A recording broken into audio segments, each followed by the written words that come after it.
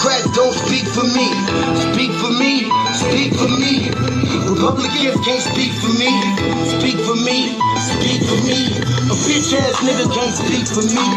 Speak for me, speak for me. You coon ass niggas can't speak for me. Speak for me, speak for me. Listen here, this is a fact of life. I be rapping like Nat Turner came back to life. Grab Donald Trump by the pussy, he ain't acting right. I never run from a conflict, I be glad to fight. It's a very cold world that we live in. Somebody please tell Elizabeth you're not an Indian. You just trying to con them people to get the benefit. Just another immigrant stealing from the Indians. That's some punk ass shit and that's too lame. Now we finna step over to Andrew Yang. And you a sucker, you could never speak for black folks. Fake ass candidate trying to get the black vote. The Democrats don't speak for me. Speak for me, speak for me. Republicans can't speak for me. Speak for me, speak for me. A bitch ass nigga can't speak for me. Speak for me, speak for me. You coon ass niggas can't speak for me. Speak for me, speak for me. You know your boy be high off sativa. Kamala wasn't popping, so we said bye, Felicia. She ain't had a right policy. We ain't trying to meet her. Y'all can take Biden too. Bye, we don't need him. We don't need Roland Martin or that coon Al Sharpton. Didn't need Cory Booker from the start, man. I don't fuck with police and no snitch. You know I'm coming with the heat when I spit it. The Democrats don't speak for me. Speak for me, speak for me. Republicans can't speak for me. Speak for me, speak for me. A bitch ass nigga can't speak for me. Speak for me, speak for me. You coon ass niggas can't speak for me. Speak for me, speak for me. If you ever go to court and this is your luck, try not to get fucked by Benjamin Crump. I know it's hard. You and go is hard. But who the fuck is Amy Cloak? Put her picture up on the bullseye and start throwing darts. People cut our organs out our bodies, that's a stolen heart. They can't save us from the flood like Noah's Ark. Black lives always matter, we finna go for ours. So then we savages, we don't need to pot the piss. Mike Bloomberg can suck dick with that stop and frisk. You ain't speaking for us, we don't know you. Bernie Sanders, and get your funky ass on too. The Democrats don't speak for me. Speak for me, speak for me. Republicans can't speak for me. Speak for me, speak for me. A bitch ass nigga can't speak for me. Speak for me, speak for me. You coon ass niggas can't speak for me. Speak for me, speak for me.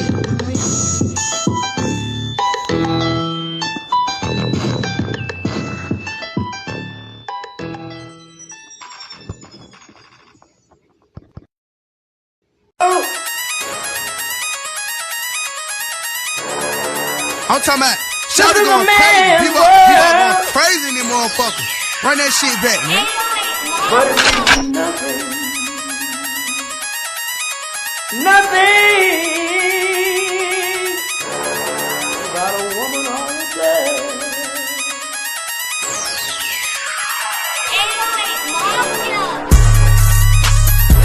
Man made the car.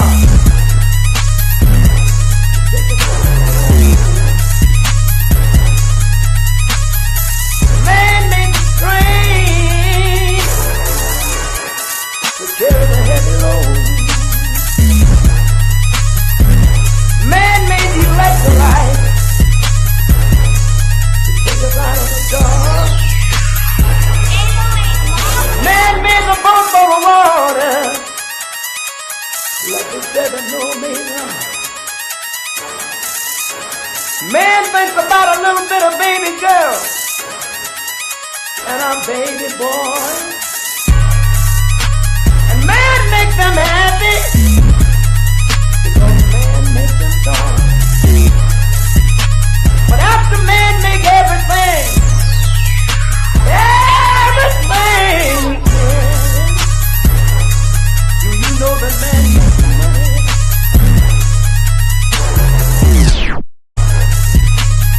To buy from other men. This is a man's world.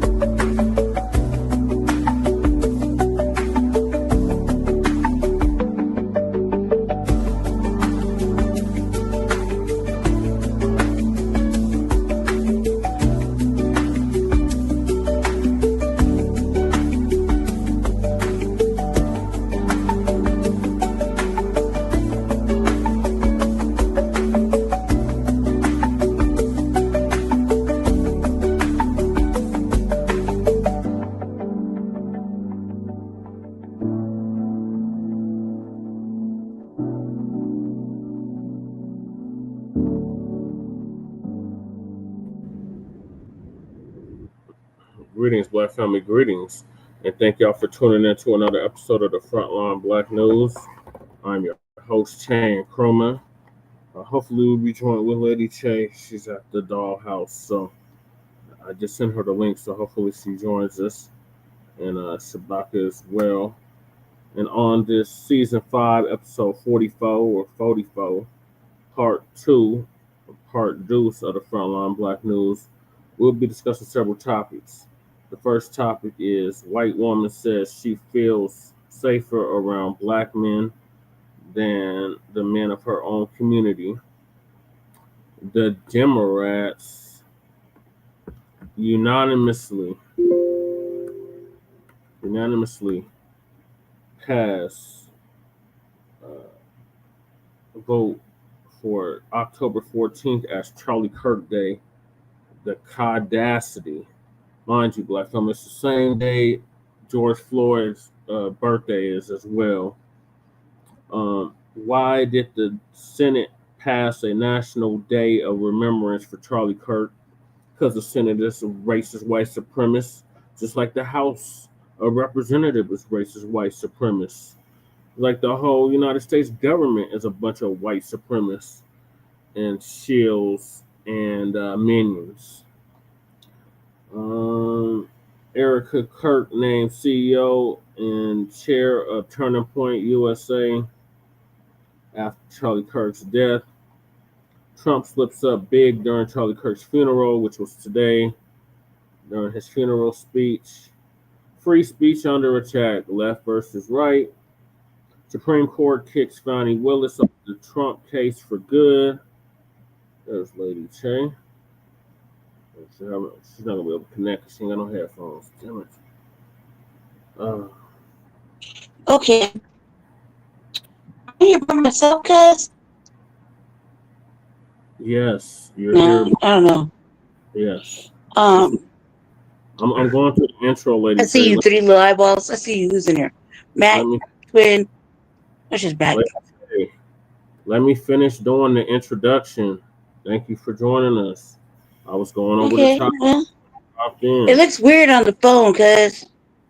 Like, majorly weird. This the way it's set up. Okay. And why ain't nobody? Where the fuck is Jesse? Like, why ain't nobody talking to me? Talk to me. Right. Like sooner, I'm gonna tray up. I'm talking to myself. Like, Jesus, she needs headphones. It's not gonna work because she ain't got no headphones. So she's gonna have to go on a Bluetooth speaker or something. That's the only way that's gonna work. I wish she would text me, but she doesn't do that. All right. So anyway, you're gonna need headphones, Lady Che. That's the only way you're gonna be able to hear me. So it's not gonna work because the cat's messed up her headphones. Yeah, fine. So you could let me back in, but where the fuck is you guys? There you are. Of course, there you are. Right here. Like, what are you talking about? Where am I at? Did he just pop up? Am I tripping? He just popped up, right?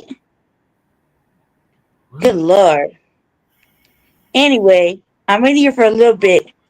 Don't do no long ass motherfucking shit today, okay? Not in the mood. In the mood and I'll for dip. Today. I'll dip. Let me finish. I don't care. Where you came on here. No. No rush shit. Hold on a second. Give me 1 second. I'm only in here for a little bit because I'm cooking a meal and my battery is like at 20%. So I was just playing around. I was just being an ass. Let's play around. Right. So, and it's mighty motherfucking late. Yes, it is. So late? Because I had a reparations meeting. If you was paying attention, I sent you the invite to the reparations meeting. Jesse, when you leave, I'm on my time. When you leave, I'm watching movies and sleeping and shit. I'm not doing anything that's super stressful. Hey, y'all, like, time eludes her. It doesn't even exist to her. But for the rest of us, time actually matters. So that's not true. Is it Jesse's overwhelming me with all this fucking pollution of the fucking internet? I need a break from that. Y'all don't understand. To do all this, you need a break for your own sanity. Right? So if I stayed on watching podcasts all day and watching the news and shit, I'd be just as toxic as he is. So I need to have a break. I took my break. I went to sleep. Now I'm cooking a meal right here where I'm sitting, and I ate. All right, I actually had some donuts that were like really fuck me all Lady, up. All that good nobody shit. I don't care. This is my shit too. I trying don't to give a finish fuck. the introduction. Like, damn. Whatever. I'm Introduce finished what? It's day 3. Day going 3, family, of the two, Frontline Black News. part two, not Day day two. 2, family. Day 2 of a 5-hour fucking shot. Like you Yes, just like we didn't spend enough time together yesterday. At the that's Act right. Summit and then the Frontline Black News. Yes, yes, this is what we do no matter My what is going man, on. man, y'all might as well just come live over here with us because he don't know how to stay off the internet and Might go as well live all stay motherfucking day long and then do this. have, and Lady Che don't know nothing but to be disruptive. Now let I'm me going. I'm finish going with on mute. I'm just playing. I'm going on mute. Go ahead. Go ahead. Go ahead. Jesus freaking Go ahead, Jesse. Christ. I'm just playing around. I apologize. All right, Maybe. before Lady Che rudely interrupted me, I was Yeah, I going on did. for the show, and I had ended up where Supreme Court kicks Fani Willis off the Trump case for good. 40 acres in a lie. Generational wealth stolen in day one of the 2025 ACT, meaning Active Collective Trauma Community Summit in Aurora, Colorado. So those are the You're on topics. day 1 of that? Yes, because I was supposed to do it last night, and I didn't get You're gonna to it. put a So whole 5-hour motherfucking video, are you? okay, They seen it already. They were here. They were in the no, they chat, cuz. here. No, they weren't. Mac was, Twin was, but that's not Okay, everybody that's that all that matters. That's all whoever watches it anyway. exactly, Mac. I'm on FBA business. I don't have time for nonsense. I really don't. I don't have time for none of that other shit she's And talking it's about. not on it. It's like the stick is so far up there because he couldn't reach it if he wanted Yep. to. That's the only way anything is gonna get done. That's the problem we have as a people. We want to joke and play around when shit is supposed to be serious. That's the Right. problem that we have as a people. That's the That's why problem, family. That's why we That's are in the the problem. same situation that we were in 60 years ago in 2025 because mothers want to parlay, party, Parlay and party and kick it. That's the trick problem, off, y'all. don't leave nothing to defendants, etc., etc. That's the That's the problem. issue. That's the We gotta problem. go and we breaking You gotta it break now. that cycle. Yep. All right, go ahead, man. Go ahead and Live break this cycle and get the show started. Shit. right now. All right. So, like I said, the first topic is white supremacist. White woman says she feels safer around black men. I thought that was yesterday's topic. No, it wasn't because we didn't get to it. Why? Because we had other topics to get to, Lady Che. It was on the list. Oh, I know why. I just put some long ass fucking clips. You kept interrupting like you're doing right now. So please stop. I'm just gonna kick you off the studio. Do you want me to kick you off the studio? No, you don't. So please act like you got some sense. Thank you. And you don't think something bad will happen? I don't care. So anyway, Uncle Phil's gonna give us an update on that.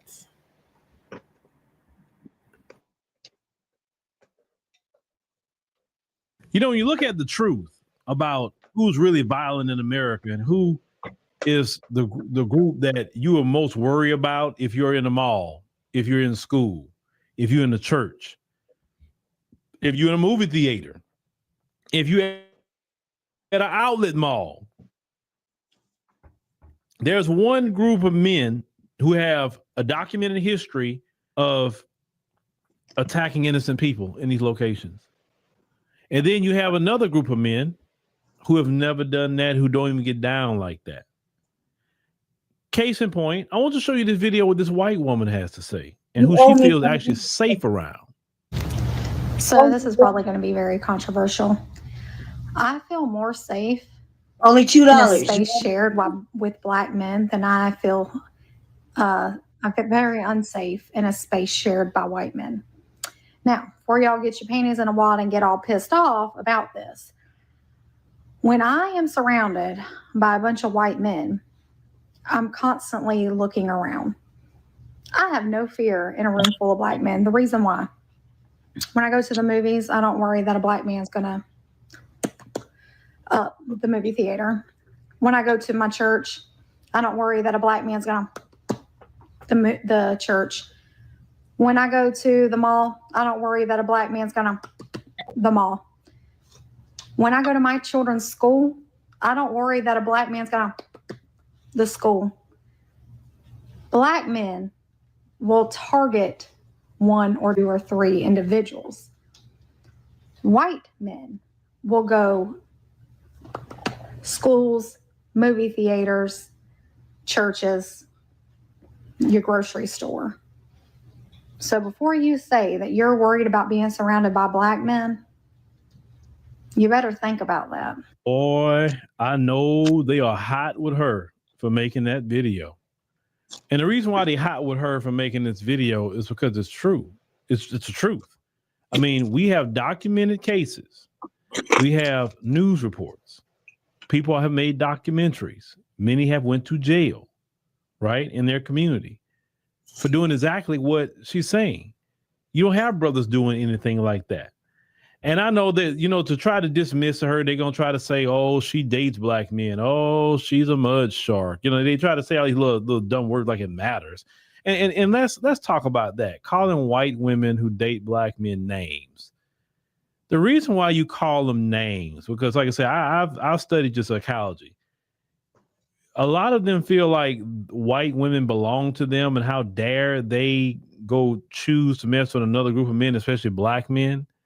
And so if the only way for them to cope that the white woman not choosing on a lot of them is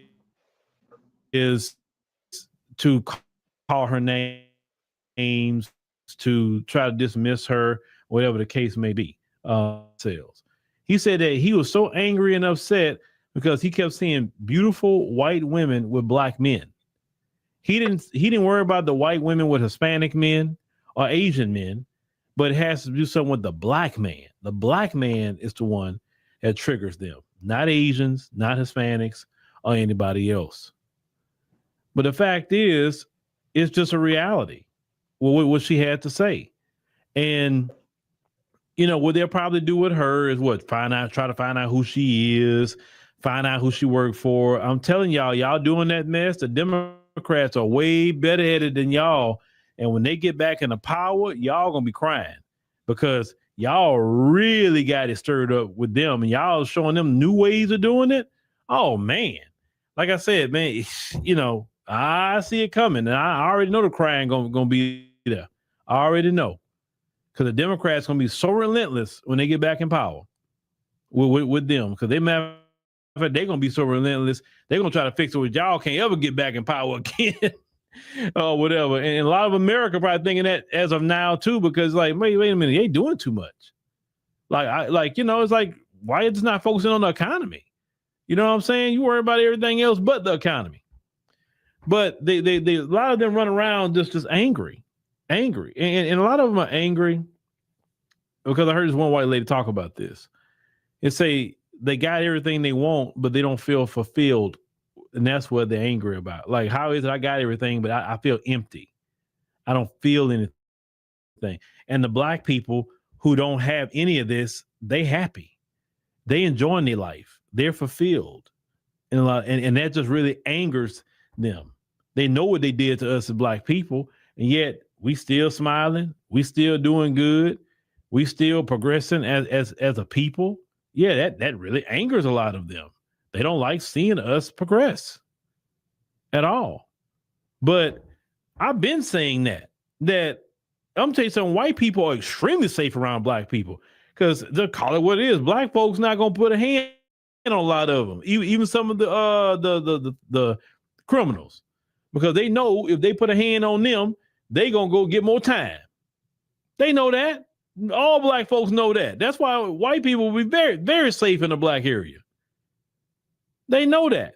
She can go to a black lounge, a black club, concert, cookout. She can go to any of them places and nobody not going to do her anything. If she walk in there, they probably say, oh, okay, well, I guess she must be one of the cool ones, I guess. You know, say, okay, you want some food or whatever? And especially coming there with her black girlfriends, then they think she all right. I tell you, in the they get mad. Let me tell you something. You know you foul when you get mad at the truth.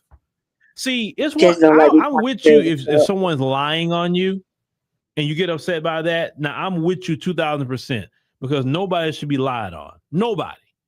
But when someone's telling the truth and they can back that truth up, see this situation, even with old boy from Turning Point, people been just repeating the words that he said or showing the things that he said, and you don't want to hear it. Your excuse is, well, you know, you heard that wrong or you took that out of context. No, nobody took it out of context. It was plain English. It was plain. Nothing was out of context at all. And a lot of them, brothers and sisters, don't want to face the reality. They don't want to hear about slavery. They don't want to hear about anything because they're thinking that's going to absolve them, and it's not. But when you saw what happened with old boy from Turning Point last week and the violence, the pure violence that's in that particular community, listen, let me tell you something. Women like her know the full scale of that violence because a lot of that violence is enacted on her as a white woman. So she telling you she knows what she's talking about because they live with them. They got family.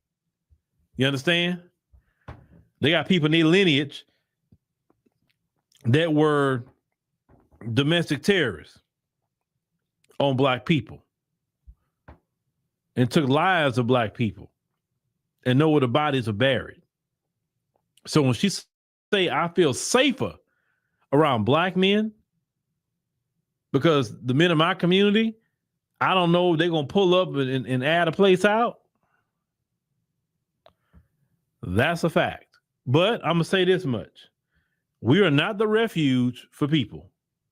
Y'all need to go work out y'all issues over there. I am not advocating for everybody to go run as a refuge underneath black people.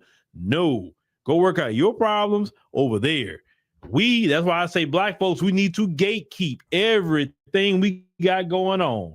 Gatekeep our lounges, our clubs, gatekeep cookouts, gatekeep events. We need to gatekeep. Because nobody should be running for us like we are some refuge. No. Because when we need refuge, nobody want to give us no refuge. So forget that. No, Lord. No. Not whatsoever. We are not nobody's refuge. As a people. But the truth that you spoke, ma'am. Because we've been saying that. And black men are not no criminals out here like that. Yeah, you got criminals in every community, okay? And we know our issue is poverty. But they are admitting the truth. And that's breaking down their propaganda. And that's also why they're so upset. Because they feel like, man, the white woman is too out of pocket. Now, some of them definitely some of them is on the team, of course. But then a lot of them not on the team. In order for that system to work, everybody got to be on the team. And that's why they fractured.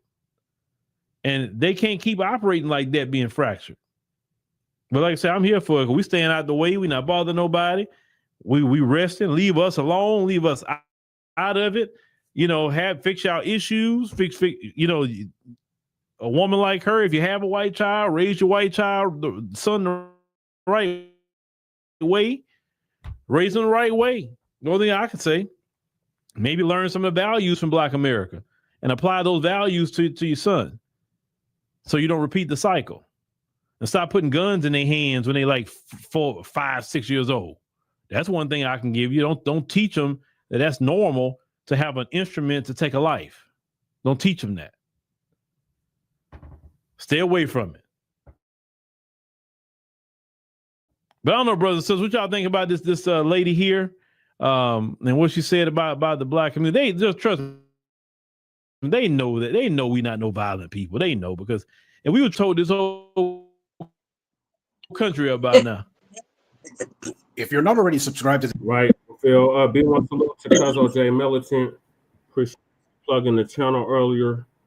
What are your thoughts, Lady Che, on what the Becky had to say about her own community, the men in her own community? Look, I'm gonna say this. I'm kind of like I'm a separatist and a black nationalist, and I'm just black first, regardless of my whatever the fuck the mixture. Okay, regardless of that, I really don't think on that level because I'm all about the black man, black woman, black child thing, right? I don't know. I'm gonna say that, but what Uncle Phil is saying, a part of it just sounded like a whole bunch of bullshit. He's like, why we call him names? Like, first of all, what did he say? What did he say? What do you call that lady? A mud? Yeah, you misunderstood what he said. No, I heard what he said. No, He called her something else. He said something else, right?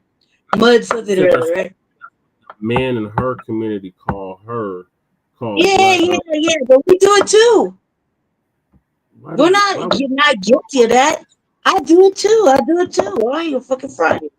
I know he's lying. You know he fucking lying because I do it. We all do it. We all thought, like, secretly, did you not think she was on some fetishizing shit?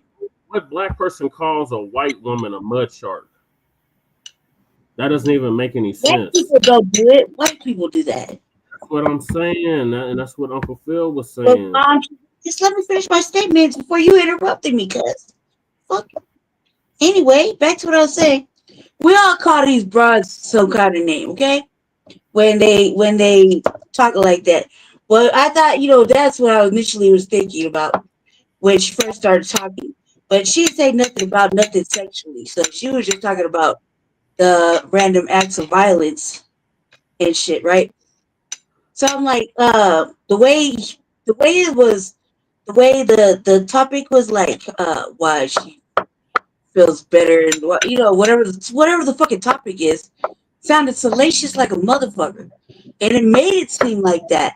So whoever put the topic like that, titled it like that, made it seem like it was gonna be on some old sexual freaky deaky fucking fuck shit. Okay, so don't worry about why I judged it like that. Whoever titled it like that is on some bullshit. Okay, now moving on. What she said wasn't a lie, but I also don't like how she said that black men usually target 1 to 3 people like that, like it's a fact, like that was a factual thing. You know what I mean? I didn't like that part. I didn't like what he was saying altogether, like half and half, and probably because Jesse likes to say his old lady kind of is like Hawaiian or Mexican or some shit. So he feels a little bit of bias about the shit. Maybe that's what that's about. I don't know. But that's your question, Jab. What am I cooking? I'm cooking some chicken, and brown rice. And what I was talking about in the back, was that I added some salsa to that shit. So, because I didn't, because y'all don't even want to get into it. Jesse, you heard what I said. I said what I said. You owe me $2. One of these, right? They're like because we needed this little taco spot right across the street. Well, they make burritos at the little grocery store, right? And they always leave these little salsa things. Well, we don't eat them with them because it's kind of spicy as it is. And I don't ever see the fucking, mine don't ever come with no salsa pack. Anyway, back to what I'm saying. That's what I was doing. I was adding that, and I was adding what I was adding, and I was just making some shit with the brown rice. And that's what I was doing. But I was back here cutting up, and I had to put it on mute because we were cutting up back here, and Jesse wouldn't like that. So, well, Jesse time. I'm done. All right. What did you think about it, Jesse? I thought she was telling the truth. And she's not the first one I've heard say that.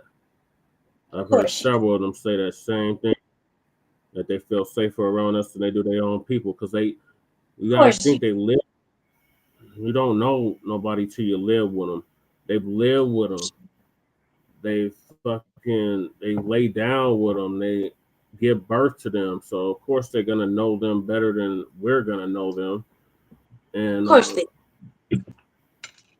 that's what they've told me on numerous occasions. Like, look, men in my community are trash. They're fucking pedophiles. They're fucking child molesters. They're rapists. Mm-hmm. Of course they did. So she's not the first one to say that shit. I'm sure she is it. I'm sure they will be. I didn't see it as no fetish shit. I seen it as like, was actually telling the truth about. I wouldn't either if I don't know how to read between the lines. We were always talking about. Hold on, lady, stop interrupting me. I didn't interrupt you. Why you gotta interrupt me? This is all some fuck shit. I literally let you talk. I'll let you get out whatever it is. You said you were done, so let me. And then you asked me what I thought, so I'm telling you what I thought. I didn't think it was no fetish shit. I thought she was actually telling the truth. I was talking about how savage these mugs are, how damn violent they are. So she's just reiterating what we've been saying about her community, about the Caucasoid community. The mugs are savages. You tell me. They're hold on, I'm not. Wait. Because you mean to tell me that you believe that shit, knowing that them bitches were the first motherfucking bitches to fucking put our women and fucking and degrade our women during the shadow of slavery, beat our women. They beat our women. They beat our women. The topic was about their women. Them fucking Karens, cuz beat our women in slavery, cuz. From the harm, Lady Che. That's not what I'm saying. They didn't win them. They didn't get them beat. They didn't get them killed. She's talking about their men. She's talking about their men that they give birth to. That they fucking, they didn't even breastfeed. So you gonna side with the devil's vessel, cuz? They gave birth to these mothers. The devil's vessel? No. You feel sorry for the devil's vessel? The devil's vessel, man. Are you fucking kidding me? Y'all are just so fucking ignorant on this shit. I'm done talking about it. Go ahead. Jesus Christ. Don't ask me my thoughts and then you want to interrupt me. That's just very dysfunctional. I apologize. I don't know why Lady Che is acting like this tonight. It's like the second night in a row she done pulled this shit. Now, getting back to what I was saying, I'm not saying the Caucasoid Karen is exempt from what was done to us as a people. I'm saying that what that Karen, what that Becky was saying is true. And I've heard them say that shit numerous times. I was in the Landmark Forum. I heard the mothers complaining about how their daddies was molesting them, raping them, and all that type of shit. So, yeah, what she's saying is true. And they air out everywhere they fucking go. They air out schools, they air out churches, they air out movie theaters, all of that shit. Now, what you're talking about, Mac, is the fetishization. Yeah, they love the man nigga, yes, of course. But that's not what I'm talking about. I'm talking about just how their men in their community are in general. They're savages.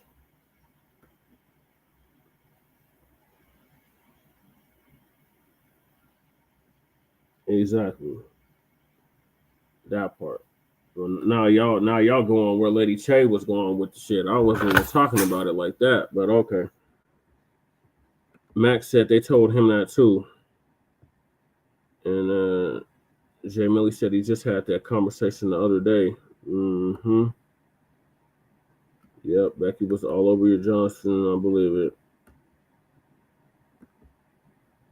Now there of course there's the ones that's like that. I don't think she was on some fetishization. I think she was just like, look, if I go somewhere, I feel safer around black men than I would around white men. Is basically what she was saying. I don't think she was saying that in a fetishization way. I think she was just saying in general, like, because our people, her men, they shoot up every goddamn thing. So that's what my thoughts are on it.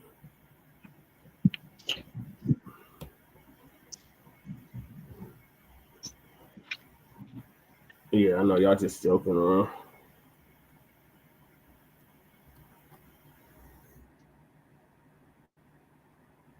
Yeah, we don't start nothing. But we will finish some shit, but we don't start it. I spoke on how white women are treated by their white men. Yeah, they treat them like property. And you'll hear them say that. That ain't none of our business how they treat their bitches, cuz. And that ain't none of our business. And to be honest, them bitches, cuz, was over there in the house beating our sisters, cuz, for being drugged into the house and being made a bedwench. Cuz you think them broads wanted to go in the house? You think any of our sisters wanted to go in the house and lay up with them nasty, dirty, foul ass, pink dick having ass fucking white men, cuz? And be forced to carry a fucking seed, to create mulattoes and shit. You really think that? You really think that the sisters wanted to pull off whatever? Just answer that question. Do you really think that? Answer that Do you question. think that? Yes or Who no? was raping them? Who was raping them? Who was raping this? White men were raping them, right? White men had the fantasy, right? Okay, wait. But it was a it was a white bitch that was fucking hitting the sisters, guys, and getting them killed and all that shit, guys. All that shit, blaming them for shit. Well, they couldn't raise their nasty ass motherfucking children, but put them on the fucking the sister, guys. No. Why you feeling that way? That's how I feel about that. Fuck them bitches, cuz. Every character gets spit in the fucking face for all I give a fuck. That shit is wrong. Jay Millie did a whole lie. It's a lie, right? It's a lie. It's a live on it. I don't give a fuck. I'm telling you why I don't agree with the shit. But I'll talk all about how they made. This has been going on for a long motherfucking time. The white bitches are in control of their men, guys. They're in control of their men too. Don't feel sorry for that. That's ignorance. That's cognitive dissonance, guys. You're smarter than that. You're better than that. Be better than that. Going back on mute. For them. All we're doing is acknowledging how savage their men are. Like, what part of that aren't you understanding? Where do you think they get it from, cuz? They get it from them. Them women teach them how to be that way. Okay. Jesus Christ, this is cutting distance on a whole new level. You think they'll pop out the coochie and want to be doing some crazy shit? No. Who taught them that? Them bitches taught them that. Okay, oh, no, your mama didn't teach you, cuz? I know. When I talked at the coochie, I had a mama. My mama taught me some shit. Who teaches who? Who teaches who? That's not what my mama taught me. Who teaches who when they pop out a baby? Who teaches the baby? Our women breastfeed. Yeah, a woman teaches the baby, right? Damn nannies. No, stop answering the motherfucking question, cuz. A woman teaches the baby, right? Does a woman teach the baby? Yes or no? Yes. Okay. Now add race to it. A lot of times it's a black now woman. Add race to it. Breastfeeding them and rearing them because. Oh God, you're so fucking dumb. This is dumb. So stupid. Listen, I'm gonna calm down because my heart's about to explode. It doesn't matter. I'm gonna give you this away with where we're not gonna even put color to it. Okay. Listen, let me calm down, right? A woman has a baby. Stop with just wait before you get to chat. A woman has a baby, yeah? She pushed the baby out, right? So the baby has to go on the fucking teat. Okay, cool. Right? She teaches the baby stuff. You know how to walk, stand, how to use his little hands, how to speak, right? What to say, how to play, right? That's the woman. The woman teaches the baby, right? That's always how it's been. That's always how it's been. That's how mothers are. Even in the animal kingdom, right? The mother has the baby, the mother rears the baby, the mother teaches the baby all the things the baby needs so it can be on its own, right? Yep. All right, bet. Now, in our case, the difference is we created them. They turn around and be savage, right? But we didn't create that shit. We didn't steal that. That came from something else, right? So Satan's bitch had a little baby, right? The man. She pushed out a boy. She reared that motherfucker to be a savage. She reared him to be an asshole. She reared him to be racist. She reared him. Then he goes and then he treats her like that. Okay, cool, it's whatever, right? But that's where he got it from. The man don't push the baby out. The man don't put the baby on his nipples. The man don't do that. The woman does. So while you sit here, oh yeah, we're having a collective conversation about women, how they feel about the men in their community. Well, they only got it from one place and one place only. And that's the fucking best. That's a female. The female reared him to be racist. The female reared him to be a motherfucking animal. The female reared him to be gay and odd. The female did it. So while we sitting here feeling sorry for the old case, Becky, let's be honest about the shit. That's all I gotta say. Anybody else who's using your fucking cognitive dissonance coherently while you're awake is fucking retarded and dumb and real off-brand, and I don't want to be around that shit. Going back on mute.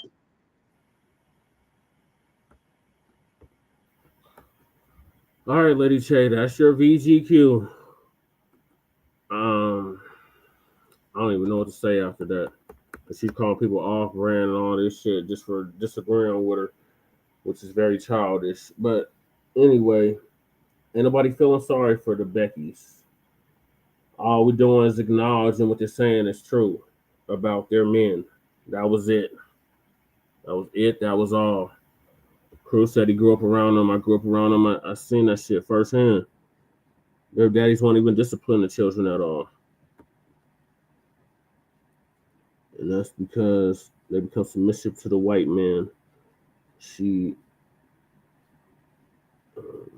then does things to prove herself to that white man. Yep.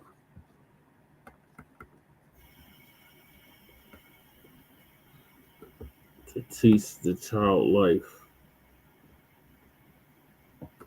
In order for white supremacy to die, the white woman must divest. Yep. Pretty much. With the body should be with the father after 10. But the baby should be with the father after 10. Yeah, that's usually how it goes, crew. But these mugs are so deadbeat, they don't even raise their own goddamn children.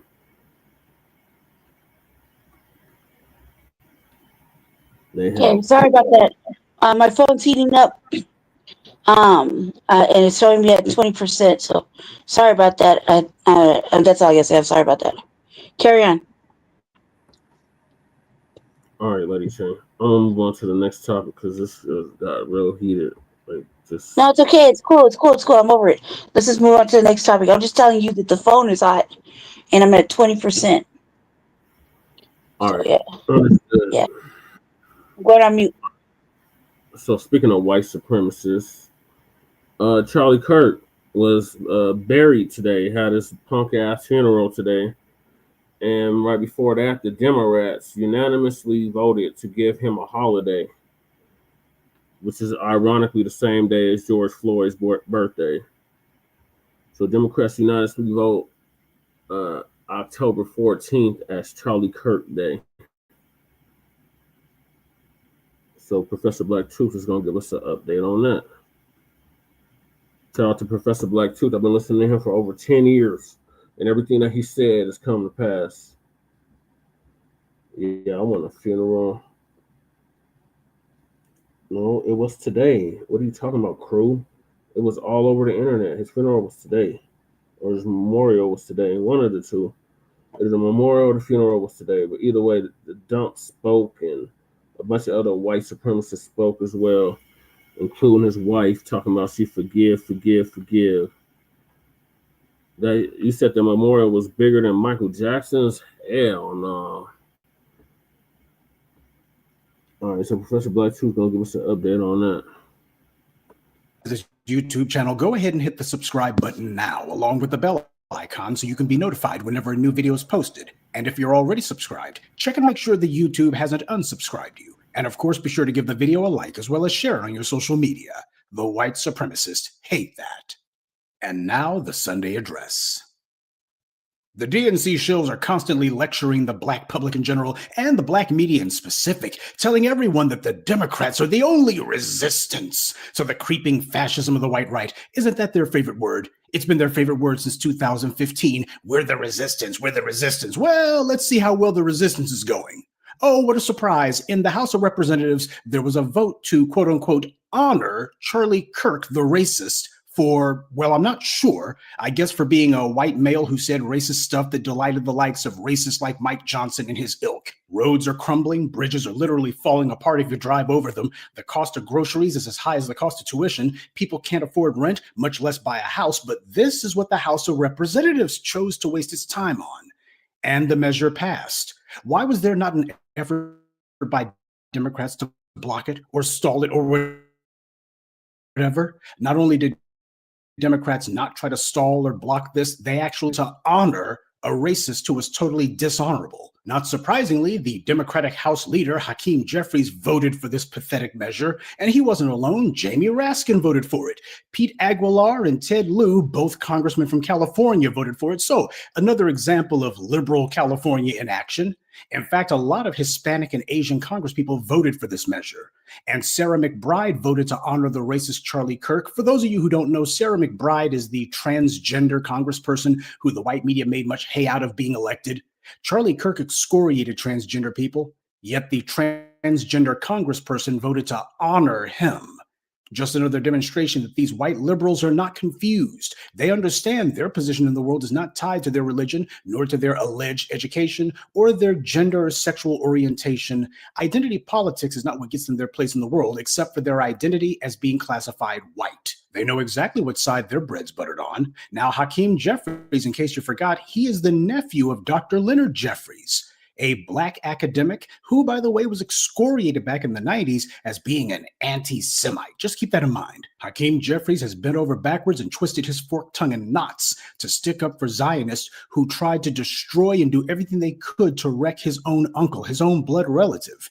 It just goes to show that you can be related to someone with a good reputation but still break bad. Hakeem Jeffries' district surely wouldn't approve of this crap. So he's not doing it because he's scared that he's going to lose votes if he doesn't honor Charlie Kirk. He's doing it because he's terrified he will lose donor dollars, because the donors are the ones who like Charlie Kirk. They like the white supremacist crap that he would spout. There's a reason Hakeem Jeffries was selected to take Nancy Pelosi's place as Democratic House leader, and now you're seeing why. The white powers that be didn't choose him because they thought that he would fight Trump or that he would fight the fascists. They chose him because they wanted someone who would fight you and me. That's his job, to fight us. So this legislation passed the House smoothly with no opposition. The so-called leader of the Democrats voted for it and didn't say boo, and Democrats had no problem uniting behind it, 95 of them at least. These are the same Democrats who during both the Biden and Obama administrations just couldn't get anything done for black people. They could never solidify the votes on anything pertaining to black people except for the Juneteenth holiday, which, as we told you, was just lazy lawmakers voting to give themselves another paid day off work. A lot of y'all didn't get it. Maybe some of you might get it now. All of a sudden, though, they figured out how to solidify their votes for Charlie Kirk, a man who excoriated them, demonized them, attacked them, and said, don't vote for the Democrats. And just to show that this wasn't some fluke, the United States Senate unanimously passed a resolution designating October 14th, 2025 as a National Day of Remembrance for Charlie Kirk. The key word there being unanimously. That means all the Democrats went for that crap too. That means Cory Booker voted that the nation needs to remember Charlie Kirk. Raphael Warnock voted that the nation needs to pause and remember Charlie Kirk. Those two black female senators that the white media and the black feminists were celebrating, Lisa Rochester, she voted to remember Charlie Kirk. And Angela Also Brooks, she also voted to remember Charlie Kirk too. Bernie Sanders voted for it. Adam Schiff voted for it. Chuck Schumer voted for it. Elizabeth Warren voted for it. John Ossoff voted for it. All of these people who claim to be so concerned about black lives, remember that crap? Well, now they're showing you the only thing they're actually concerned about. The Democrats unanimously supported honoring a racist whose words and deeds had no honor. I guess this is more of that resistance that these DNC shills have told us so much about, right? The House only had a few dissenters. The Senate had none.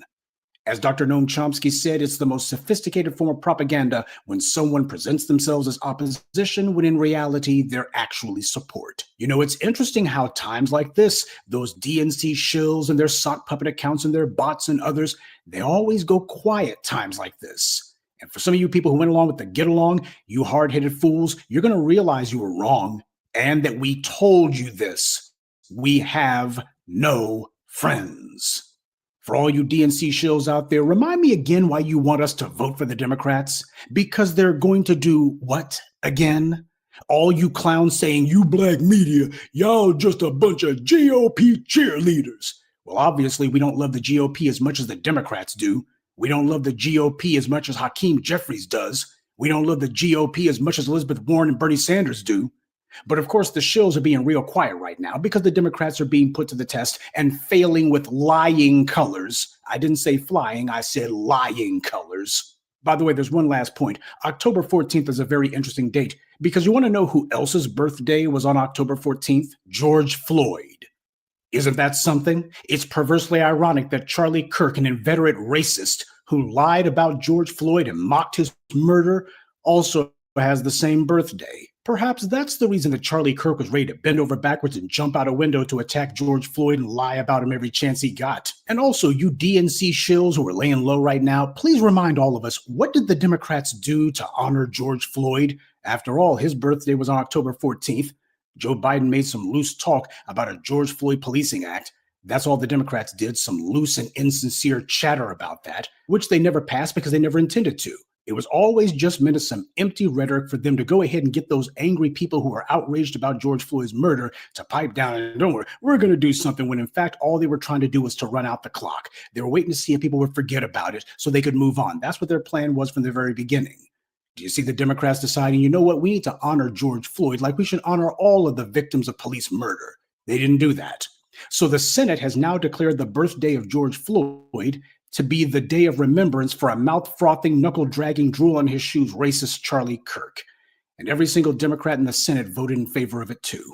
The same Democrats who couldn't do anything for Black people, they could get all on code to venerate a putrid racist. I really hope all these DNC shills and maggots who have infested my comment section will go ahead and tell us all how important it is for us to back the Democrats because they're going to stand up to the Republicans. They're the resistance. Where the hell's the resistance at? They're collaborating. All the people who keep popping up in our comment sections, copying and pasting the DNC talking points that the Blacc Media is just a bunch of Republican tools. No, stupid, this is what Republican tools look like. The Blacc Media has never praised or applauded Charlie Kirk on anything. Democrats have, and they've voted repeatedly to honor someone who was totally dishonorable. Charlie Kirk wasn't grassroots, he was pure astroturf. He was an invention of wealthy right-wing billionaire donors. I laid out in last Thursday's morning briefing that every right-wing blowhard you ever heard of, from Ben Shapiro to Barry Weiss to Breitbart to Charlie Kirk, were all chosen and funded by wealthy benefactors who had the money to send them around the country on jets, first class, to pick up a phone and instantly get them time on any network and get them places on any university campus, get them put on Fox News, go ahead and spread their gibberish far and wide. The wealthy have invented entire infrastructures to promote their chosen shills and tools, of which Charlie Kirk was just one. White power invented this guy. He didn't build anything, it was handed to him, because that's what white privilege is. White privilege requires that things be handed to you. Charlie Kirk never finished anything in his life. He couldn't even finish college. A mediocre community college, he had to drop out. Only under white supremacy can a halfway literate college dropout call himself running around to university campuses trying to act like he's smart. And you'll actually have people on the left corner of the white media who will be sitting here lauding this guy and talking about him as if he was so studied and just so intelligent.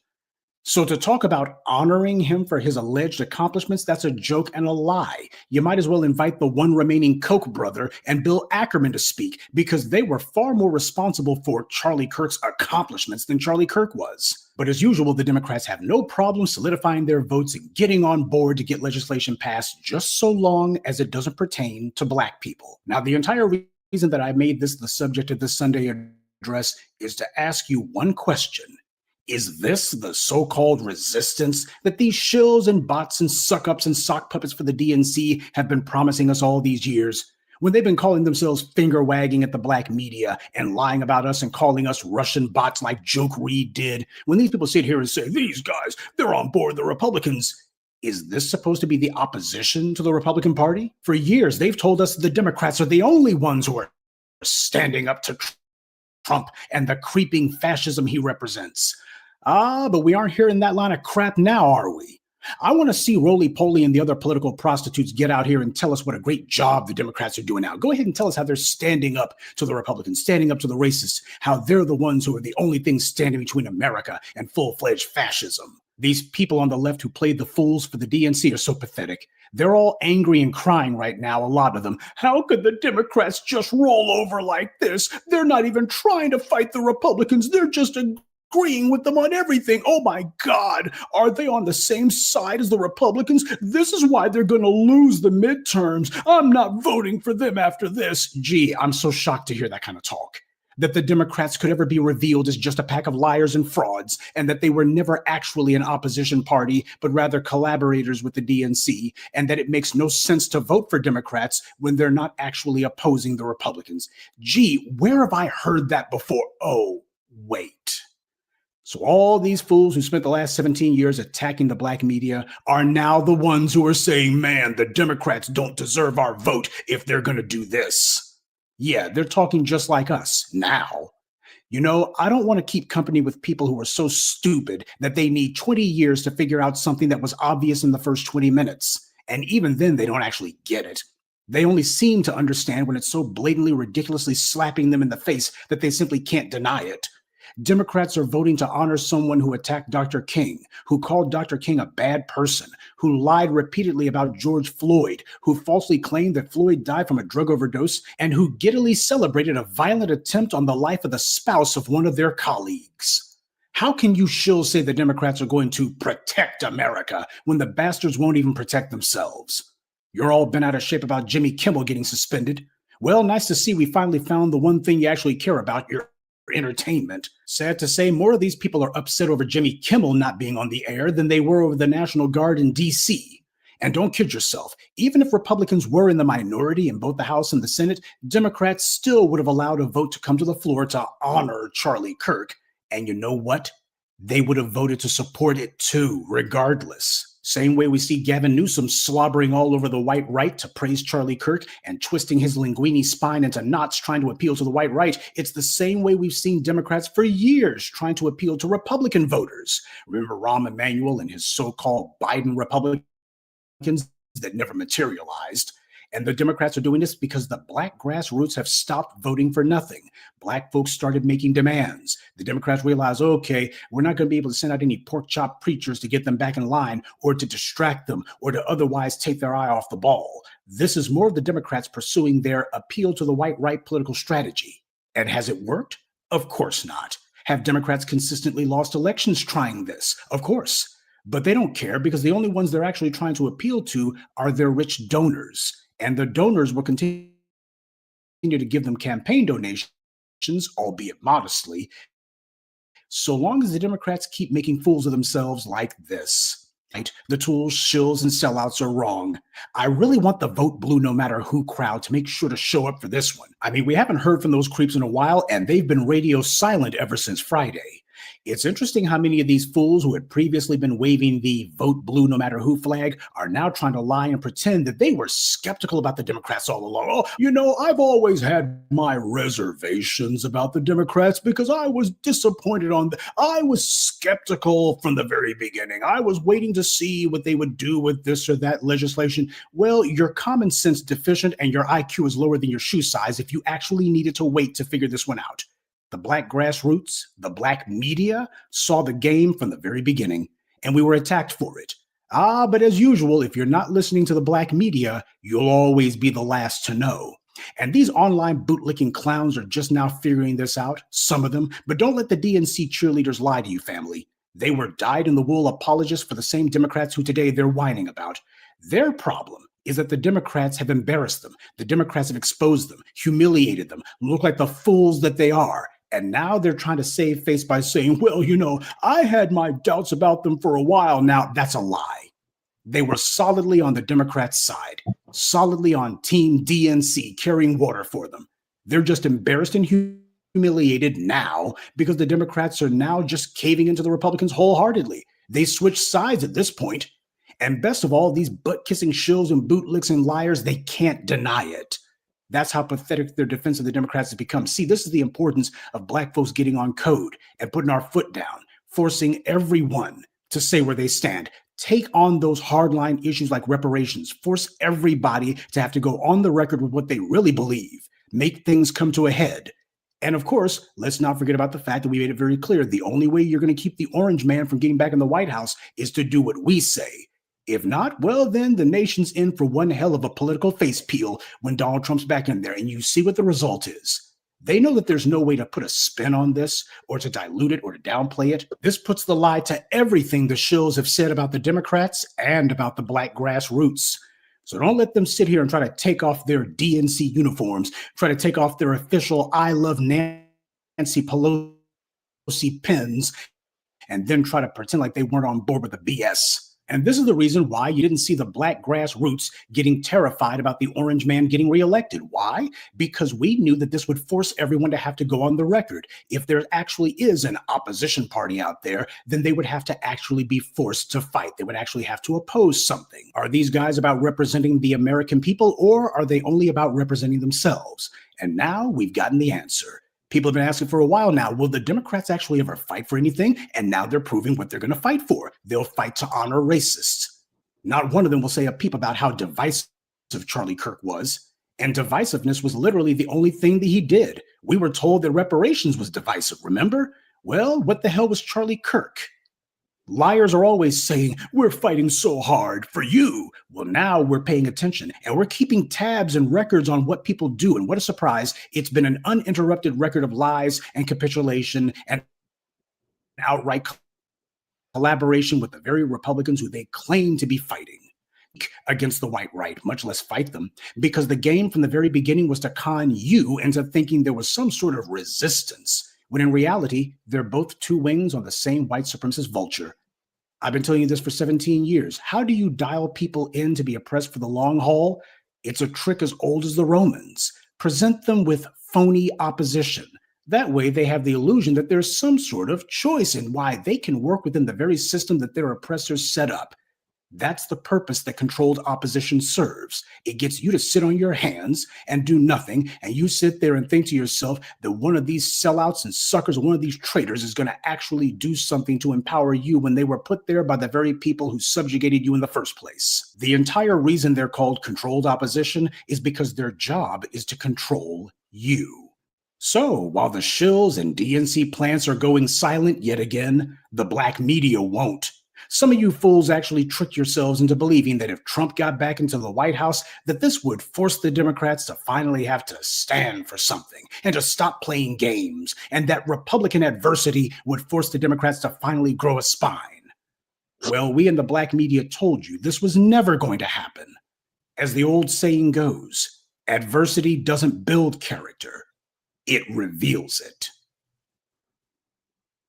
Good evening, and be one. I'd like to take a moment to mention some of our contributors: Walter Kelly Jr., Carl Miller, Miss Debbie, John Harvin, and Liban Gurhan. Salute to them and thank you to everyone for listening, liking, and sharing this message. Black empowerment only exists because of you. And that's right, Professor Black Truth. We told you, you damn Democrats. We told you that the Democrats wasn't going to do shit. They're a bunch of damn spineless jellyfish. They have no spine and not going to stand for nothing. The only thing they stand for is racism and white supremacy. So much for controlled opposition. They are on the same team of racism and white supremacy, and them passing this through the damn Senate shows and proves that wholeheartedly. But y'all didn't want to hear it from us.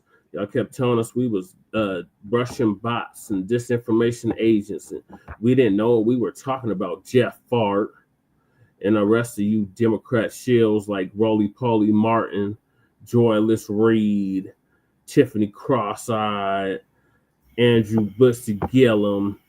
The list goes on and on. We told y'all the Democrats wasn't going to do shit to fight against Trump. and this is why we wanted to dump in so everybody would see who they truly were. And now you can clearly see it's a damn shame. It took 17 years for you to finally get the memo. The Democrats mean us no good. They are two wings of the same bird, Democrats and Republicans, and their only function is to maintain racism, white supremacy, and control over us. And all they're doing is fighting on who's going to control us. That's it. That's my thoughts. What are your thoughts, Lady Che? I agree. I agree. I don't agree with Well, I mean, Okay, cuz. I agree with what you're saying. I agree with what you're saying on the Democrat stuff. I agree with what you're saying. I'm sorry, I was a little thrown off because I was on fire for a second. Literally on fire over here. Oh no. Like, hey, before I give you my real thing, I gotta get off my chest. Put that blue thread that's behind you, cuz, on the counter That's behind right. you. Put that blue thread in your backpack, please. Okay, the one that's behind Right. you, because I need it Yeah. so I can fix my dress. So listen, Faye, I was over here fiddling around with the phone. If y'all saw, trying to get it somewhere so I could cook my meal and watch the show, right? And I sit here and like it's flipping around up and down, moving around everywhere, right? And I lean it forward, right, where like if you look, I'm not gonna show you, but where I had it, there's a light like a ring lamp and a motherfucking where the microphone sits and shit, and then there's like a printer underneath it that's not working right now because it's plugged in. And I put it right there. And I lean forward. I'm cooking on my little stove. I got a little stove in here, right? I'm cooking on my little stove, and I felt like I smelled fire, right? And this real shit just happened. Really, just happened. Smelled fire, and I was like, all of a sudden, like my breath felt hot. All of a sudden, like I was like, God damn, like getting hot in here, cuz like I'm on fire. Call the peoples. Literally, my shit caught fire. Yeah, My like me. shirt. Yeah, no, real serious, real serious. My shit caught fire. Like it burned a hole in my dress, like this big. Yeah, I thought I see this big. And if I wasn't wearing, proper clothes underneath it, I think I would have lost half my breast meat. I You would did. have It pulled a almost, Janet it Jackson on almost, us. yeah, it almost went. It almost touched the skin. I was on fire for real.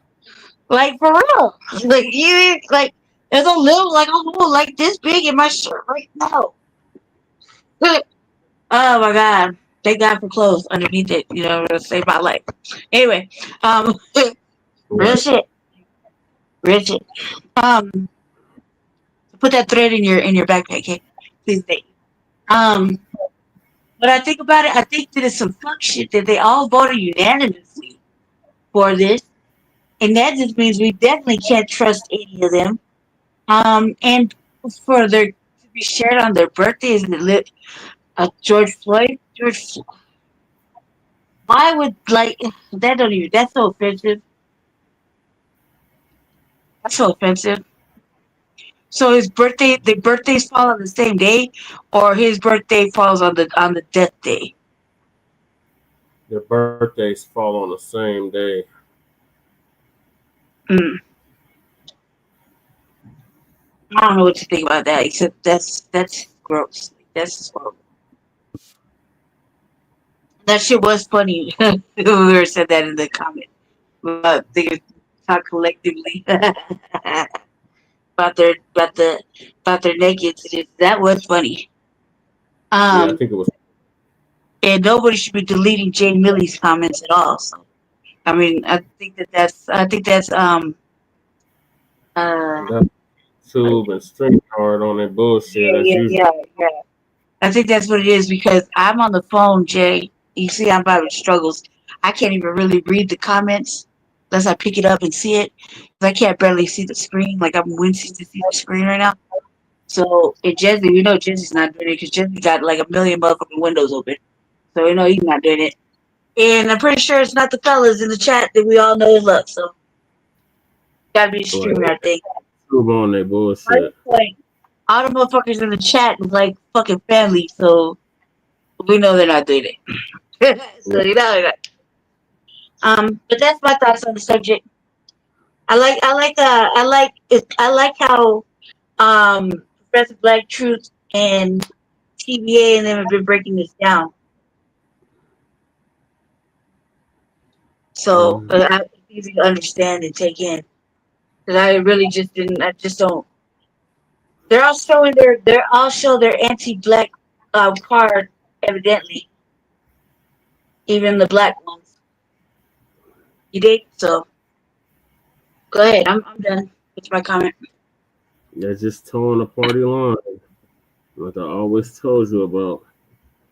All right, so Tariq want to know is going to explain to us why the Senate passed the National Day of Remembrance for this racist white supremacist known as Charlie Kirk.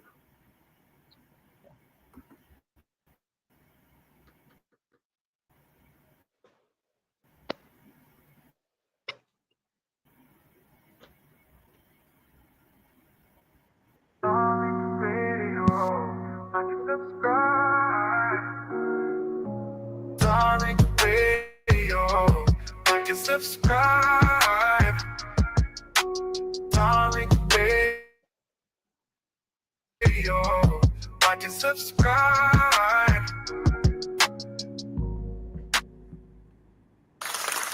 All right. We are in the building, ladies and you. Welcome to the Tap In. Glad to have everybody tuning in, ladies and gentlemen. We're going to chop up game as we always do. Glad to have everybody in here. Everybody give me a retweet.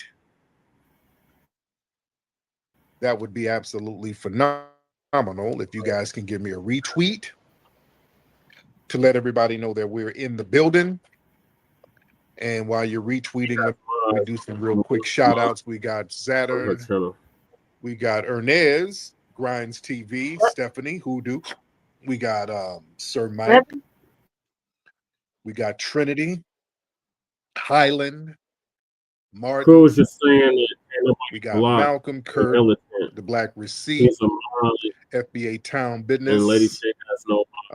Our lovely sister Tiara Dynamite. Because nobody watches my shit, so nobody can block it. Shout out to everybody in here. We got National Reparations Committee in the building. Yeah, it has to be you. Respect to you guys. Yeah. A lot of stuff we're gonna get into before I get started. Don't forget we have an event at the Hidden History Museum right now on October 4th. Saturday, October 4th at 7 p.m. We have the Funny Fall Fest. We have complimentary dinner, food, drinks. We have very funny comedians. We got music. We're going to be mixing it up. It's a great event to come and chop it up. We have phenomenal events at the Hidden History Museum. I can't really correct with a little shit. Being around like-minded people, building, bonding, networking. It's a great vibe. So you got to be in the building. Get your tickets for that at hiddenhistorymuseum.com. hiddenhistorymuseum.com. All right. What's up, Miss Skyline? I see you, dear. I see you. You know, the first thing I want to talk about, family, and again, y'all retweet, let folks know that we're live. I want to talk about, family, y'all hear about this resolution that the Senate voted unanimously on. There was a resolution called the National Day of Remembrance for Charlie Kirk, and they're going to designate this on October 14th, which is his birthday, which is the same birthday as George Floyd, by the way. So Rick Scott on the Senate floor, he called for the passage of this resolution honoring the, quote, legacy of Charlie Kirk. All right. They're really, really going overboard with this thing. They're really, the right wingers, boy, they're using this as a major political football, and they're tossing this thing around like crazy. So the resolution basically, and it passed unanimously, the Republicans and the Democrats. And basically what it means, it's non-binding. It's not going to create a new law, or it's not going to impose any obligations on citizens. It's not going to change any federal policy in any enforceable way. It's really a symbolic thing basically to express Congress's views. You're supposed to formally recognize somebody's contributions and, to call for unity or reflection. So it encourages institutions and organizations and individuals to basically observe the day appropriately through ceremonies, programs, speeches, but it doesn't require anything. So that's what they say on paper.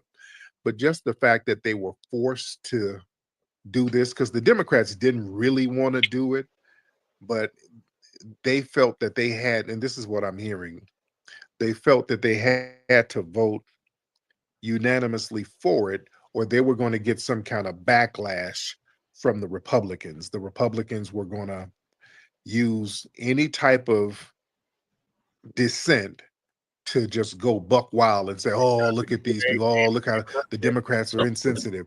So the Democrats got bitched out, basically.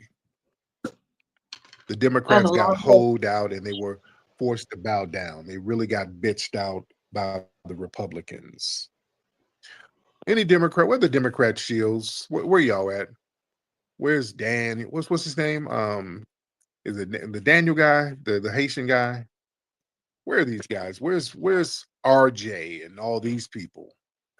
Y'all hop on there. I want to talk to you guys. Yeah, what the hell you Democratic shields? So the Democrats getting punked out and holed out. See, let me tell you something. See, family, this is why it was important for the Democrats. They should have been having a hate crime bill for foundational Black Americans. They should have had a hate crime bill a long time ago. We kept telling them we need a hate crime bill. But what happened was they sat up here and let the Charlie Kirks of the world spew that anti-Black gibberish, and they didn't say nothing. They didn't do anything, and they knew that rhetoric put a target on our backs. See, they didn't you couldn't say all that vile shit about Asians. They had a crime bill specifically to help Asians, so you couldn't get out there and say all that crazy shit about Asians. So, talking about COVID being the Asian flu and all of that, they had, oh no, you can't marginalize Asians. Oh, you can't do that.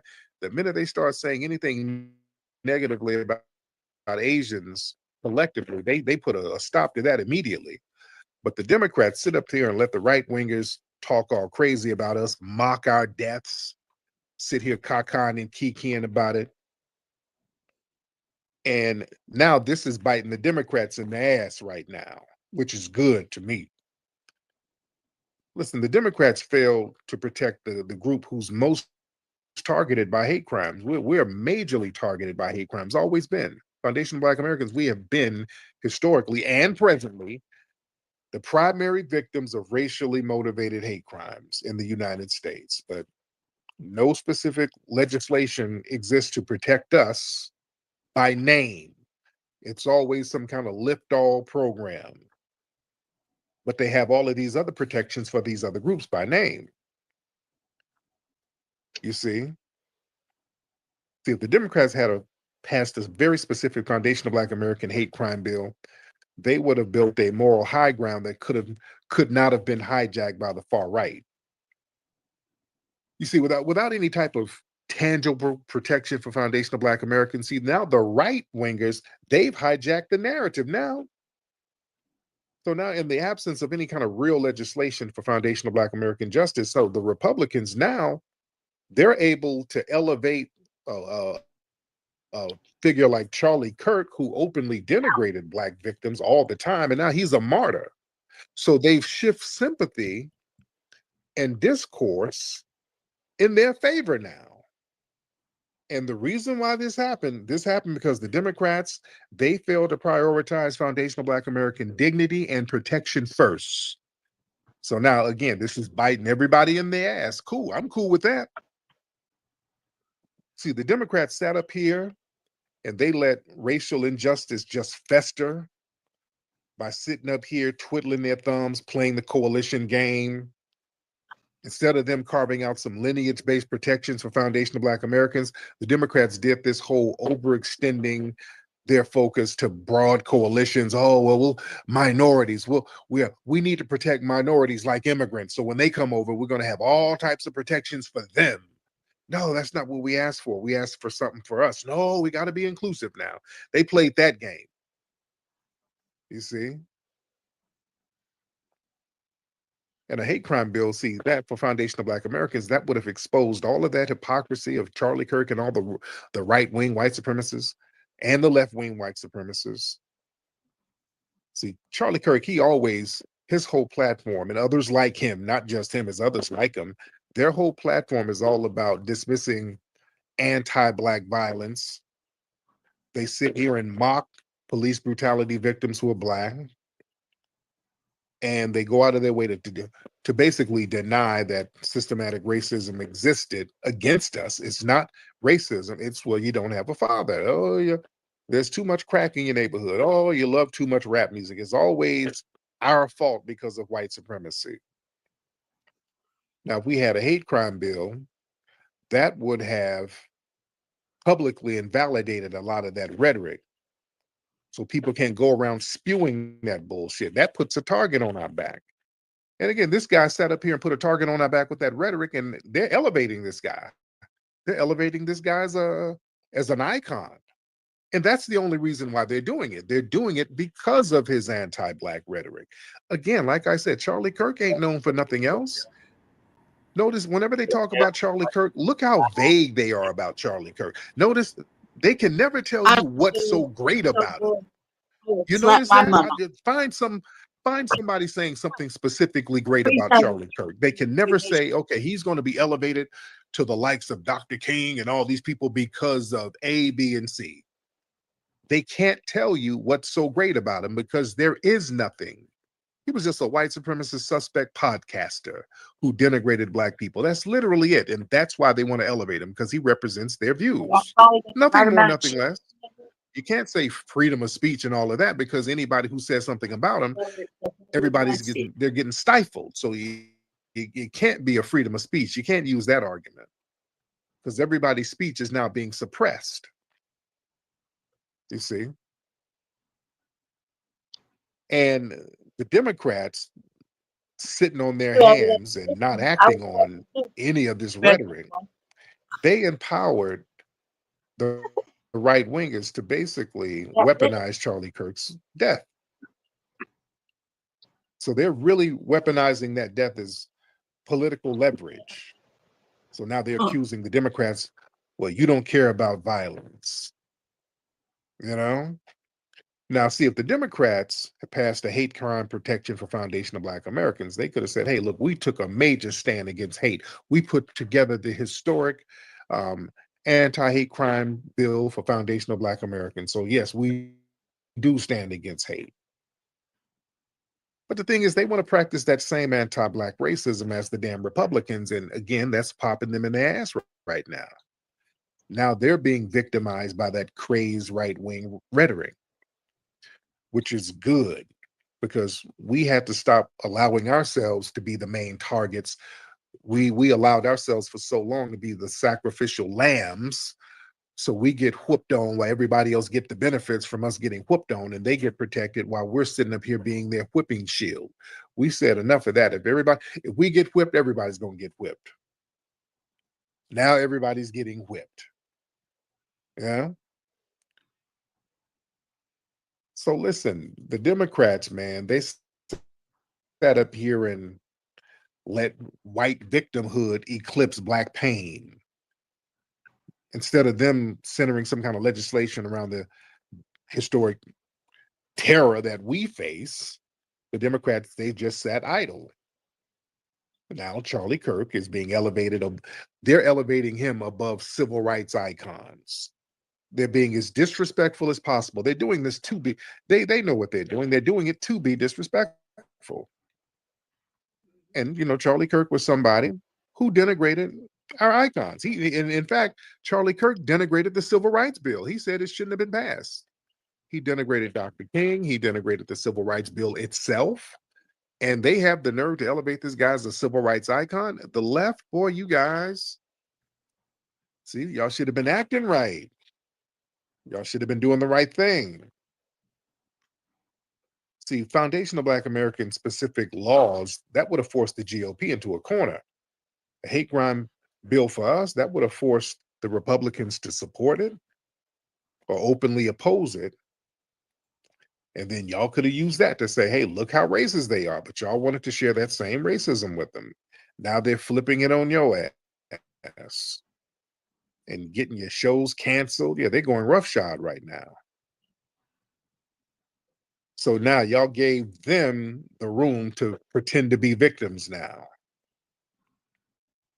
And now the Democrats, you keep letting other people deform, or you letting them define the moral battleground right now.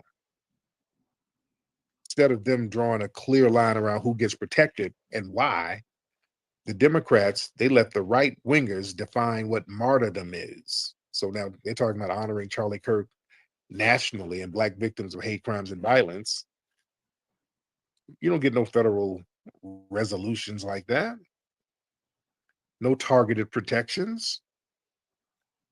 And this is a major political failure. This is with long-term consequences by them not pushing a bill for foundational Black Americans. See, now the Democrats, they left the door for the white supremacist rhetoric to be legitimized through martyrdom. See, this is what they're trying to do, family. They're trying to legitimize all of these white supremacist talking points by making Charlie Kirk a martyr. So now having these national resolutions. So now they're mainstreaming his anti-Black rhetoric. That's what the purpose of this really is. And so the Democrats have been flipping up majorly. But let me get some of the family in here to talk about this. Let me get the family in here. Y'all raise your hands. Everybody raise your hands in here. All right, let's get Ogun. Hop in, Ogun. Mr. Ogun, hop on in. Ogun, unmute your microphone, sir. All right, if you're not ready to get on, don't hit the button. Let's get Queen. Miss Queen, hop on in. Ogun, was that you unmuting your mic? All right, let's get Queen. Yeah, what's good? We could hear me? There, y'all hear you now. What's up, Ogun? Hey, what's up, man? I apologize. Hey, man, if you get a chance, man, yo, check out Plainfield, New Jersey riot. You know, it happened the same week it happened in North. It just happened 2 days after. And I think you'll like that one better, you know, just because at that time, the Blacks was the minority and they rose up and stood against the injustice that was happening to them and led to race soldiers getting killed. What year was this? What are you talking about? I'm lost. 1967. It happened the same year, it happened the same week, it happened in North, New Jersey. Okay. Thank you, brother. Yeah, he just came in, this guy. Okay, you kind of came in out of context. You just came in mid-sentence and you didn't really put anything in context. So when y'all bring some information, please bring everything in the right context so I can understand what you're talking about. Queen, hop on, Queen. Miss Queen. Like weird. Miss Queen. There you go. What's up, Queen?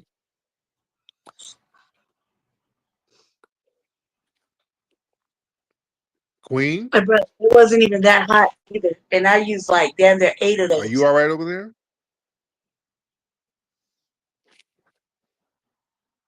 Miss Queen, are you okay?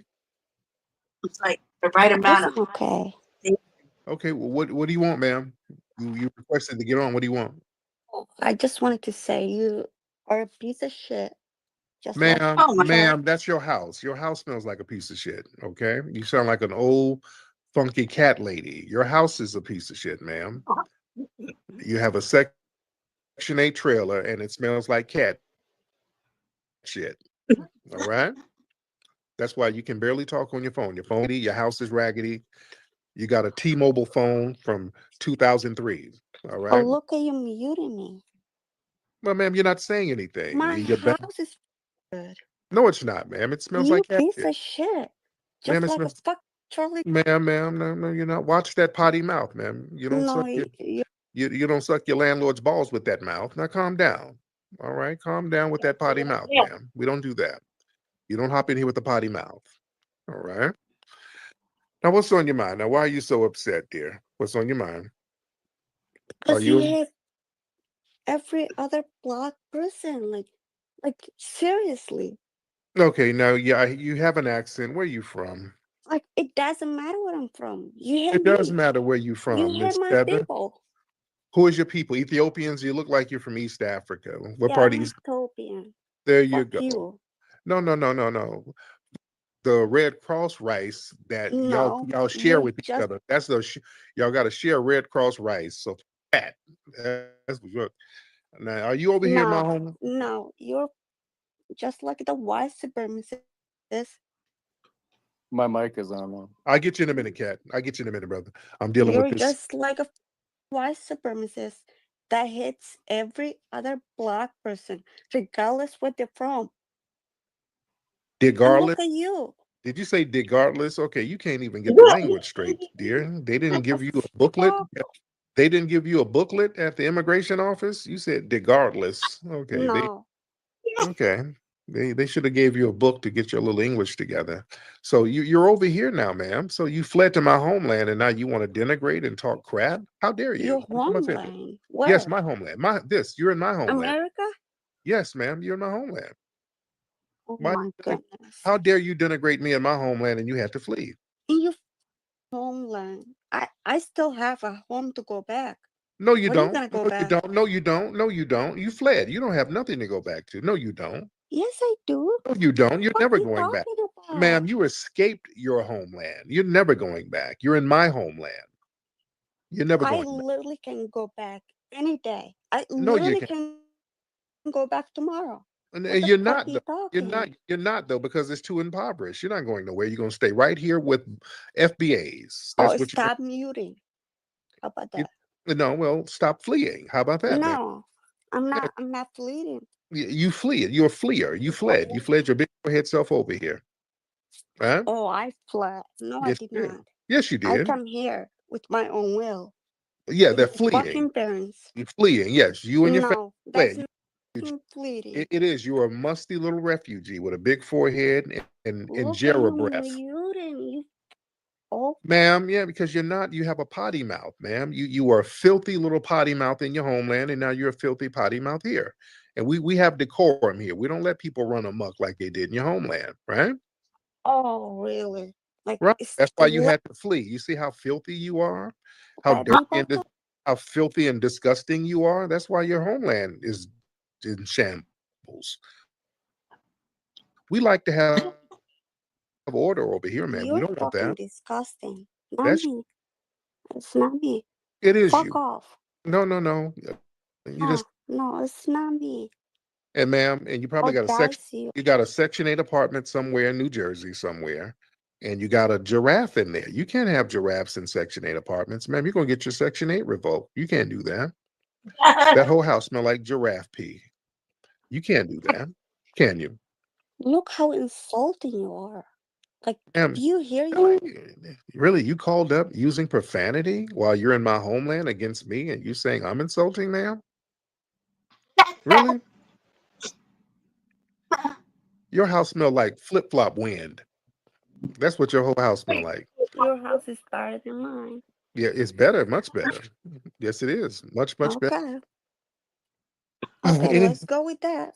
all right. Anything else? How Because about that? you don't have anything else to say. It sound like you high on something. No, So I'm not high. I just cannot stand you. You just like defied black people altogether. who? What black people do I defy?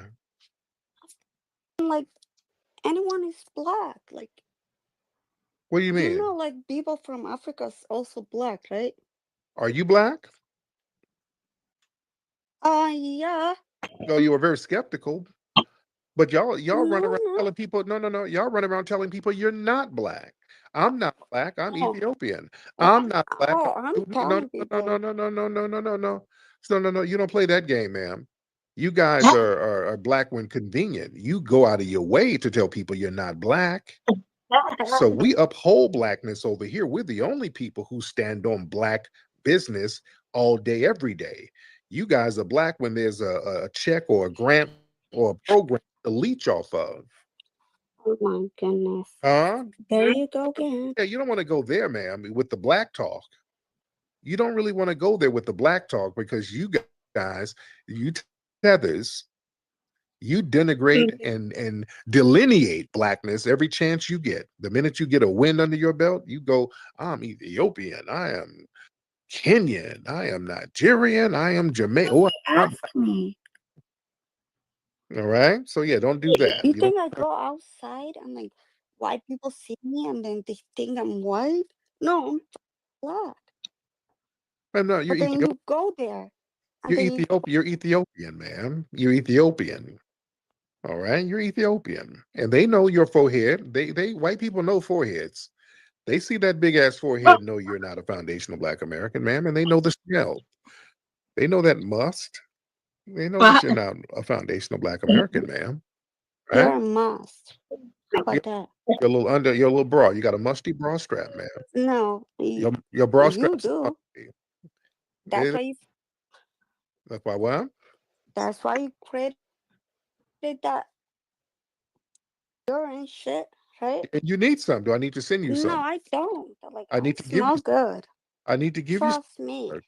Now, ma'am, your body might reject it, but I'll give you a couple of bottles of it. And hopefully, I think it'll help. I think the coconut butter will help for your level of must.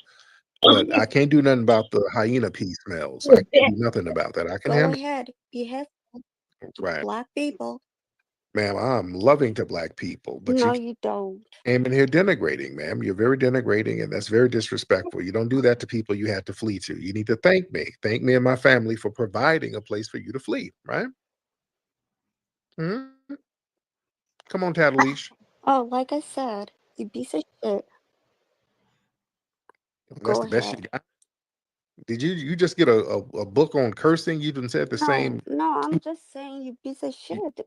you just say the same cuss words over and over. You've been hanging around too many white people. You use white people cuss words. You piece of shit, dude. Yeah, okay. You hang around white people, man. I can tell. All right. Anyway, Abasola, any last words, dear? I'm gonna let you get back to your Postmates orders. Any last words, Abasola? Okay. I think her forehead bumped into the phone and muted it. She has a big forehead. All right, Abasola. Thank you, dear. Okay, how dare you call up with disrespect to a foundational Black American? Are you insane? How dare you? I have zero tolerance for any of these people who come over here and disrespect any of us. I just have zero tolerance. Cat with the hat. Cat, what's up, brother? Oh, Cat, where you? Oh, let me get you back on, Cat. Let me get you back on. All right, Cat, what's up, Cat? Let me get you back on. I see the Tethernator in the building. What's up, Cat? You there, buddy? I'm here. What's up, Cat? I used to be Cat without a hat. Now I'm Cat with a hat. You remember me? I don't. I kind of sort of remember what did we talk about last time? Crackified cat. Okay. Wait, is that Beth? Is that Beth's husband? It's Biggity Beth. Oh, okay, there you go. Okay, Bigoted Beth and Crackified. Yeah. What's going on with you, man? What's up, buddy? You know what? I just haven't been in a space for a while. So I had to check in. Oh, yeah. What you know what? Here's the clear question. We've never I don't think we've ever set terms. Yeah. What are you asking for? What do you want? From who? Well, I guess from the United States government. What do you want? Oh yeah, reparations. I want reparations. What does that mean? So give it to me. Yeah, same thing with the Native American tribes. The same thing they give. Okay, so give me a dollar amount. The whole budget should start off at 15 trillion.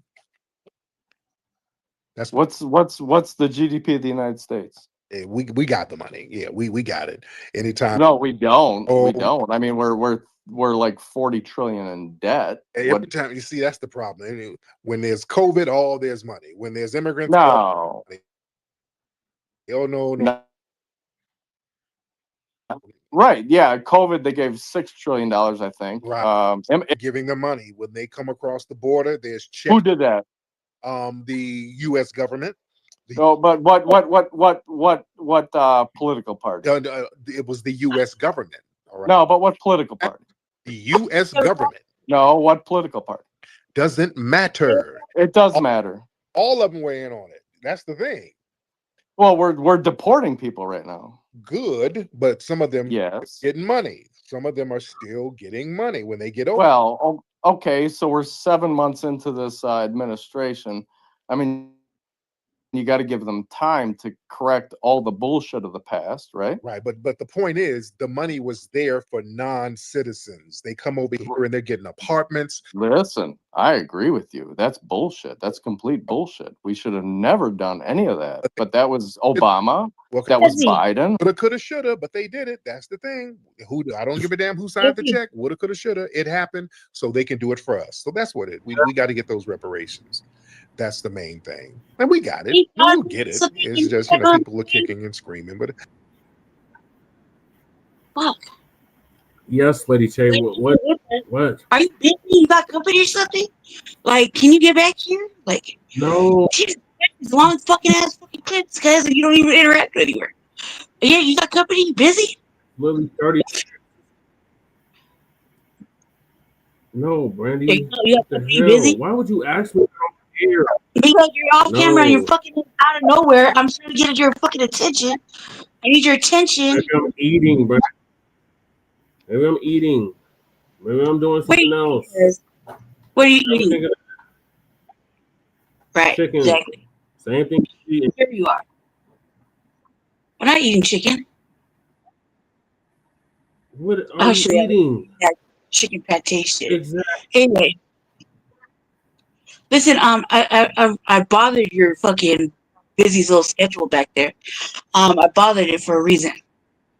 The phone's heating up and I gotta go. So, this is like, I thought we were gonna at least get through like a couple more topics, but doesn't seem like that's gonna happen tonight. And I'm done with my little project over here. Okay. Yeah, like, geez, I don't want to hear fucking him chopping it up with his guests every day. That shit is going nowhere. It's almost over anyway. Going nowhere. Can I give my opinion so I can leave? Yes, go ahead, Lady Tay. My opinion is this: like, why does he do these little brainstorming sessions while he's over there? It's like brainstorming speculative fucking Twitter spaces. Because, like, as he's giving the whole speech, he's brainstorming the whole thought, his whole fucking process. Like, just get to is like how it really is. You know what I mean? Instead of brainstorming and then taking on fucking commenters and all that shit. And you do realize that's what's happening, right? That's what he was doing. You do realize that. This whole thought. You realize that, right? Before he starts inviting people to talk, you realize that he's brainstorming, right? You realize he's brainstorming, right? What a think tank is. Do you understand what a think tank is? Do you understand what that is? Yes or no? Do you understand what a think tank is? Start with that, because what is the who's in the think tank? Everybody in their fucking mother class? Seriously? Who is the think tank? What is the think tank? Answer my question. Who? Answer my question, Lady Tay. What? What is the question? What is a think tank? A think tank is a small group of people thinking on an idea to make stuff happen. Usually, like MIT has think tanks, and they build these little projects. You know, MIT students, they build these little environmental projects and things that are actually helpful. Those is when think tanks happen. Think tanks happen right before they start creating fucking drugs and shit and stuff. You know, before they start doing little experiments. You know, think tanks happen. Think tanks are like the beginning of a fucking brainstorming session. Because don't fucking play with me and my intelligence level.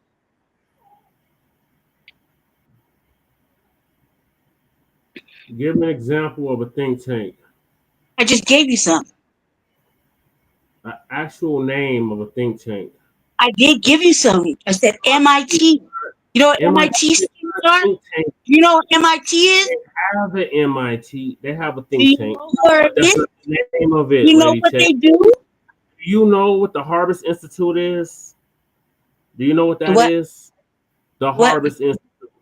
Do you know what the Harvest Institute is? Yes or no? Yes. Yes. What is the Harvest Institute? Don't question me, cuz. Answer your questions. What is Don't the question Harvest me. Institute? I don't give a fuck what it does there, Jesse. I just gave you a fucking one. The Just gave you MIT studies, I gave you they're an the ones that actual do shit for our fucking people. You're stupid, Jesse. Do you realize I'm how dumb you are? stupid. All right. You Like stupid, man. this is dumb. This is dumb as fuck, cuz. Uh, What is the MIT students and the Harvest Institute? Aren't they they're not the same, but they do the same shit. Do we own or control MIT? Do we own or control Harvard? Yes or no? We don't own control anything, apparently. Black controlled, is that Black operated? Yes or no? Well, go ahead, tell me about this Harvest Institute, because you're obviously not listening to anything I'm saying. Go ahead. And just for the fact, they didn't pay attention. I gave him examples and I told him where they find them. Go ahead.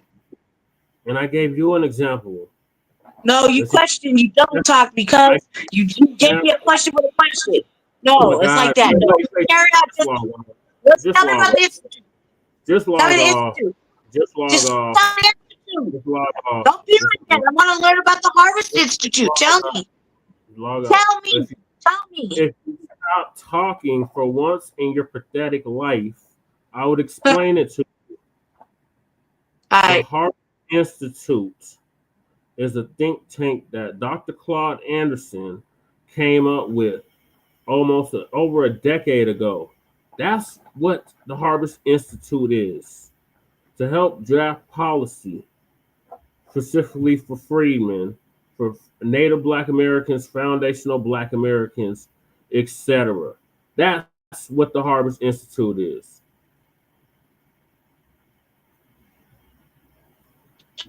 What the fuck is that got to do with him brainstorming every fucking Twitter space? That's what I'm talking about. He's not there at the Institute because he's brainstorming fucking political science about a motherfucking white man who fucking did this and that. That's what he's doing, cuz. He's basically activating Black people to fucking do whatever. If you're not listening and don't know how to read between the lines, replay that shit again and read between the lines. There you go. But I forgot, but I like this pathetic and I don't know nothing. You guys go replay Go these ahead, episodes and see how ridiculous majority of them. Go do that. That's your Pepsi challenge. Go back and listen to the past episodes and see how ridiculous you sound on them. That's what I challenge you to do. Now, if you don't have nothing else on all of the episodes, on your shows, on Frontline Black News, on the Revolutionary Agenda, go back and listen to what you say, and let me know let me know how ridiculous it is, because it is ridiculous. You don't ever go back and listen to what you say. That's the people watching. If it's ridiculous, you think that the RBA should continue? Yes or no? No, tell the truth, people, because that'll carry on for tonight. Do you think that I should carry on doing shows with Jesse and doing the RVA? Seriously? Because whatever your answer is going to determine how me and Jesse live the rest of our lives. So it doesn't matter what you say. There's no wrong answer. But if you say, no, I shouldn't do it because I sound ridiculous and everything I say is stupid and ignorant and nothing matters and I haven't proven myself to be a good fucking whatever, because of whatever he's saying, all right, cool. I'll never do another show again. That's my word. I will never do another RVA. I won't do any of it because that's what he wants, right? So whatever you say, just go ahead. We'll leave it up to the people. It won't even hurt my feelings. What's hurting my feelings is what he said. But no matter what he says, just go ahead and tell me, should I do it or should I not do it? And be honest about it. Don't worry, there's no wrong answer.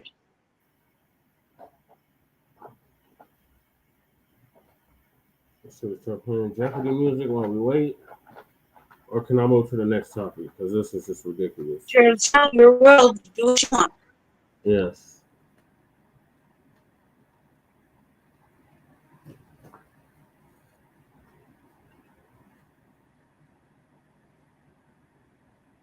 All right, so in the similar news, Erika Kirk is named the CEO and chair of Turning Point USA, after Charlie Kirk's death. So Lisa Cabrera is going to give us an update on that.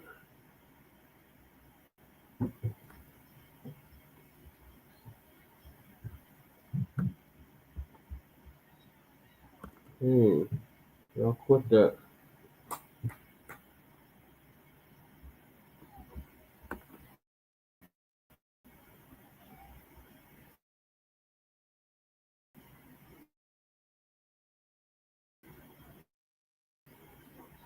Have just the one. Yeah, she does. Janet says she looks evil. Well, think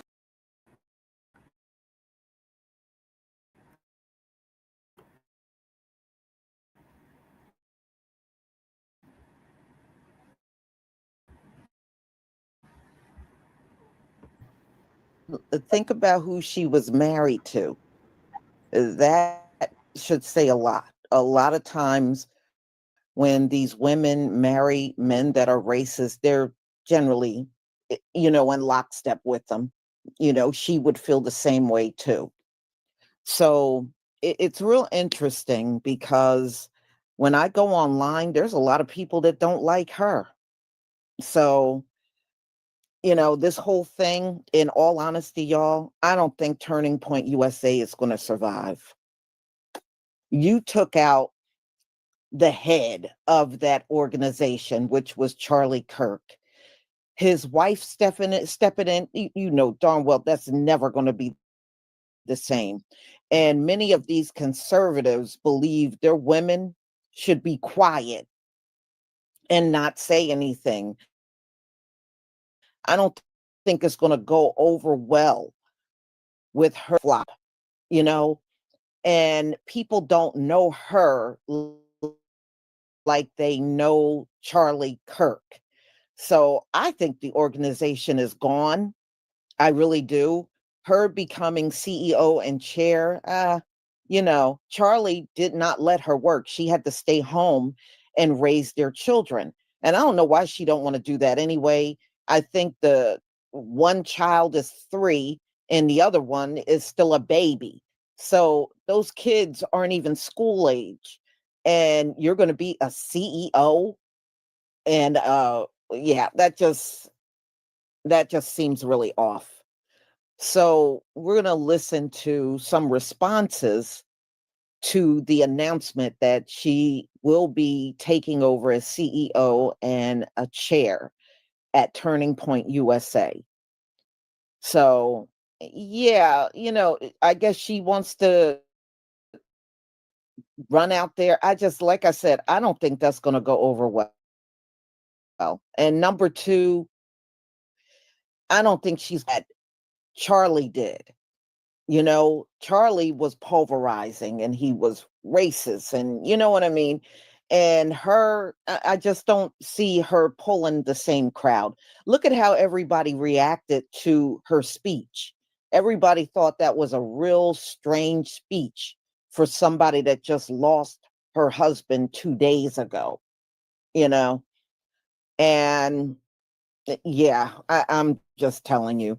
Oh, but the funny part that I take pleasure in, Candace Owens has been on her channel babbling about Charlie and all these conspiracy theories. Candace didn't get invited to Charlie's funeral, and she did not get invited to speak. So much for that close relationship, Candace. They're having 20 speakers and none of them are Candace Owens. Says a lot, doesn't it? For somebody crying and claiming Charlie was such a friend. That's why I was like, I'm not buying it, because I know probably about a couple of years back, she and Charlie fell out. I don't recall them ever being friends again. Candace can say anything. The man ain't here to defend himself anymore. But the two of them fell out. Now, if you were, because she said, we were friends. Well, then why didn't his wife invite you to the funeral if you were friends or could speak there? Well, and she got shut down. Candace got the door put in her face, y'all. She got the door put in her face. So much for that. See, cooning, it never pays. It never pays to put yourself out there. And you would think she would have learned that by now, but Candace ain't never going to learn. She ain't never going to learn. So I let them keep kicking her in the head, because she definitely took a kick to the head on this one, for real. His wife is snubbing you and not even giving you the time of day. That says it all right there. Because I know when, all the news came out, she was even talking about possibly taking his place, going college. Don't nobody want to see Candace. Candace has fallen from grace. You got to look at it this way. She got fired from PragerU. She got fired from Turning Point USA. She got fired from the Daily Wire. Nobody wants Candace. They don't want her. They're done with her. She's already used goods. They don't want her no more. All right. So let me share my screen so we can get started.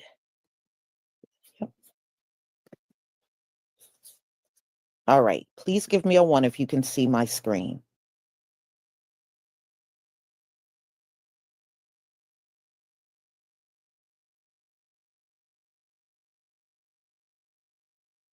Okay. All right, let's get started.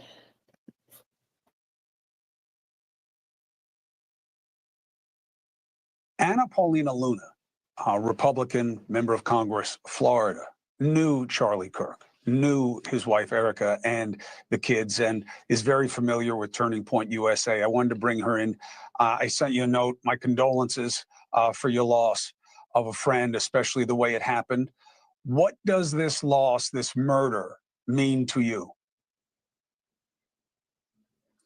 Well, first of all, it's obviously been hard, and Charlie's someone that will never be able to be replaced. But I do think that this signifies, especially for not just myself, who knew the family, knew Charlie, and is now a member of Congress, but for someone that started out as an activist alongside Charlie, that it indeed has spread his message, and he's going to continue to be impactful even after death. Erika is in a unique position to where she, and I do absolutely believe this, is going to ensure that Turning Point not just continues to expand, but also continues to be responsible for recruiting those that are the future leaders of this country. I got my start again alongside Charlie, but I also did what they were working towards, and what the organization as a whole started doing was recruiting candidates to run for office, backing those candidates, and ultimately getting them elected to the House of Representatives. So I'm actually one of one, but I look forward to seeing the candidate in this next coming election cycle. But what I can tell you, Chris, is that Charlie also too knew what was happening in regards to influence in this country. And actually just today, House Oversight sent out a letter that would freeze the assets, or asked the Treasury Secretary to freeze assets of a billionaire by the name of Neville Singham, who was operating on behalf of the Chinese government to sow discord in this country. I think I'd come onto your show and talked about that a few months back. But as a result of what's happened,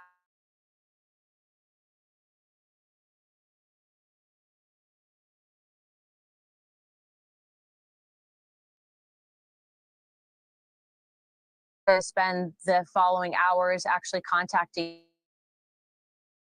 Meta and Roblox and X and Reddit,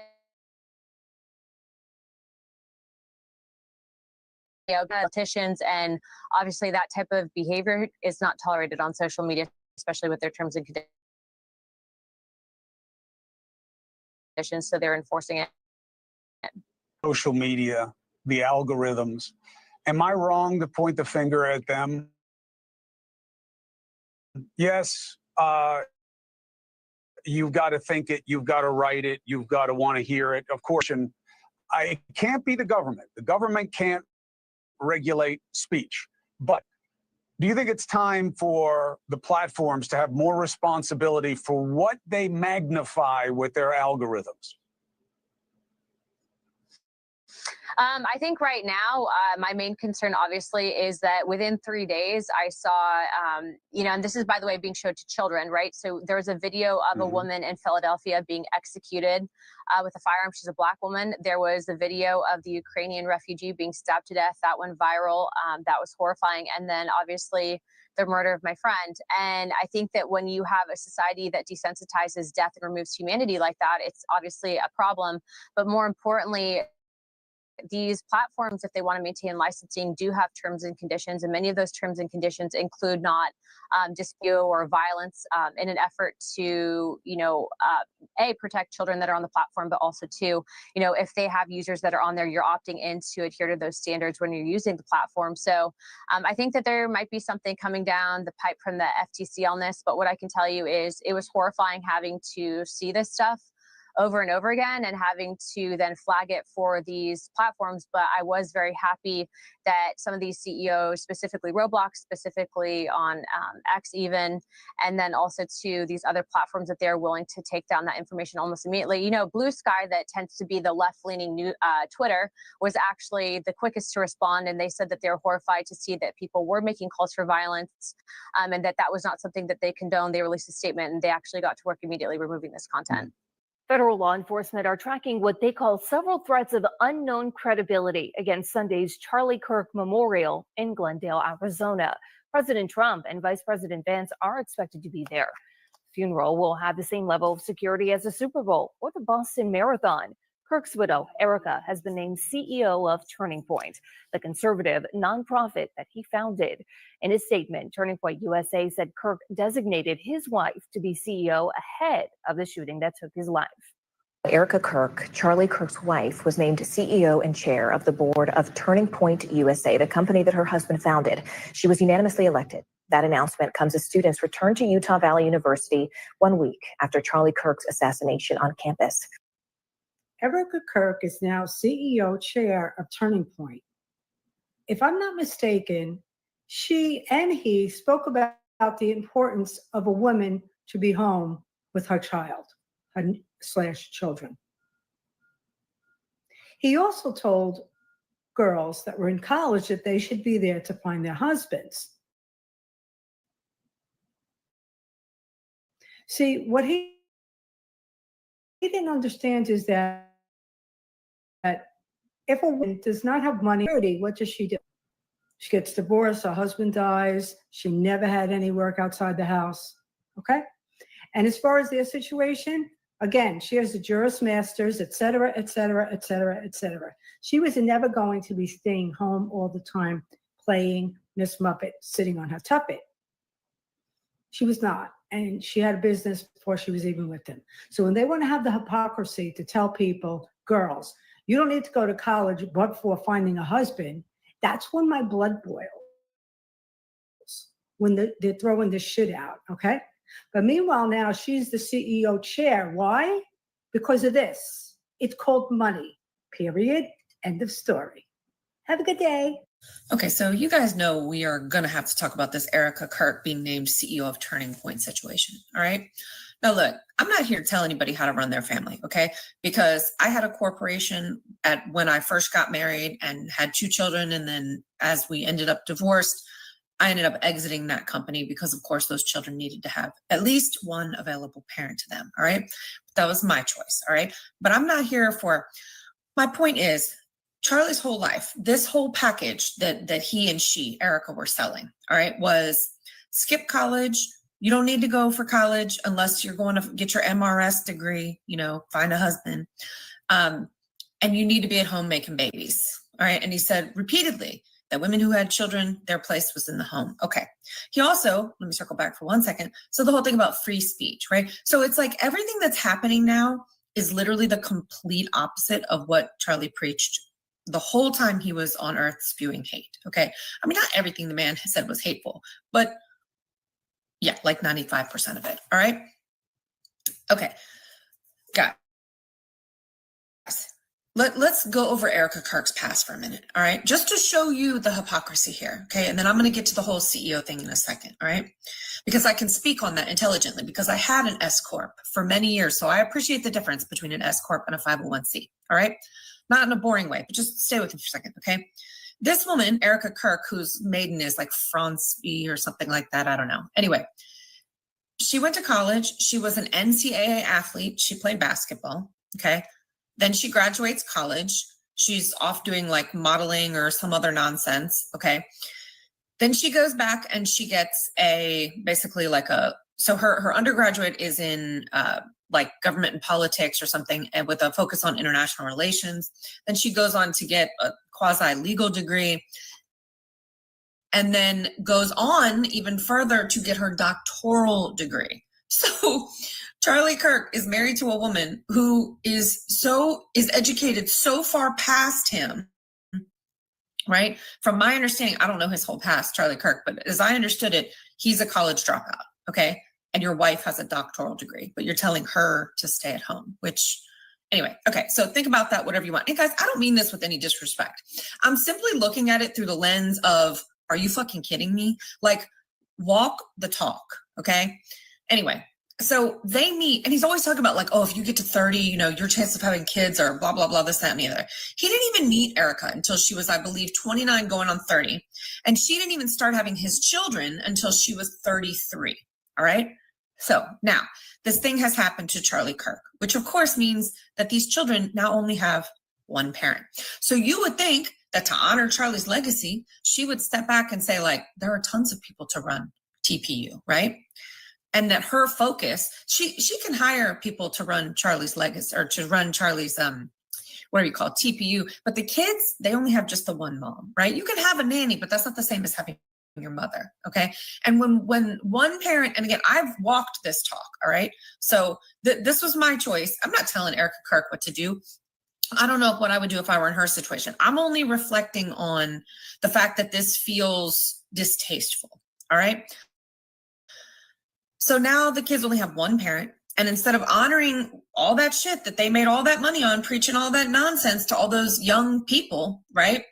About starting families young, this, that, and the third, she's like, nah, that I'm going to become CEO. Okay. And guys, when I tell you, TPU is not a tiny company. This is a company with, I believe, as of when I looked this up, I'm sorry, I have like a hair that's trying to attack me, like 681 employees and an asset base of like $28 million.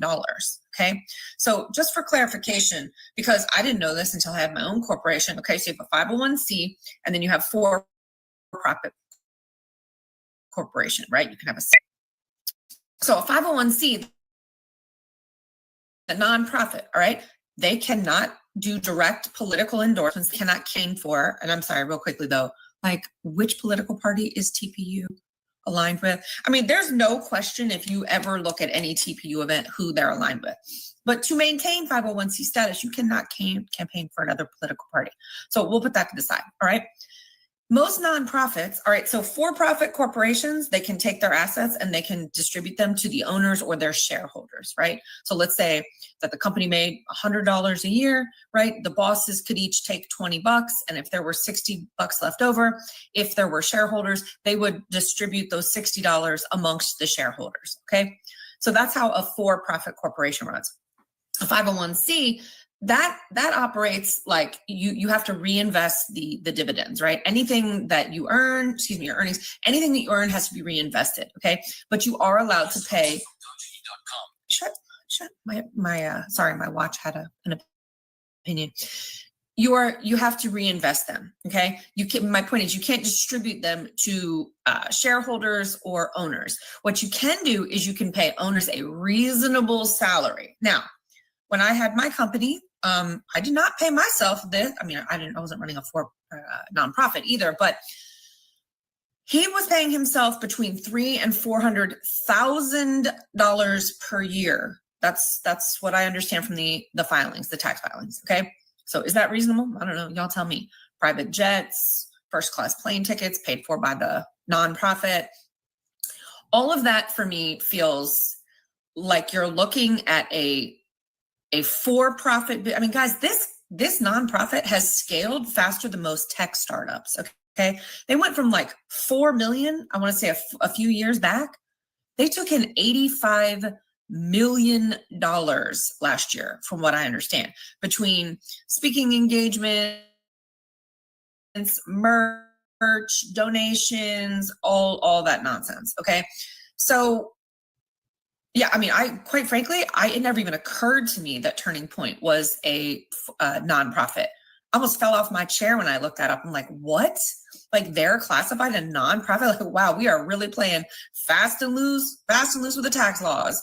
That was shocking to me. Okay, so now on to the Erika Kirk side of it for just 1 second. Sorry, I'm like going on because I didn't want to get on here last night because when I first heard about this, after I died laughing, I was like, what? Like, y'all are being so obvious. Like, you are literally out here in the street. And look, if you're on the right and you're watching this, you can't get mad at us for analyzing the hypocrisy in the fact that your side is literally doing everything opposite of what wherever Charlie is in this world, you know, he's like, what? Wait, woman is supposed to be in kitchen, makey sandwich. Woman now becomes CEO. Me no likey. All right. I mean, look, if you think that what Charlie Kirk was preaching is what he actually believed, which even that's suspect because obviously the man was preaching a lifestyle and she was preaching a lifestyle that she was not even a part of. Guys, she had, even before any of this stuff happened to Charlie, she had a podcast and a clothing line and all this is nonsense. So the point is she wasn't, Becky Homecky at home raising the kids. She's like these, trad wife influencers who tell you guys to become trad wives all while making trad wife content, which is of course, I mean, it's just fake as fuck. But anyway, I want y'all to tell me how you feel about this, because I have to tell you, the more this goes on, the fact that she came out only 2 days after her husband's murder was crazy to me. All in white, full battle rattle, standing at his chair. I mean, even then I thought, damn if she doesn't look like she's positioning herself to slide right into that seat. That's what it looked like to me at the time, but I didn't say it because I wasn't trying to be rude. But damn, the man's been gone for like, holy shit, like 8 days or something like that. I don't remember exactly. And yeah, I think it was September 10th. And what's today? The 19th. Sorry, so that's 9 days. And his wife is becoming the CEO. And of course, they're going to frame this as, oh, she's a heroine because she's doing Charlie's bidding and blah, blah, blah. Okay, but if Charlie really wanted her to assume control of TPU, then what Charlie was saying to the rest of the world was bullshit. Because obviously, especially if you lose a parent, the mom needs to be there for whatever the other parent left is, needs to be there for the children. I don't know. Y'all let me know. This whole thing smells so, like when I told my kids that they had appointed her CEO, they were like, what? I mean, Jesus, do they want to connect the dots for us? And I was like, yeah, I mean, anyway, y'all let me know what you think. Do y'all remember that episode or that season of Scandal when they were just running through presidents, vice presidents, everybody's getting PPU'd until they found this one noble vice president? He seemed noble on television, at least that's how they portrayed his character. He rolls up a secret group called what? B613 picked him out of nowhere. As he was, I think, getting inaugurated, he was shot down in public. Wasn't broad daylight, but it was very public. From there, we go on, we hear his backstory. The grieving wife comes along and she ultimately becomes the vice president in his place. We go along some more. It's like, wow, great. And then what did we find out? We found out that she, the wife, was the one who set up the assassination of her husband. And that's how she became vice president. Interesting, huh? Since everything has happened, I think the number one question is what is going to happen with Turning Point? What is going to happen next? And I'm pleased to be able to announce with you, and I think it's appropriate because of who you are and who this person is, that the Turning Point board has unanimously selected Erika Kirk as the new CEO and chair of the board. And not only is that amazing in and of itself, but I can assure you, Megan, that Charlie told me personally, and he told others, he probably told Mikey, that if anything ever happened to him, that this is exactly what he wanted. Wow. So I do not like Erika Kirk, and I have made that my feelings known. And this is not about her being a working mom, although there is an element to that. Now, let me explain.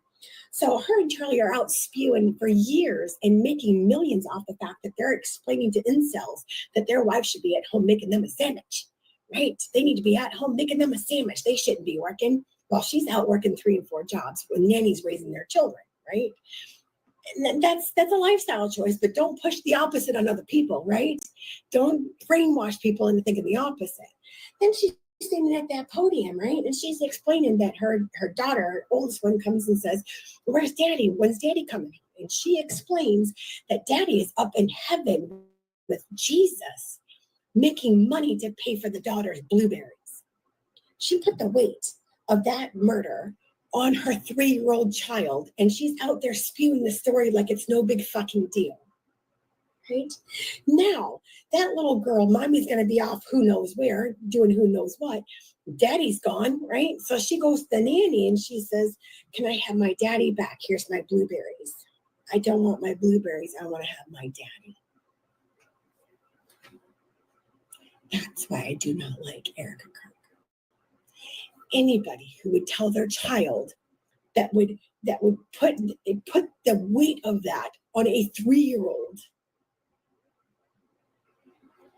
Ew. Anyway, have the day you deserve. In the wake of Charlie Kirk's assassination, Turning Point USA has named his widow, Erika Kirk, as the new CEO and chair of the board. TPUSA shared in a statement on social media. The decision was made unanimously by the board, who said this move reflects Charlie's own wishes. And they said, quote, "In prior discussions, Charlie expressed to multiple executives that this is what he wanted in the event of his death." Kirk was shot and killed on September 10th while speaking at an event at Utah Valley University, a tragedy that's shaken the organization and its supporters. The board said in an emotional statement, quote, "It was the honor of our lives to serve as board members at Charlie's side.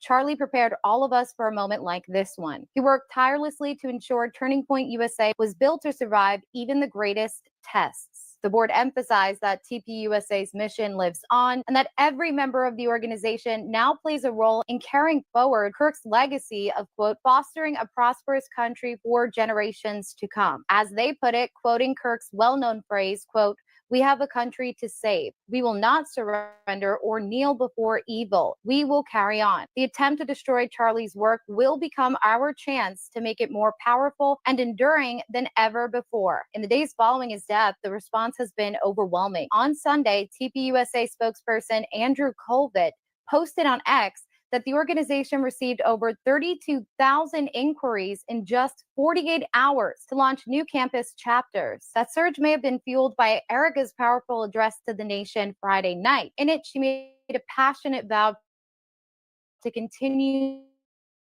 Charlie's work. She said, quote, "My husband's mission was powerful before. You have no idea. You have no idea what you have just unleashed across this entire time." Turning Point USA was founded by Kirk in 2012 to, quote, "identify, educate, train, and organize students to promote the principles of fiscal responsibility, free markets, and limited government." When the news broke today that Erika Kirk was named CEO of Turning Point, taking her late husband's place, you went wild. And like instantly, you proved just how little you understand about what the Bible actually says about a woman's role and submission in marriage. So my goal is to clarify that for you, because frankly, it makes you look a little bit psychos when you rage about something that you so clearly don't understand. When the Bible talks about a wife submitting to her husband, my goodness, this has been twisted for centuries. Submission in the Bible is not about becoming a doormat or some sort of slave. It's actually quite the opposite. It's actually about mutual respect, mutual support, and partnership. This all comes from Ephesians 5, where wives are told to submit to their husbands, just like the church submits to Christ. But this is big. This is a big but, and this is what people miss. Husbands have an even greater responsibility than their wives. They are commanded to love their wives with the same self-sacrifice that Christ showed the church. You know what Christ did for the church, right? He died for it. Husbands are to lead by giving and serving and putting their wives' well-being above their own. It's not about arrogance or bossiness, certainly not abuse. This is about partnership. Guys, bottom line, I mean, biblical marriage, it's not about a dictator and a servant. It's about two different people reflecting God's love in unique ways. So before you continue to misquote and judge, I'd like you to remember that the Bible actually puts more pressure on the man to love his wife than he does on the woman. But I also want you to know this. When you've got a man that is loving you deeply and well and prioritizing your needs above his own, my word, submitting to this guy is easy because you trust him and you know that he's going to make good decisions that are in your best interest. Okay, so it's not a bad thing to submit to your husband. It's actually a beautiful thing. And it's a beautiful thing to watch your husband serve you and love you like Christ did to the church. So there you go. That's the truth. Do with it as you wish.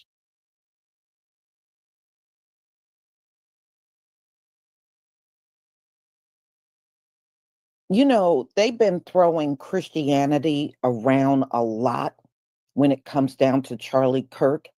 And see, this is where they're going to be destroyed. They are now trying to put him at a Christ-like level. And they are literally glorifying Charlie Kirk out here, not only out here in everyday life, but even up in the churches. A little later, I'm putting together a video of white pastors versus Black pastors and what they said about Charlie Kirk. And many of these white pastors, they are putting him up on a pedestal, and it just solidifies all of the racism that's in Christianity. That's all it really is confirming, in my opinion. And not only that, they are telling their people what an honorable person Charlie was. Honorable in what? All he did was trash our folks. And y'all, it's just like any other grift. He was just grifting. He made millions off of talking bad about the Black community, because this is what he said, the Black community and Black people. This is what he was saying. And he made millions off of that, y'all. He made millions grifting. That's what he did.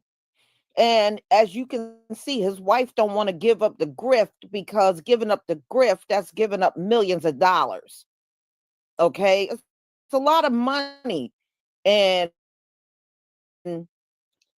dragging us. It's a lot of money. Coons, these coons, that's why the coon can achieve millions of followers, because he's trashing us. So the YouTube algorithm will push all the people over there every time they post a video.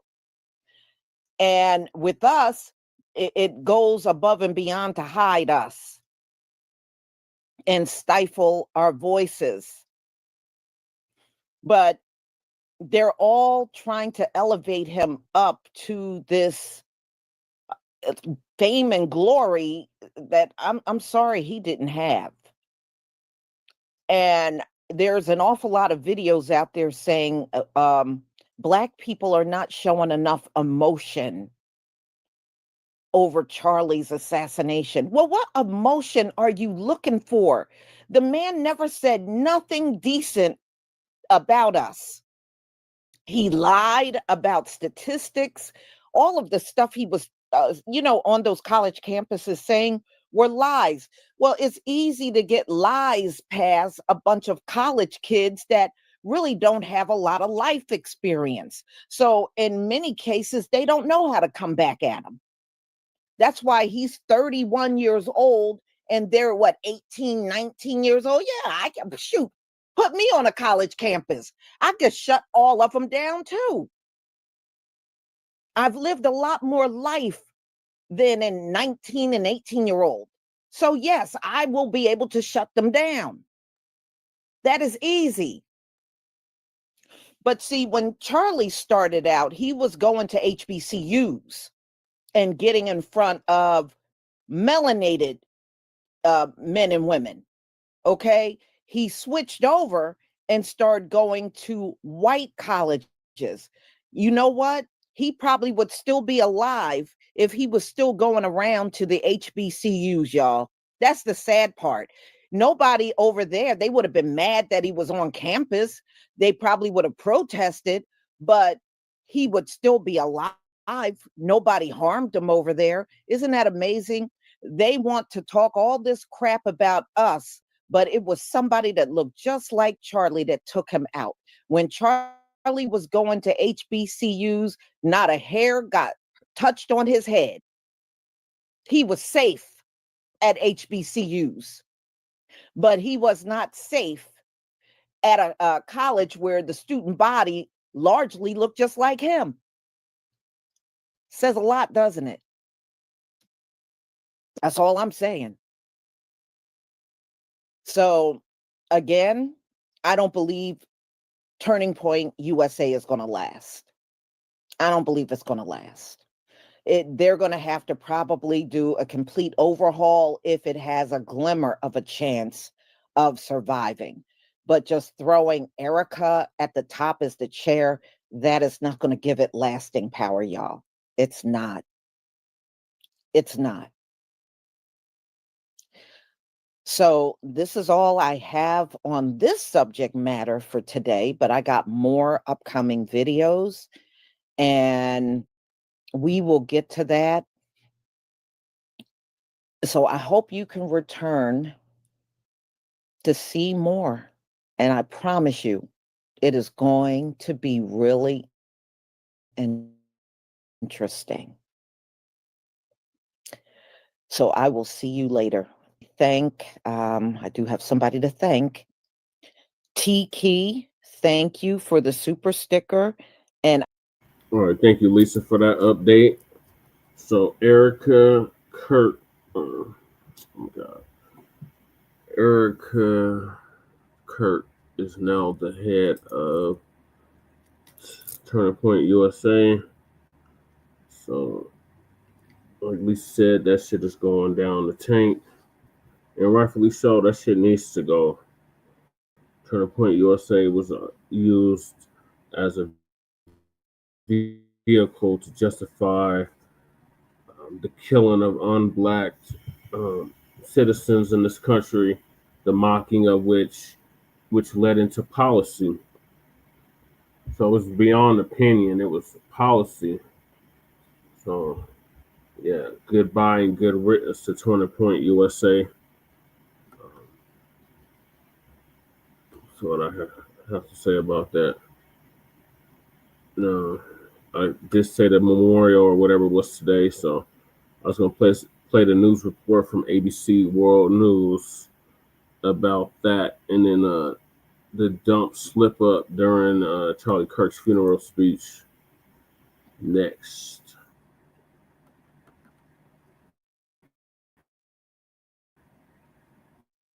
Tonight, tens of thousands gather for an emotional goodbye to conservative activist Charlie Kirk. The assassination of the 31-year-old father of two sent shockwaves across the country. Security for him and Vice President J.D. Vance. His widow, Erika, expressing her resolve to honor his memory. Crowds lined up overnight for hours for the public memorial. Federal authorities tracked several potential threats. The deadly shooter at a country club as guests were on the dance floor of a wedding reception in New Hampshire. One person is dead, two others are injured. Why police are praising guests for their actions. President Trump delivers a blunt message to his Attorney General Pam Bondi, appearing to pressure her to prosecute his political rivals in a late-night post on Truth Social, telling her, quote, justice must be served now. The White House appears confident about a deal to keep TikTok up and running in the U.S. What we're learning tonight about some big tech moguls that may be investors. The UK, Australia, and Canada are now saying they formally recognize the state of Palestine, despite vocal opposition from the U.S. and Israel. Heightened security ahead of the United Nations General Assembly as world leaders gather in New York City. Our Aaron Katursky is on patrol with NYPD's counterterrorism officers, and why there's more concern this year.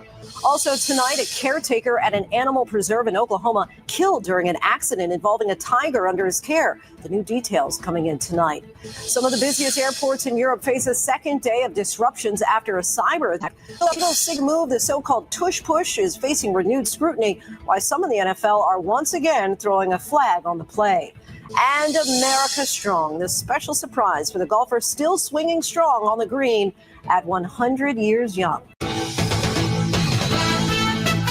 From ABC News World Headquarters in New York, this is World News Tonight.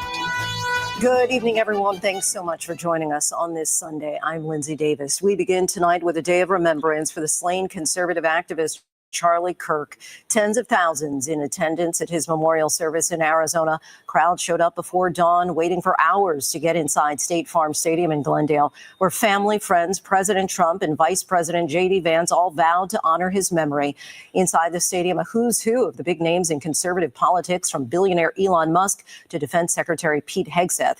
And as the right and left debate Kirk's legacy, his widow Erika reminded the nation that her husband was a devoted family man who leaves behind two young children. Kirk is now promising to keep his work alive. And in a remarkable moment, Kirk says that she forgives the man who allegedly shot her husband. ABC's Matt Rivers is at the memorial and leads us off tonight. Tonight, tens of thousands of mourners gathering at State Farm Stadium in Glendale, Arizona, to honor slain conservative activist Charlie Kirk. The 31-year-old Turning Point USA founder was assassinated while speaking at an event at Utah Valley University little more than a week ago, sparking widespread condemnations of political violence and inflaming partisan tensions throughout a deeply polarized nation. But on Sunday, people pouring in from all over the country with something in common, lining up before sunrise to pay their final respects to someone they felt spoke to or spoke for them, many hoping for a change in the national dialogue. I think this is an important moment in history. Share with my son the legacy that Charlie left behind, being able to speak freely, speak openly in a nonviolent way, and to be able to share that moment as we hope to turn around the country. Attendees to dress in their, quote, Sunday best, with red, white, and blue colors encouraged, the event resembling a church revival. Christian music blaring from the loudspeakers, mourners raising their hands in the air to pray. President Donald Trump, Vice President J.D. Vance, and Erika Kirk, Charlie's widow and the mother of his two young children, delivering remarks alongside several other top administration officials and prominent conservative figures, celebrating Kirk both for his political skill and religious devotion. Vice President Vance called Kirk a Charlie built an organization that reshaped the balance of our politics. Erika Kirk, who will succeed her husband as CEO of Turning Point USA, reflected on their marriage and, in a remarkable moment, said she forgives the man suspected of killing her husband. Charlie, he wanted to save young men, just like the one who took his life. That's how demonic she looks. That woman looks evil as fuck. You think she would be saying forgive, forgive, forgive if the assailant was black? Hell no. It'd be death penalty, lock him up, throw away the key. I want revenge. I want retribution. All of that shit. You see how these mugs is? Y'all see how these white supremacists are? Like, this shit is crazy. That woman look evil as hell. Look at her eyes. A young man.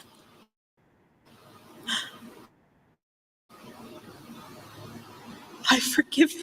Her eyes are the fucking reptilian eyes. Like, what the fuck? You forgive the dude that killed your husband? This crap is just something else. Him. And President Trump credited Kirk with helping him return to the White House and touted Kirk's growing posthumous influence. He's bigger now than ever before, and he's eternal. Kirk was a controversial figure, and his shooting has emerged as a significant national flashpoint. On Sunday morning, as he departed from the White House, President Trump expressed hope that Kirk's memorial service could start to turn the page. Celebrate the life of a great man today.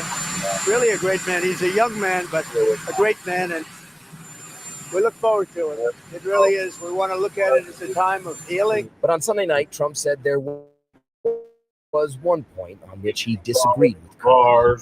He did not hate his opponents. He wanted the best for them. That's where I disagreed with Charlie. I hate my opponent, and I don't want the best for them. I'm sorry. Lindsay, that memorial just wrapping up. Charlie Kirk was a controversial figure, but the tens of thousands of people that showed up here to this stadium today, many arriving before dawn, a testament to the power of his message. Lindsay? Matt, thank you. His message of anti-Black hatred and racism and white supremacy. That was his damn message. And we have to keep hammering at home, FBA family, because these mothers is trying to control the narrative. We cannot allow that narrative to fly, that this suspected, he ain't even suspected, this outright modern-day David Duke, imperial wizard of the Ku Klux Klan type of individual was something that was supposed to be celebrated and so great. Ain't nothing great about that shit. But let's see what the Democratic Shield Willie D has to say about the dump slipping up during Charlie Kirk's funeral speech. I think he's going to go over when he said he does not pray for his enemies.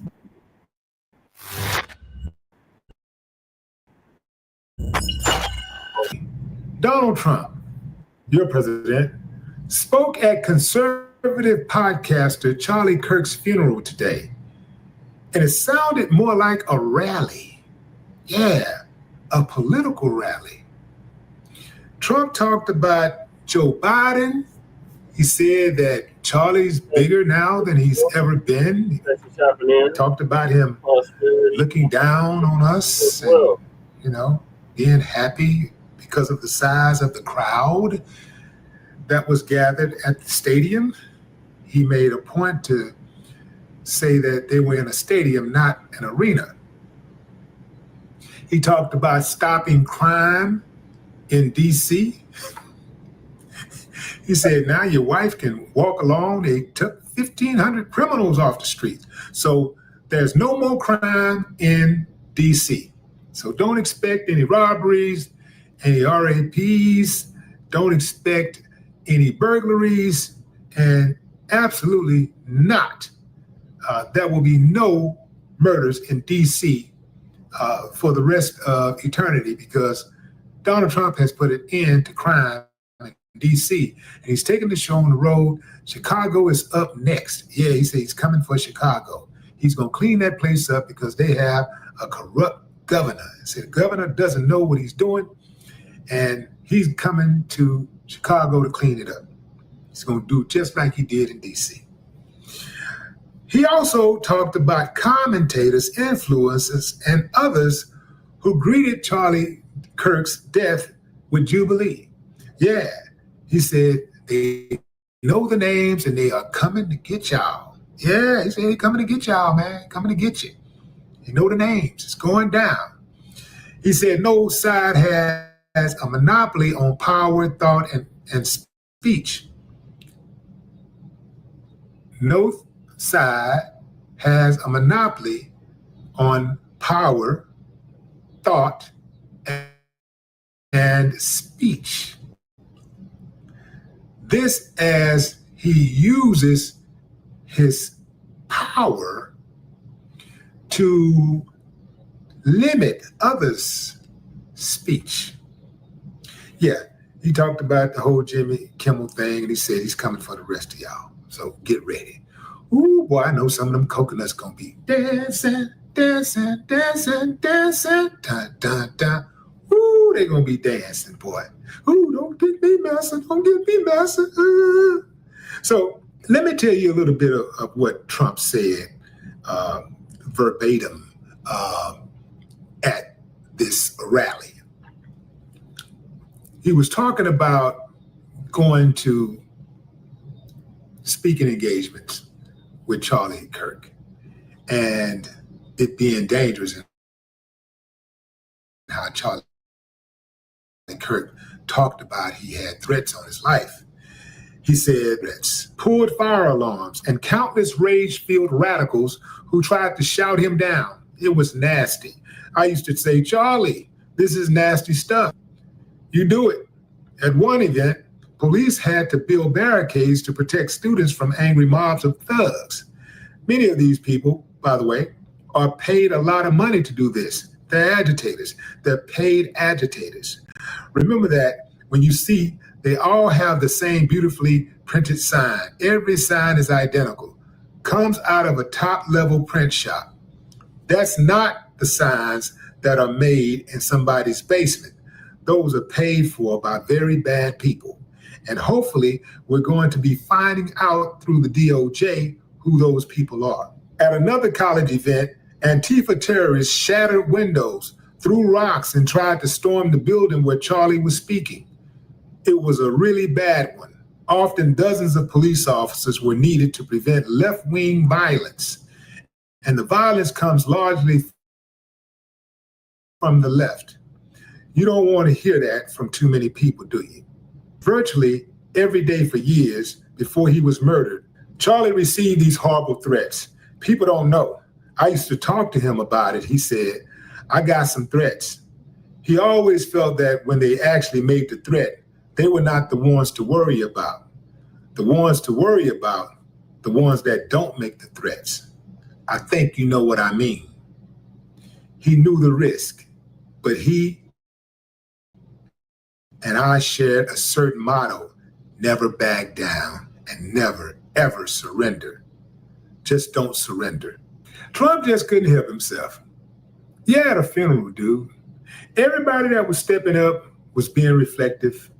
They were all saying, hey, man, enough of this violence. Let's agree to disagree. Let's move on. Let's find a good church home. You know, be good Christians, that type of thing. Like, let's practice what we preach. That type of thing. Trump get up there. Oh, I can't help it. I can't help it. I hate my enemies.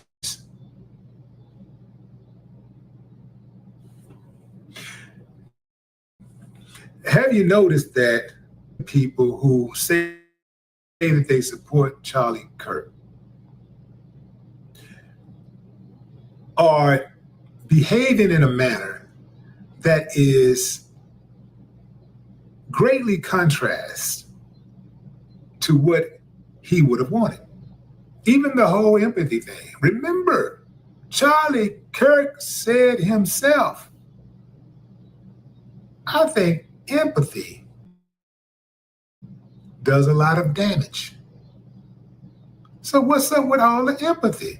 I'm all for granting people who I love, who I support, their wishes or their wish in death.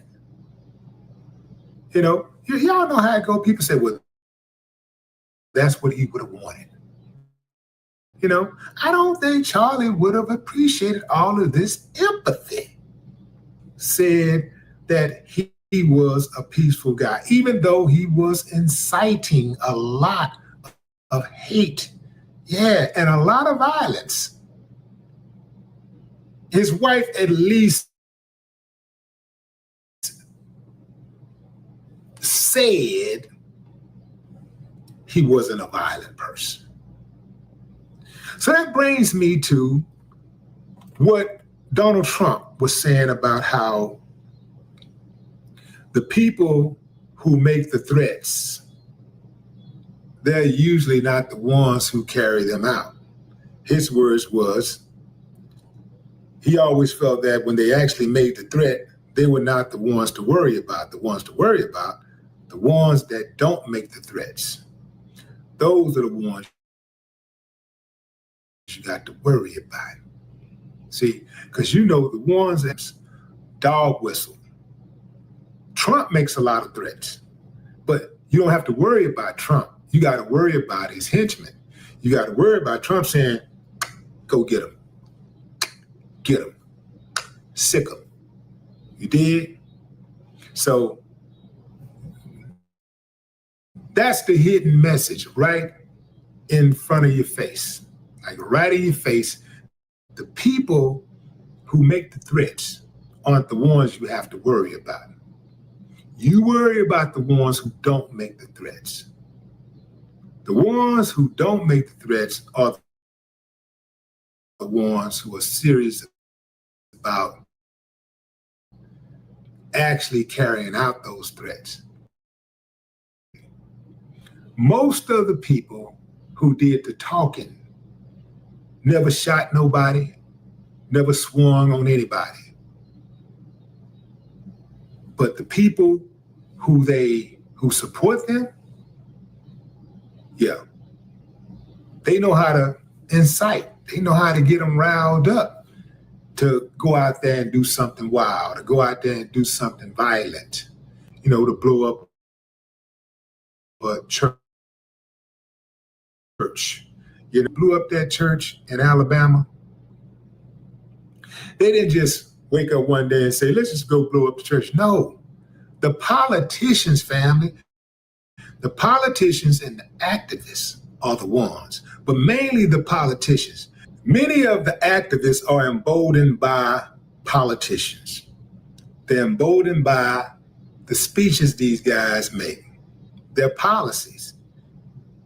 When they make these policies and they get on that stage and they start pointing, they get on that camera and start pointing, saying, hey, it ain't me, it's them, it's those people right there. That's your problem. And it enrages certain people who believe that this country belongs to them and them only. So they go out and they do what they do. And oftentimes they do it with impunity because the very people who are dog whistling to them are the ones who pull strings to tap them on the wrist when they go too far. Every now and then they go too far. And they say, now we got to put him down because that just ain't gonna work. But these are different days. There are cowards with power who really don't have power because they're scared to use it. No more talk.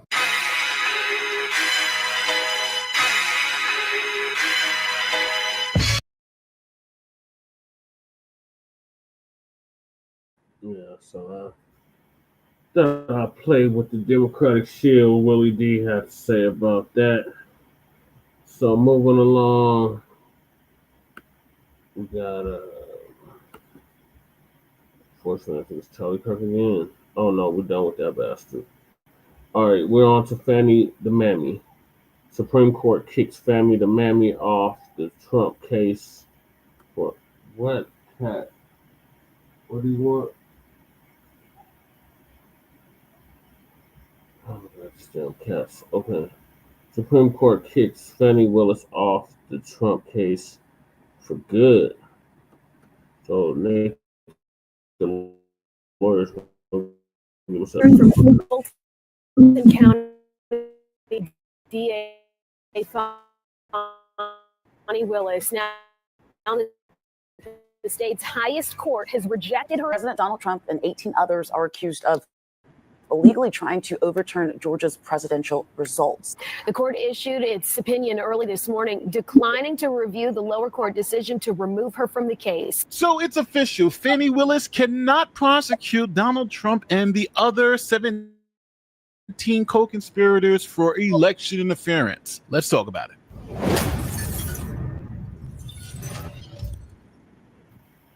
All right, welcome to Fulton County, Georgia, and this is Fani Willis. She is the current district attorney of Fulton County. Now, for those of you who don't remember, back in 2021, Fani Willis began investigating Donald Trump and his allies for their attempts to allegedly overturn Georgia's 2020 presidential election. Now, she put together a team of crackpot lawyers, including a guy named Nathan Wade. Now, after 2 years of investigating, on August 14, 2023, Trump and 18 were indicted under Georgia's RICO law. Thank you for joining us.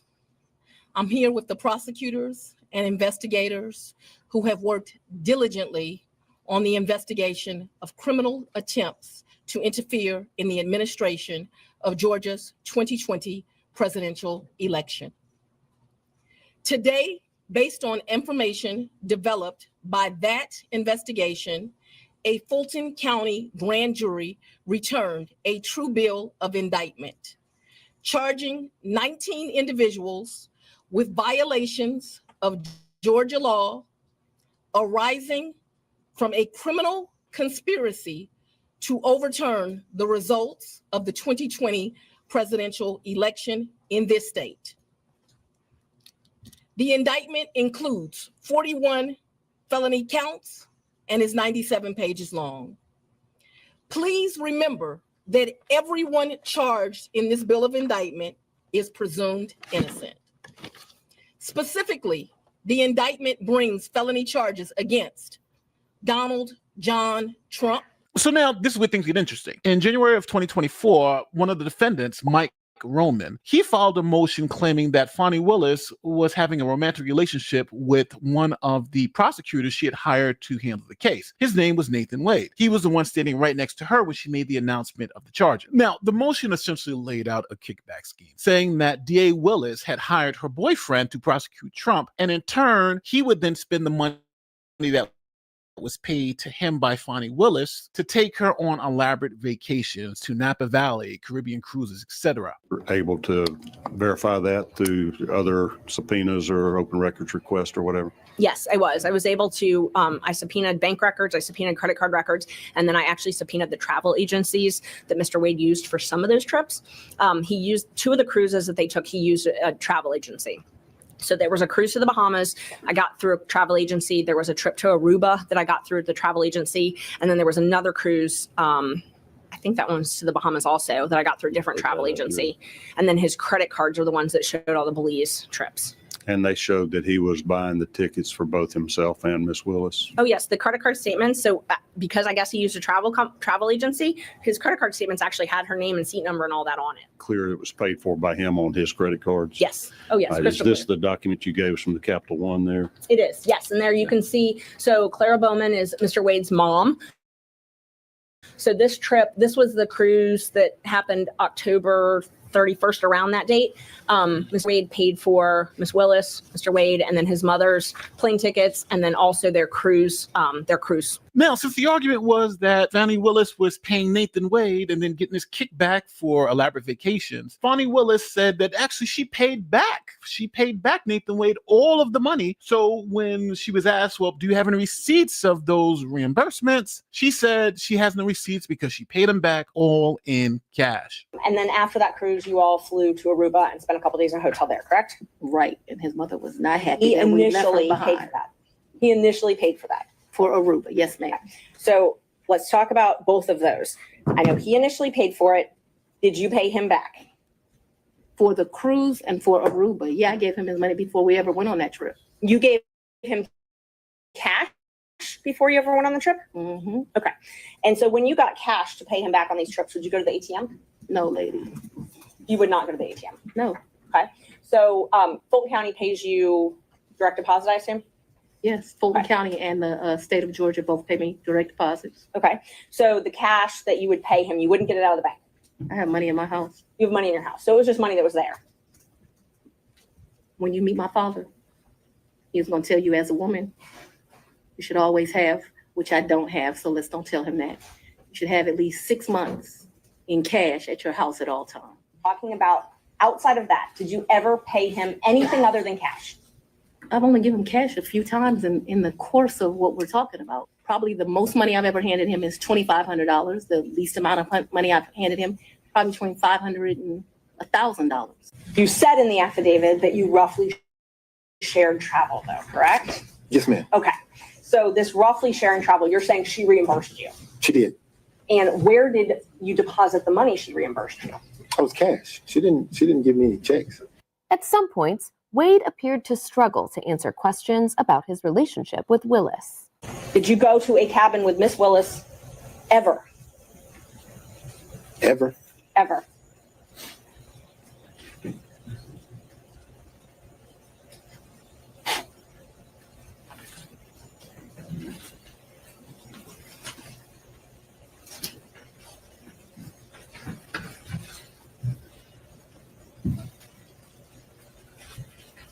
No. All right, so the judge had a decision to make whether he was going to disqualify Fani Willis because she now had this financial incentive to continue to prosecute Donald Trump. And the financial incentive was because Nathan Wade was getting paid, and then she was going on these elaborate trips with Nathan Wade. And there was no evidence that she was even paying him back, because she's saying she's paying him back in cash. And then when you say, well, how'd you get the cash? You know, you get paid through direct deposit. She says, well, yeah, even though I get paid through direct deposit, I have magic cash at home that I can't trace back to taking it out of a bank.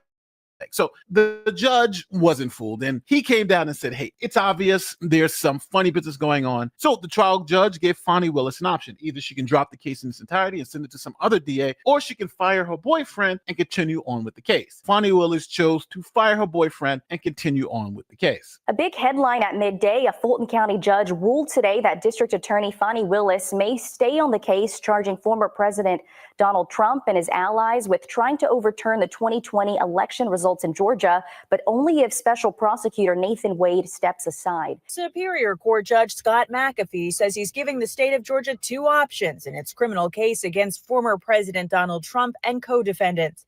He says DA Fani Willis may choose to step aside along with her office, or Special Prosecutor Nathan Wade can withdraw. So the defendants then appealed the decision, saying that Fani Willis should be totally disqualified. The fact that she fired Nathan Wade doesn't fix the problem. She still allegedly took money in this particular scheme.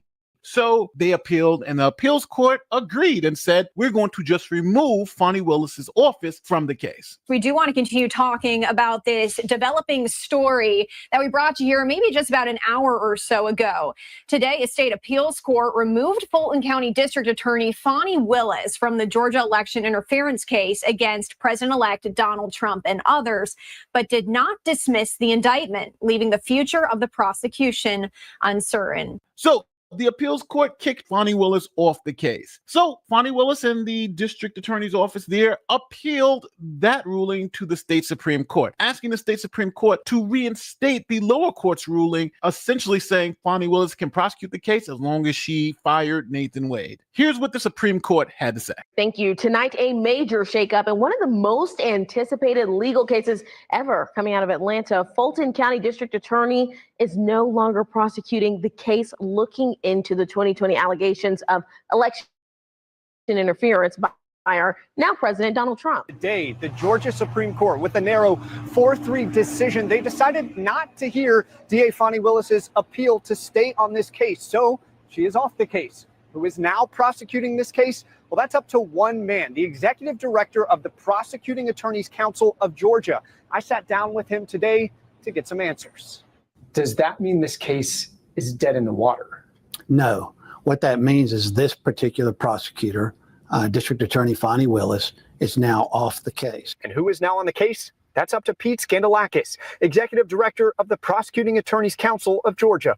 I think the public wants some finality, make a decision. Let's go. Skandalakis said he could choose the state attorney general, another district attorney, solicitor general, a private attorney, or himself to take up the case. So Fani Willis is off the case for good, and let's see if some other DA will take this case. Fani Willis also made a statement after the Supreme Court declined an on-camera interview and said in a statement she's disappointed by the ruling, but added, quote, I hope that whoever is assigned to handle the case will have the courage to do what the evidence and the law demand. So I'm going to throw it to you. Do you think another prosecutor is going to take up this case? I think this case is dead in the water. Trump is president. Some of the co-conspirators have pled guilty already, which is bad for them. But the other ones, it's kind of up in limbo. If I was a DA, I wouldn't want to touch this case with a 10-foot pole. It's too many problems, too many issues. But we'll see. If some Democrat down there gets the case and they want to make bones for themselves, this is the case to do it. But I think it's too much of a complicated case, and it's too tainted with so many bad things already. Just move on. But we will see if cooler heads prevail. Let me know what you think in the comment section. Do you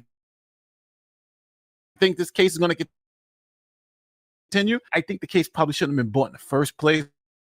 But now since we're here, what do? Dismiss and call it a day, or do you tell? Don't forget, like, share, subscribe, do all the great YouTube stuff. My name is Nate the Lawyer. I'm out of here. Peace. Million. Well, yeah, my favorite MLK speech. Yeah, I think they should drop this shit. The Democrats are so desperate to try to put something on the dump, and It failed. So they just need to dismiss this shit altogether. But we'll keep y'all updated on that ridiculousness. Now I skipped the topic, and it was supposed to be about what's his face getting kicked off? What's his damn name? Jimmy Kimmel. Jimmy Kimmel getting kicked off of ABC. So I want to play what the one B had to say about that. Let's see what the one B had to say. Find the video. Pulled up before I went live. Oh man, let's that 1001 windows open, y'all. Oh, here it is. So the one we did a video a couple days ago. I want to play that for y'all. About free speech under attack, left versus right.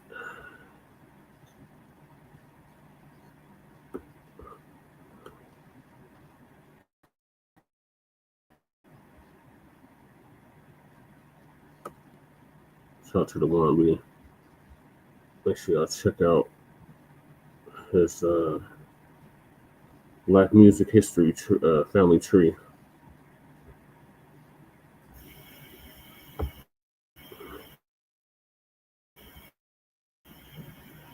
What's going on with this video? This is pin one.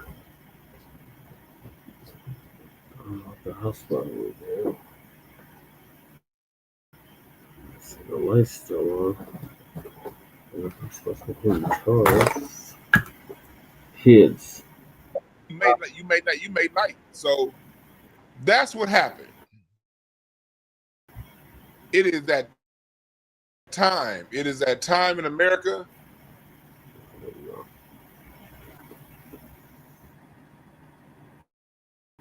That's what we got going on right here. The big payback. That's what's happening right now. The right is paying the left back for its censorship. The right, oh shit, paying the left back. Ooh, double talk. Let me click out of that. There we go. My bad. Anyway, the right is paying back the left for its censorship. And Jimmy got caught in the middle.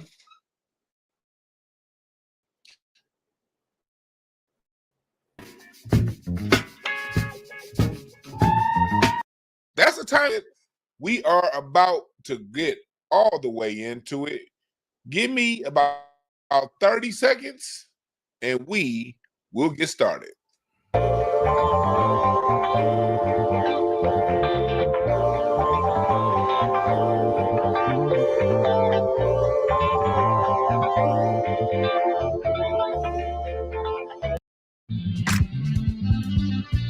Yes, it is the payback.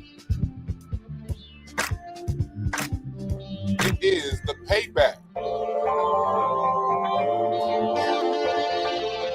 We about to talk about this whole situation going on right now.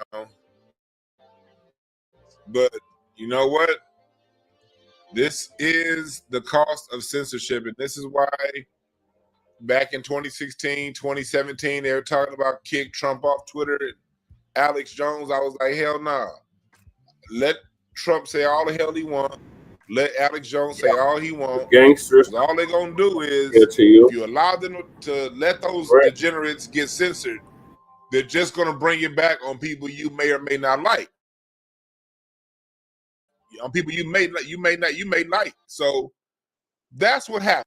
It is that time. It is that time in America, and black folks, stay out of it.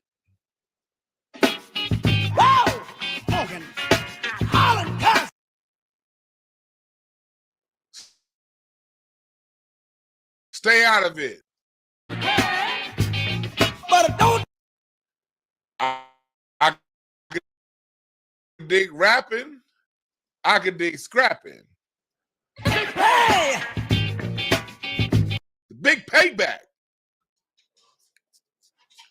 It's the big payback. So what am I talking about here? All right, let's break it down. What's up? With that being said, welcome chat room. Thank y'all for joining. What's up, Iron Will? It is what it is. Essentials. Great Black Sharks. Salute to you, my brother. King, Mogul Mays, Denise. I can't say hi to everybody. Sherelle Bryant. Can't say hi to everybody because I want to get into it. I told y'all before, I hate when I be watching other YouTube shows and I'm like, God damn it, get to the content. Back to the chat room. Let me get to the content.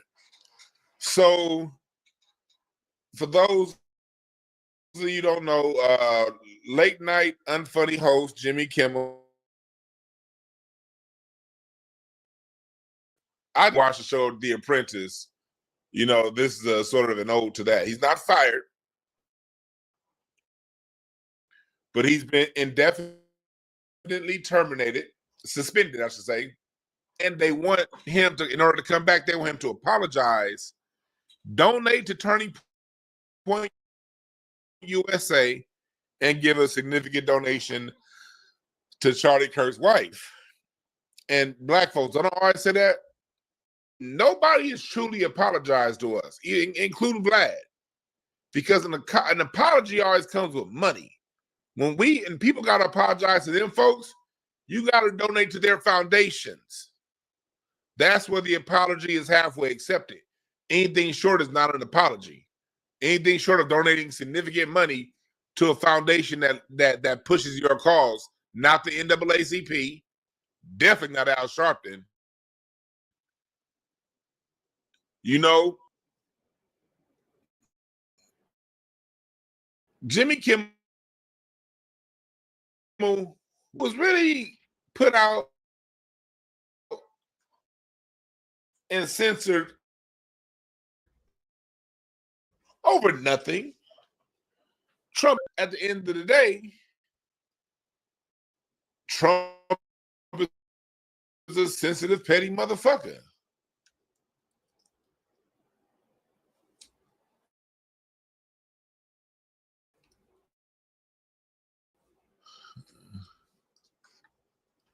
Let me see, where is it? Let me see if I look on Twitter. Here it is.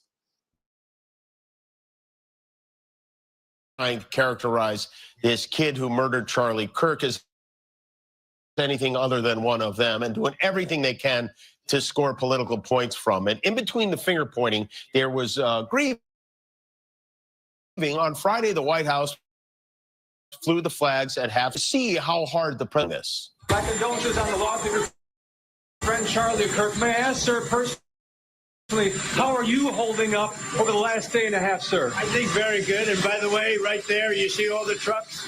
They just started construction of the new ballroom for the White House, which is something they've been trying to get, as you know, for about 150 years. And it's going to be a beauty. Yes. Okay. He's at the fourth stage of grief, construction. Demolition is not how an adult grieves the murder of someone he called a friend. This is how a 4-year-old mourns a goldfish, okay? So that right there is what got Kimmel indefinitely suspended. All right? So you say, okay, that's petty. And what I don't like is the fact that Attorney General Pam Bondi recently talked about this censorship.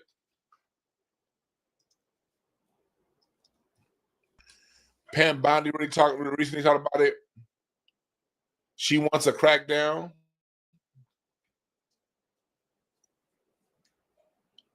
And so what we're starting to see is the right is starting to use a term that was coined by the left, and that's hate speech.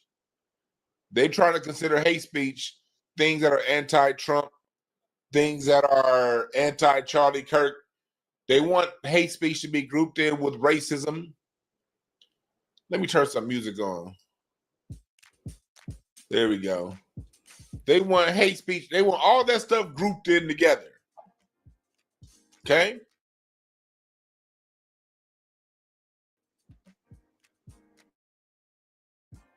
And this is one ugly ass broad right here, Pam Bondi. He sucked her way to the top. Here you go. I'm not saying she has. I don't know. I'm just saying it. Look at them neck wrinkles right there. The neck muscles getting white. Look at what's going on around her mouth right here. Talk about somebody who got their job through nefarious means, huh? I digress. I'm just saying her lips are stretched out. That's all. Anyway, she wants to cut down on free speech. So we're seeing the right go to free speech real hard. How this is censorship, this is bad, and it is. But remember this about politics. The Republicans and the Democrats, and they use our emotions to want to make rash decisions on one side, not thinking about the blowback and the consequence. The law of the grave you dig, it will be a grave that you probably sleep in.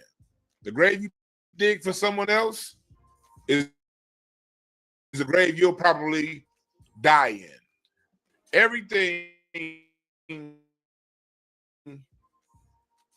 falls through the 7 laws. And the law of correspondence, the law of polarity, the law of cause and effect, these laws are always at play, even socially. Why am I bringing this up? During the Trump years, the first Trump years, well, we take this back to, let's take it back a little further. Let's go back to Obama.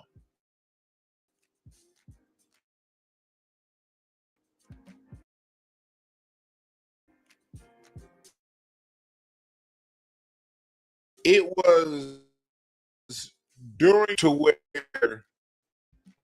I want to be provocative, but before the Obama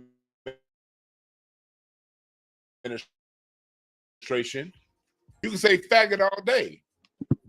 Nobody cared. It was sometime during 2008-9. I remember they had the commercials on TV. It was an NBA commercial like Grant Hill, Steve Nash. Hey, don't say the word gay. Don't use 2000. It was normal to say, oh, man, that's gay. And there was no pushback. He was like, yeah, whatever. It was like it didn't mean anything. During the Obama administration, it went from, saying 2012, people started, the word basically went from a normal word that you didn't have to look over your shoulder that you said in 2008 to by the time 2011 came, it was like, you better not say that word. Chat room, do you remember? There was an incident at a Laker game, 2011 season, where Kobe Bryant got called for a foul by referee Bennett Salvatore. And referee Kobe went to the bench, fucking faggot. Kobe said that. And then Kobe penalty for something that was never a penalty before that in basketball. On a basketball court, people said that word left and right. People, this is a history lesson. This is talking about, because societies change every 20 to 25 years. Every 20 to 25 years, society shifts and we're in new societies. So we're now dealing with a time where we're leaving the old society, we're coming into the society that we're in right now, this polite society. Kobe got suspended, and Kobe got made an example of to the foul. You could hack the shit out of your car. That was the same season the Lakers ended up getting swept by the Mavericks because Pau Gasol played like a bitch. He was mad because Shannon Brown smacked Al. That you quit that season against the Mavericks. He was mad that Shannon Brown smacked. As long as about that, I'm a Laker in recess. He can leave. Really, the word is impolite to use this word to where now it's a hate crime if you use this word, and it started to become hate crimes. And then people online, the early days of online censorship, a lot of that was centered around LGBTQ. The earliest days of you getting kicked, like getting a strike on Facebook. On Facebook, I used to call Larry. Larry's name was Fagget on Facebook from the moment we became Facebook friends until the day I got a 30-day ban on Facebook for using the word. That was just I used to describe Larry. You know, it wasn't no offense to nobody that's of that community. Well, I can see how that community would be offended straight.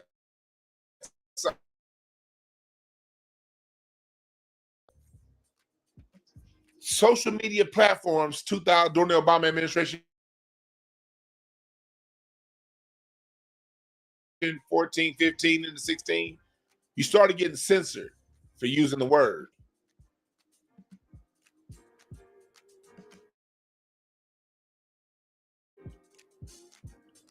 So now it's normalized, but a lot of your early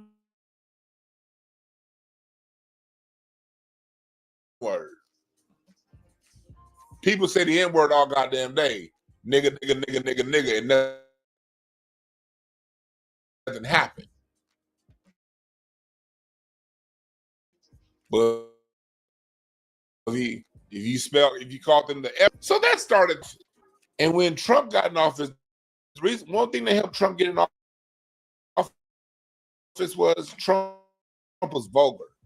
Trump represented the time you could say anything you wanted to say and get away with it. So when Trump came in around 2016, the left in 2015 basically changed how America communicated. Everything became politically correct. As far as it could go under Obama, to where they started criminalizing, meaning, so Trump came in and Trump started saying, I'm going to say whatever the fuck I want to say. And Trump started to get very vulgar. And the left that worked so hard attacking Trump and Trump supporters, you start seeing calls to get Trump banned off Twitter. They actually got Alex Jones banned off Twitter. Glenn Beck had gotten kicked off TV. Bill O'Reilly during that time. You saw a lot of stuff that was happening in media. And people were getting kicked off and censored on the right wing all throughout the Trump administration.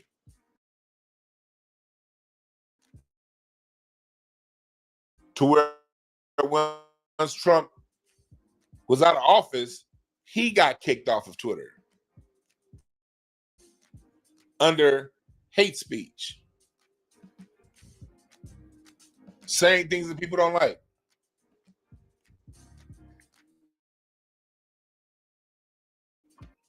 That he will fight back,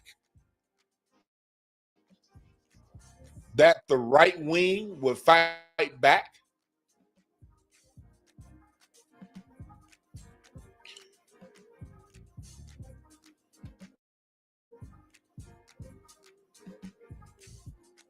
Crazy part about it is, when it came down to censorship, before Alex Jones got censored, now I remember to get kicked off the internet. If you was on the internet too, like me, I'm born in the 80s. 80. I'm born in 81, raised in the 90s. All before that, he'll be on Sally Jesse Raphael or Phil Donahue show. They would bring on Khalid Muhammad,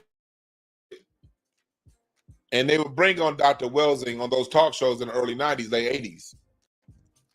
When Farrakhan hit that Million Man March, they, for the most part, X'd him off TV. You stopped seeing anybody that was real and black after the Million Man March, 1995.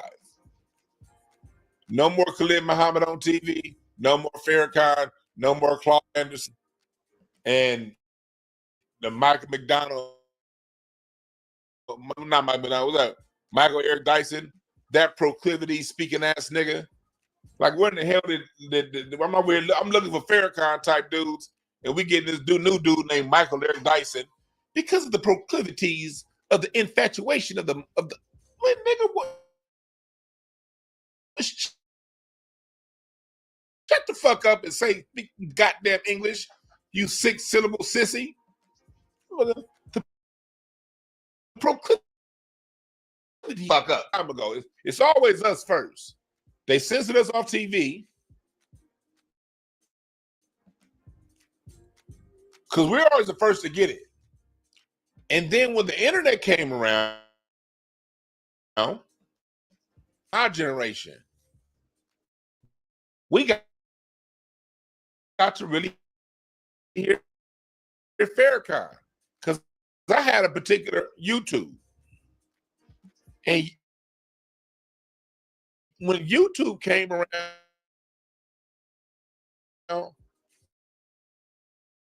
I got to hear Farrakhan speeches at length. And I was like, oh, he wasn't what they was telling me when I was a kid.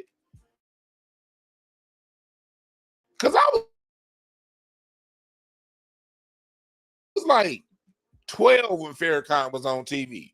Only thing I wasn't, ain't about listening to goddamn. I want to go outside and play basketball.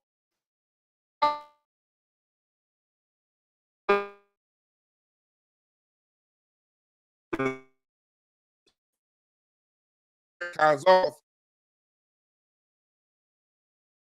really bringing Dick Gregory and Judge Joe Brown to the forefront. We all beat TV, Brother Ronald Hurd's channel. Hearing about Delbert Blair, Phil Valentine, and we got re-engaged with Khalid Muhammad. We got re-engaged because the internet was open. Well, when they started to close the internet off, Farrakhan was basically the first person that they kicked off the internet. 16, and it was lights out for Farrakhan. It was lights out for Farrakhan. And it was the black people, for you white folks, and people who say, well, we just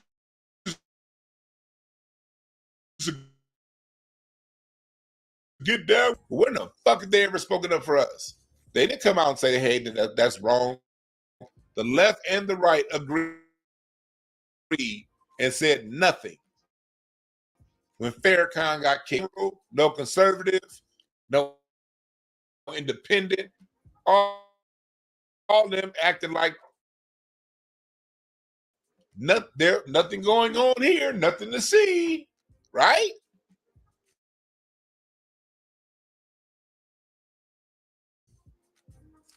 Right?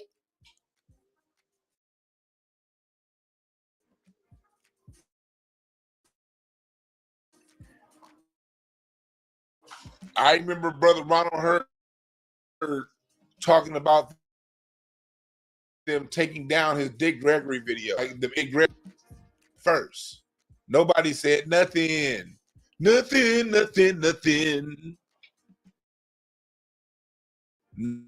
Nothing from.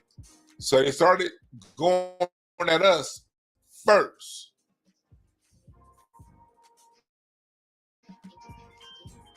And when everybody said nothing, then they went up to Alex Jones.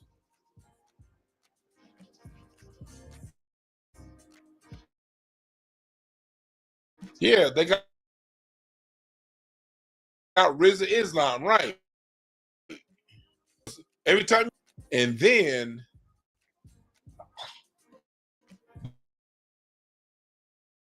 the pandemic hit. Oh, the left is in control. Biden is here. It started with you can't say the FAG. And then it went into you can't say vaccine. Don't say nothing. We couldn't say COVID-19. You couldn't say coronavirus. These words were censored. You had to say the C-19. Here on this channel, I would call it the Wompty Weps. I called the virus the Wompty Weps because you couldn't say it.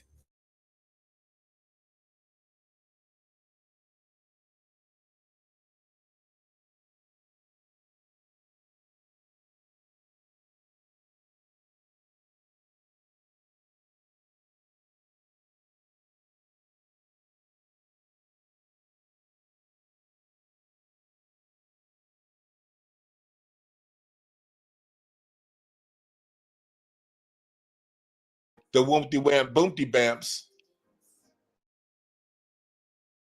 But if you spoke out and said something against the Wompty Wham Boomty Bamps, the left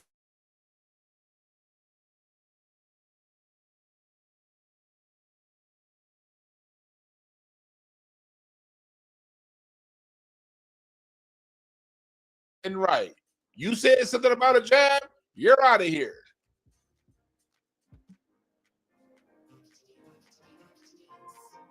And what they do is they play on your emotions.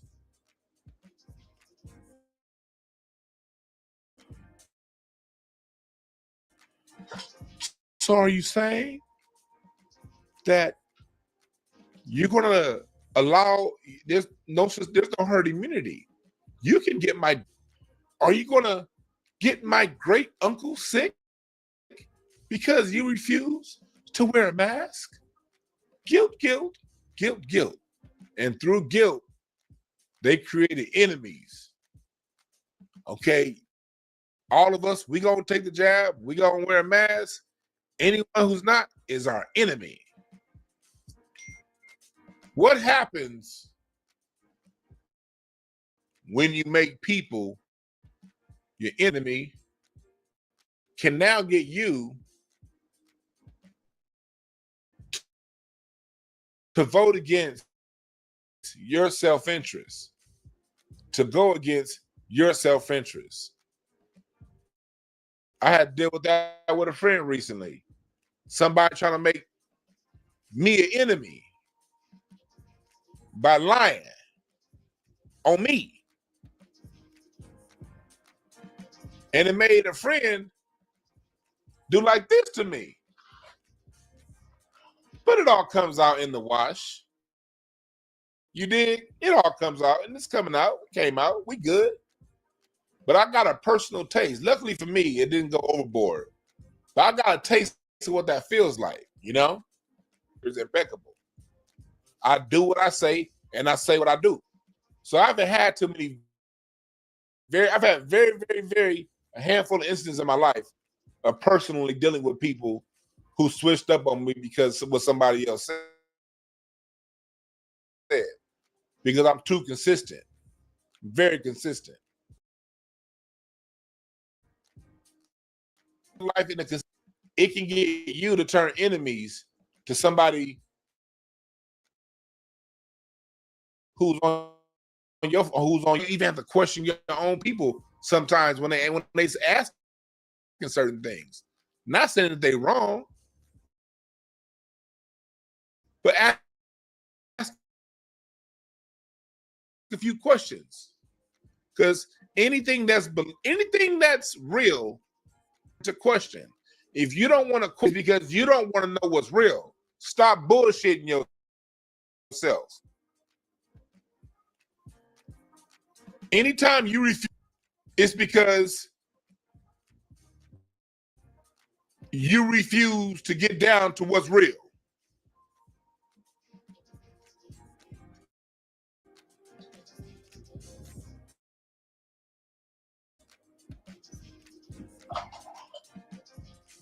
So, what? Some airplanes hit and fall.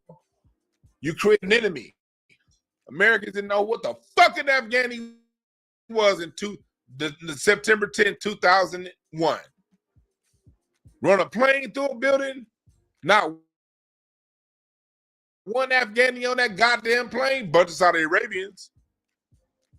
Got America scared. Got Americans afraid. And what happened? They passed the Patriot Act and put all them goddamn poppy fields down in Afghanistan. We still dealing with the Patriot Act to this day without being spied on. Watching me. Oh. And you keep saying that I'm free. Thank you, Jill Scott. Jill Scott dropped this shit before 9/11. She dropped this shit before the Patriot Act. And you keep saying that I'm free.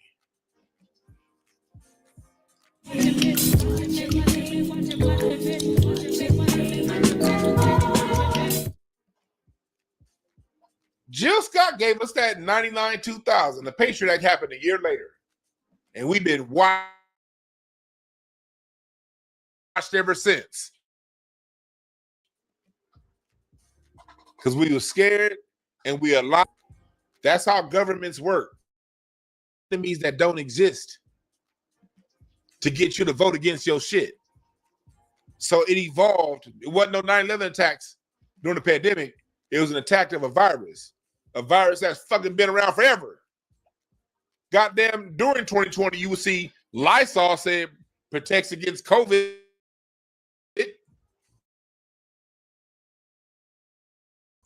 Shit been around.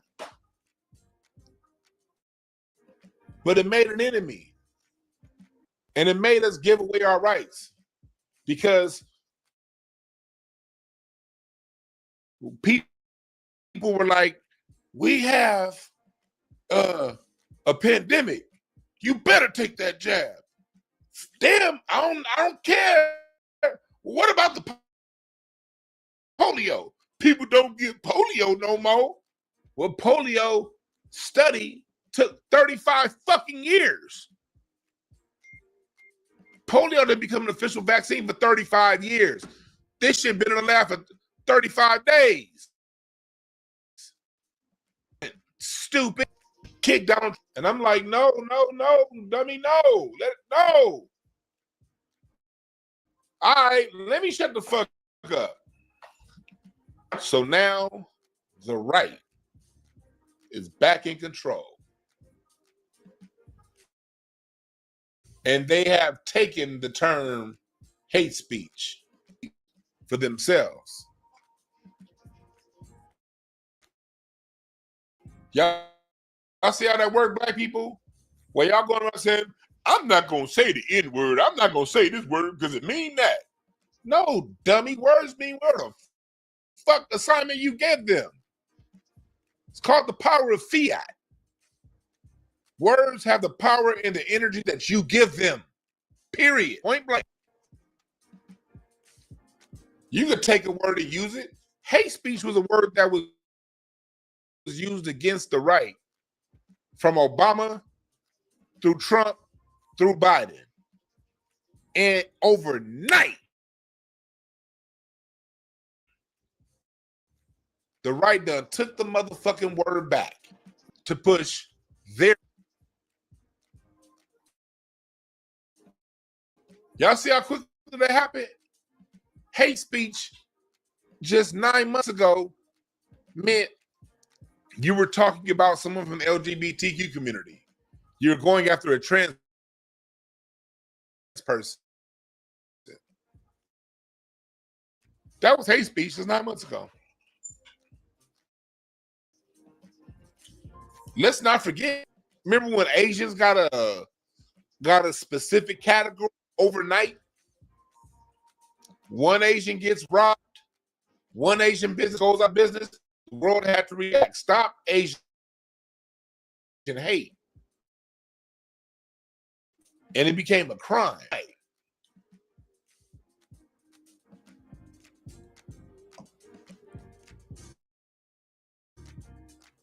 Before, that was just a funny joke. And then overnight, if you go, no disrespect to the Asians. Just teaching. Giving an example. Overnight.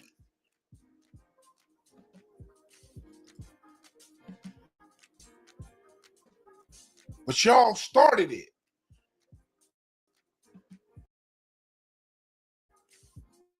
Y'all started it.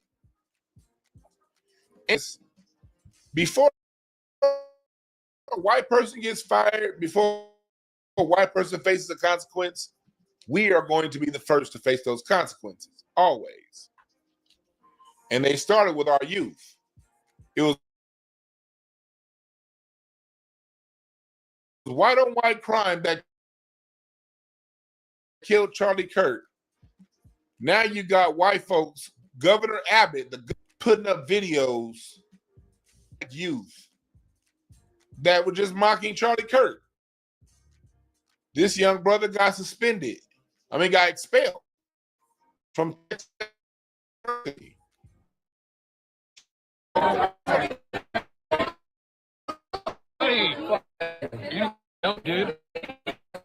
Heard that?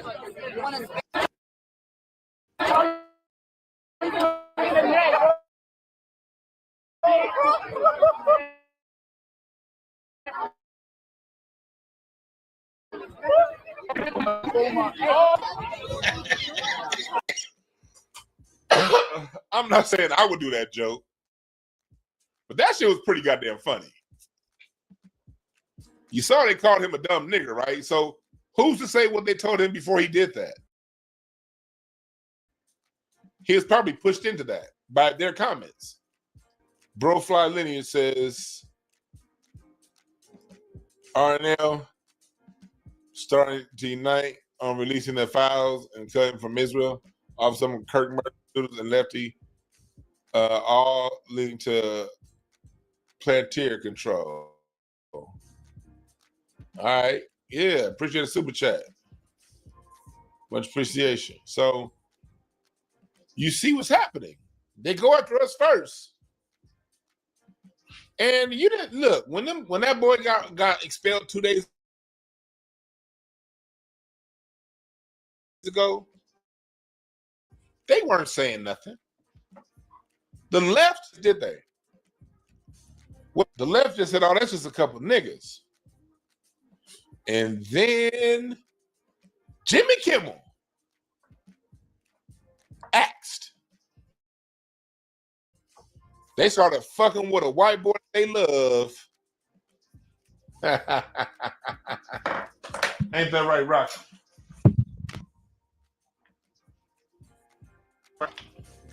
They fucking with a way that they love.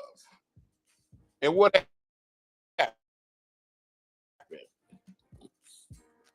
What happened, Rocky? Now everybody's fucked.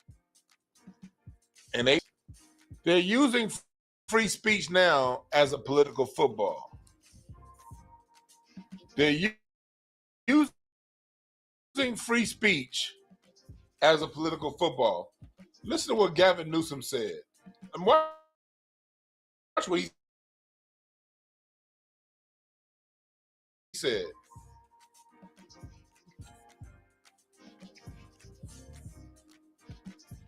I don't know if it was from his personal age.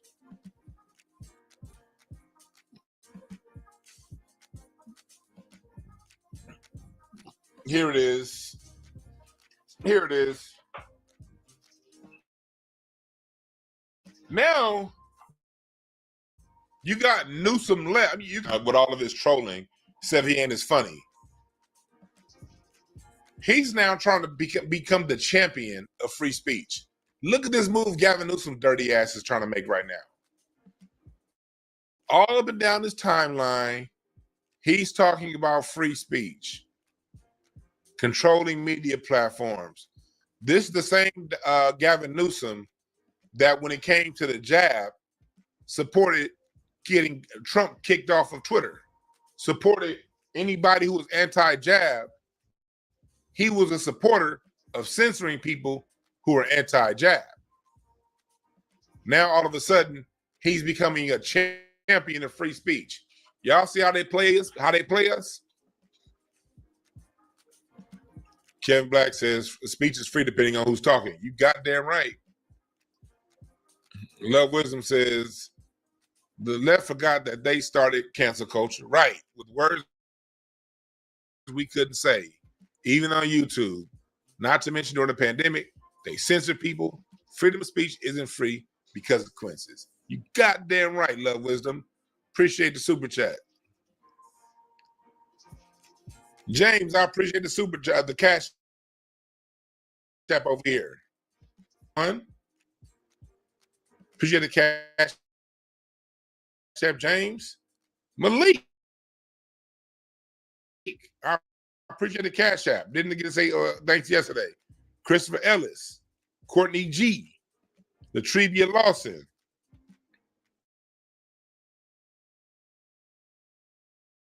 This motherfucker. Appreciate the cash app.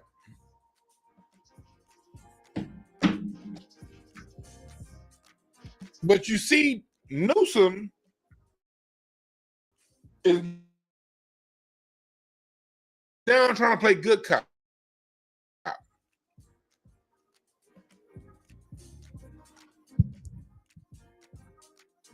Neither is good cop. They're both bad cop. To me, there's an item that they're going to go after free speech in our First Amendment right. The last time there was any major shift in free speech was, I think, 1969, when they're about to put up a major. So what they're trying to do is they're playing good cop, bad cop. When both sides, neither side want us to be able to talk negatively of government.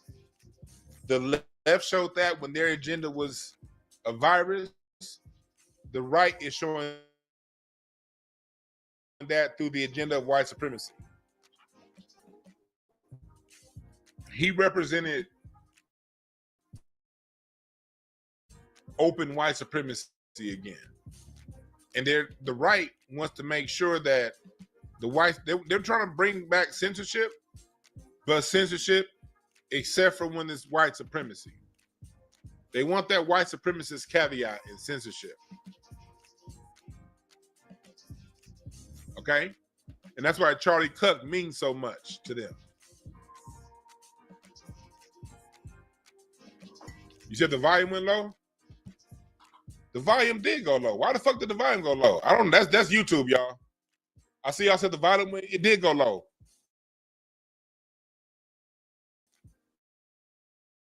It did go low. Like, y'all good? Is that it? Yeah, it did go low. How about now?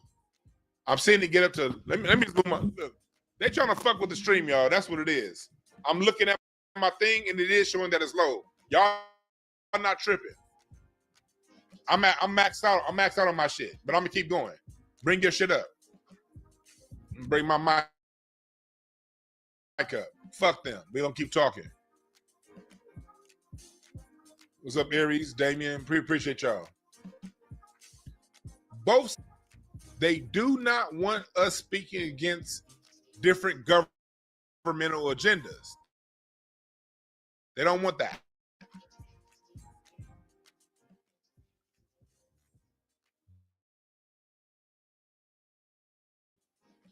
Whatever agenda that they're pushing, they want us to blindly accept.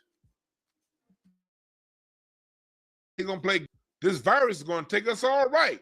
Let's all ban people who talks against it. Yeah, white.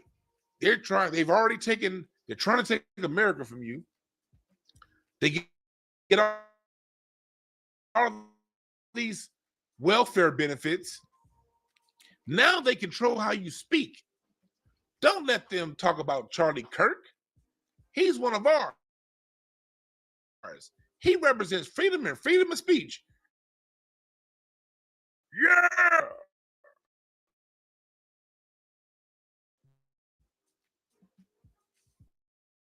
The game is to take all this shit from all of us.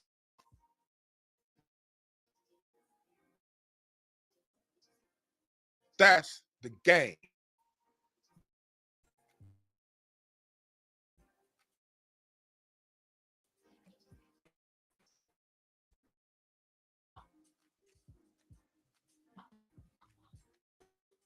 Like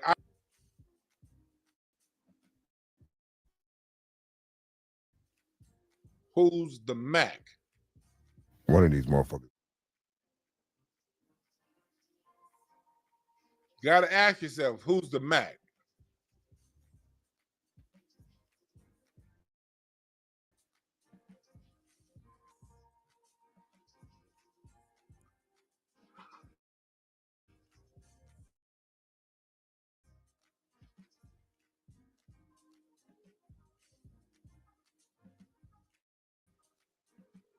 It's Ice Cube, and you know that I'm a Mac in my own right. When it comes to, Gotta ask that question. Who's the Mac?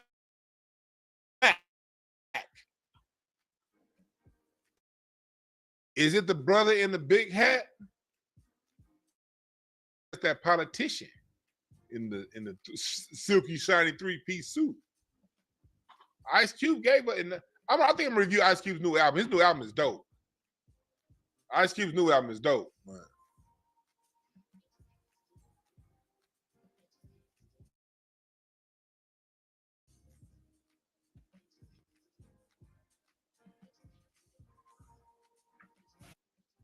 Cube told us, I want to kill Sam because he ain't my motherfucking uncle.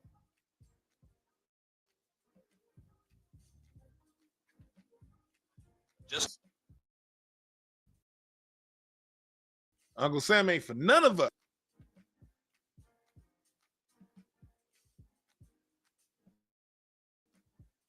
So when it come down to it,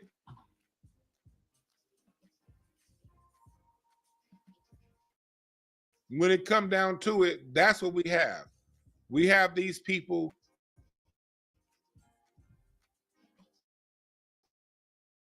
they got you because of some shit that they said about you, hating the other people, to where so much to the point to where you want to take their right to speak.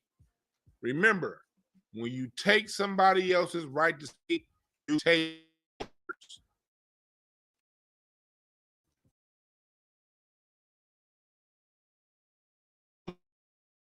of it.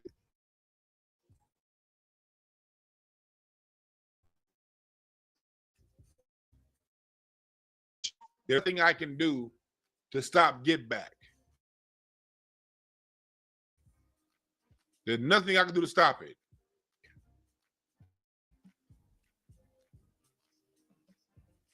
Nothing you can do about it.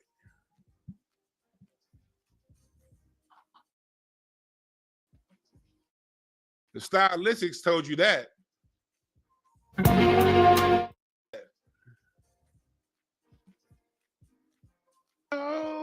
Dog, it's a dog. Payback is a dog. Music from the 70s that have you right, goddammit. And 90s hip hop will have you right.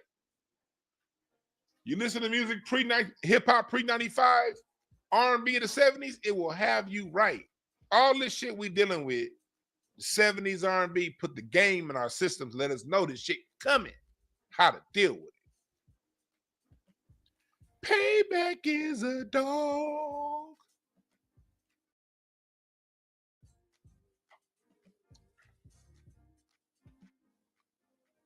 So it's nothing, black folks, we got to sit and grab our popcorn. But going to as we get into the fall, what did I say is going to happen late summer into the fall?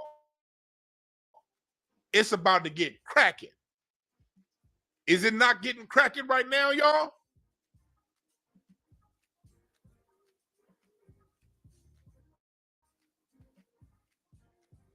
Sherelle Bryan make a great point. Jimmy Kimmel wore blackface back in the day. One, that didn't get him banned. Matter of fact, wearing blackface got him a late night TV gig.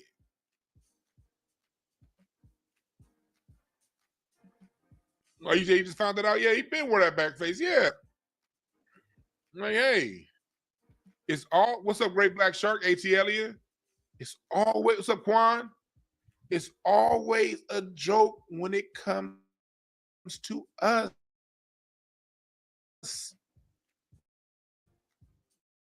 Black people, we got to understand this.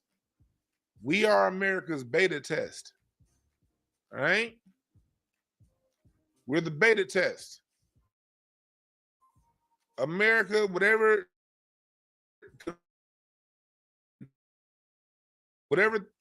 because the world and the rest of America is insensitive to our plight. The world is insensitive to what America suggests us to. We come to find out that the crack epidemic was a government-run thing. Do you have any people like Candace Owens or Charlie Kirk going around talking to them? Bonnet wearing bras are the result of the crack generation.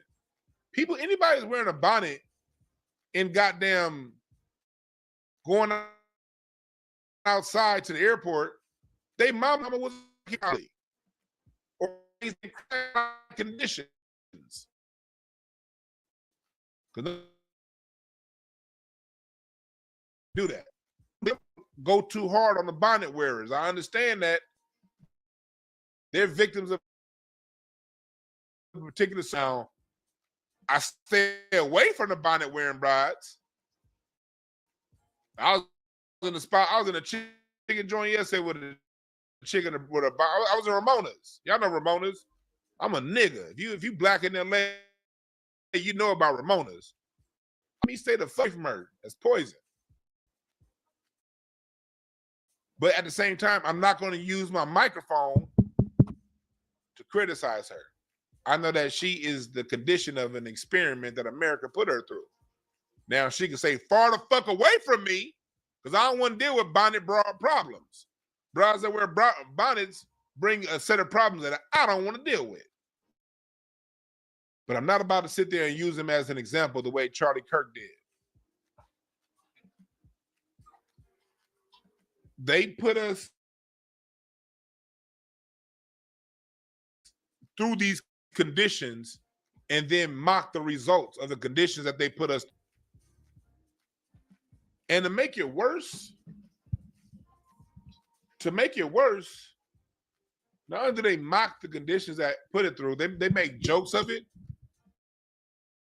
And it makes it really bad is these are the most sensitive bitches on earth. Let me get down to you right-wingers.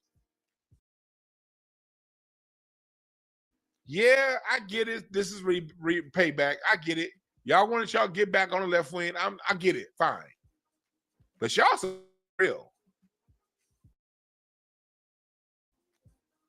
The way y'all crying, Megyn Kelly, Glenn Beck, it's the left, it's the right.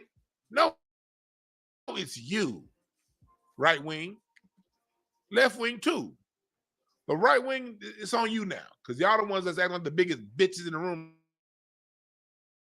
right now. Y'all talk about the left wing protecting gay people. Y'all acting worse? Crying because one person got shot. You know how many black people get shot? You know how much memory we have of Bunchy Carter? We can go down the line.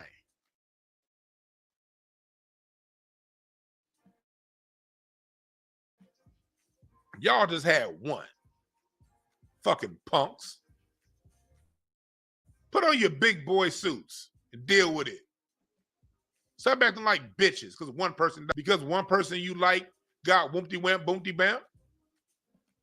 And stop always pointing at the left.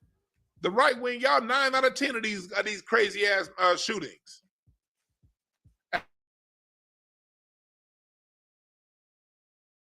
At some point, white supremacists, you're going to have to look in the mirror.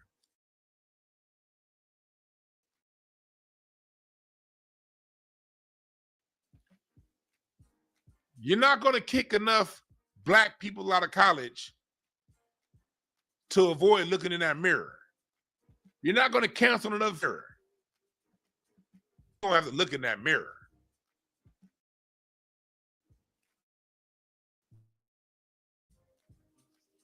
Bitches.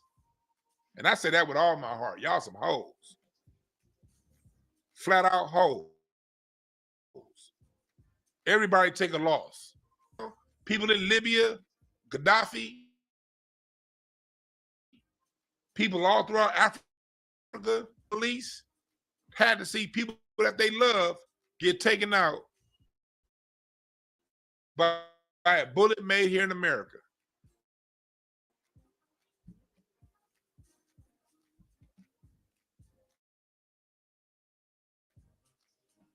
We live in a violent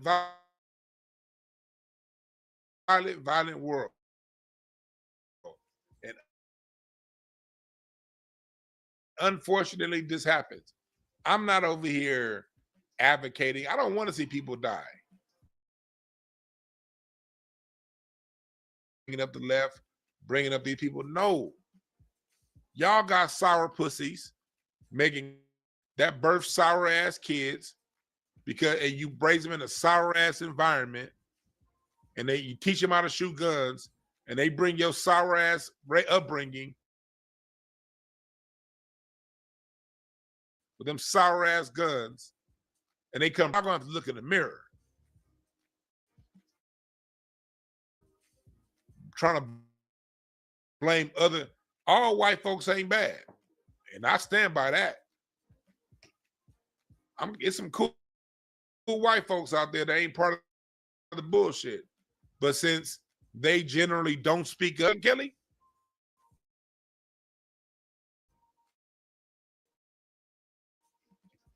I can't say nothing for them.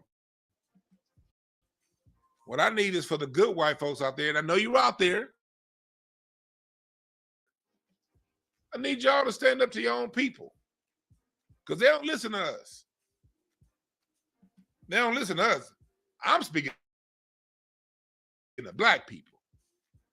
If you're a white adjacent, Asian, and you Latino, and you sympathize to speak to your people. Your people will never listen to me in 1,000 years.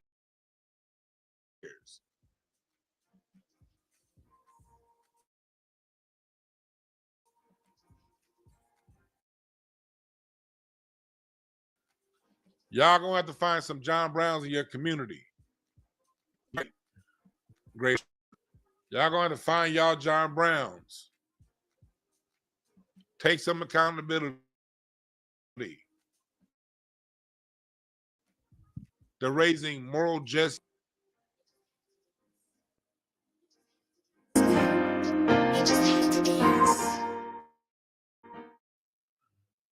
I got this to say before we get out of here.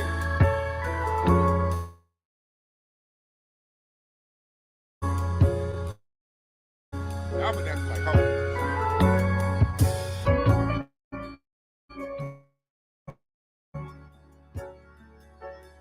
Don't be a hoe. Be a hoe.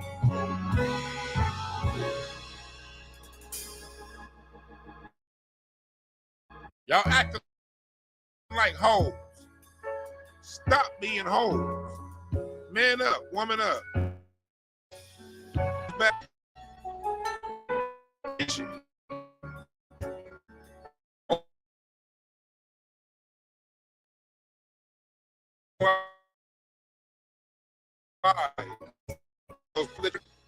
They start in the mirror. If you look anywhere beyond the mirror, you've been a hoe. And nothing gets done.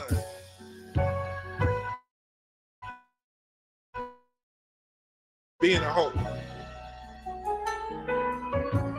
You sees a non-holy. Stop being.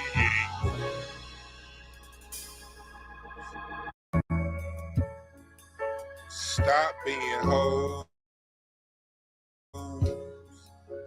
Stop being hoes.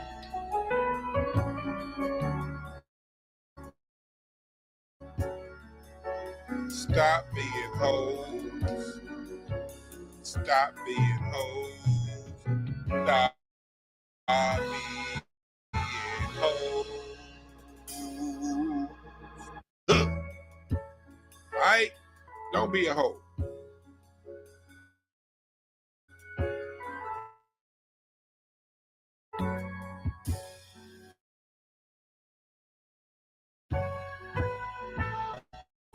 With y'all, I'll be on my phone talking to y'all live from my phone so I can read y'all questions. Right? So stop being hoes and understand that for the rest of us got to understand that the world, we have to be the leaders. This is where we draw back. We don't jump in the fight. But we keep saying what we have to say. It ain't about to censor me. You gotta be smart and not use certain words. But you keep speaking truth to power.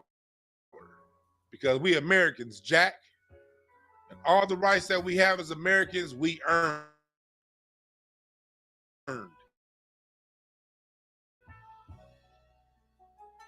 We earned these rights, and all rights must be defended. All come up to it just. And when that challenge comes, you face it down and take it.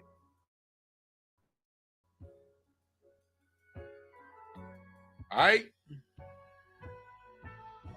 Thank y'all again for listening. And remember, there are no perfect messengers, only perfect messages for those willing to pick up the game. Incense and Ashtrays, y'all. On YouTube at Incense and Ashtrays, we're putting up, we're putting up clips to my lowrider interview I did with the lady who coined the term lowrider, Miss Berta Bell. And we're gonna put the full interview up on that channel. Ashtrays, find that right now. And music content is gonna be over on that channel. A lot of my music channel content, my music interviews, and my that kind of stuff is gonna be over on Incense and Ashtrays. All right.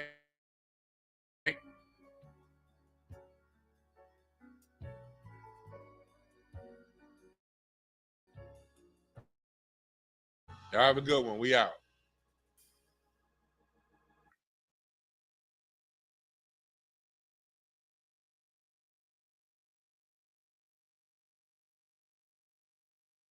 Donald Trump is escalating his authoritarian crackdown. Thought and it's like to be on the other side of Donald Trump's hammer. I've been targeted by him directly, and I've seen his playbook up close. In this video, I will expose how he plans to wield power to crush dissent, why he hates free speech, and what we can do to build an opposition movement to stop him. But first, make sure to like this video and subscribe to the channel to stay informed about how you, the most famous jailed dissident of the Soviet Union, he was a literary figure. He wrote novels. He was not an overtly political figure, but he was jailed because the Soviet Union could not tolerate in its midst someone who told the truth, someone who expressed himself subject to the Soviet. So he wrote, after he was released from jail, that one of the reasons he was put in prison in the Soviet gulag was because, quote, the lie has become not just a moral category, but a pillar of the state. If that resonates today, it is because Donald Trump is, if nothing else, a perpetrator of lies. And he wants those not just to, but he wants them to. I wrote a piece for democracy.net in which I said, quote, across agencies and departments, political appointees and career officials would be asked to harass those who opposed him through denials of government contracts, slowed services, IRS audits, and in the most sinister instances, criminal investigations and prosecutions. We have seen each and every one of those things come true. In fact, it's much worse than even I expected and predicted. From the White House itself, from cabinet agencies ranging from DHS to HHS, from the Department of Justice to the head in a new phase, that it is not enough that Donald Trump will go after his political opponents. It is not enough that Donald Trump will use the federal government to settle scores, but he is going to use the power of the federal government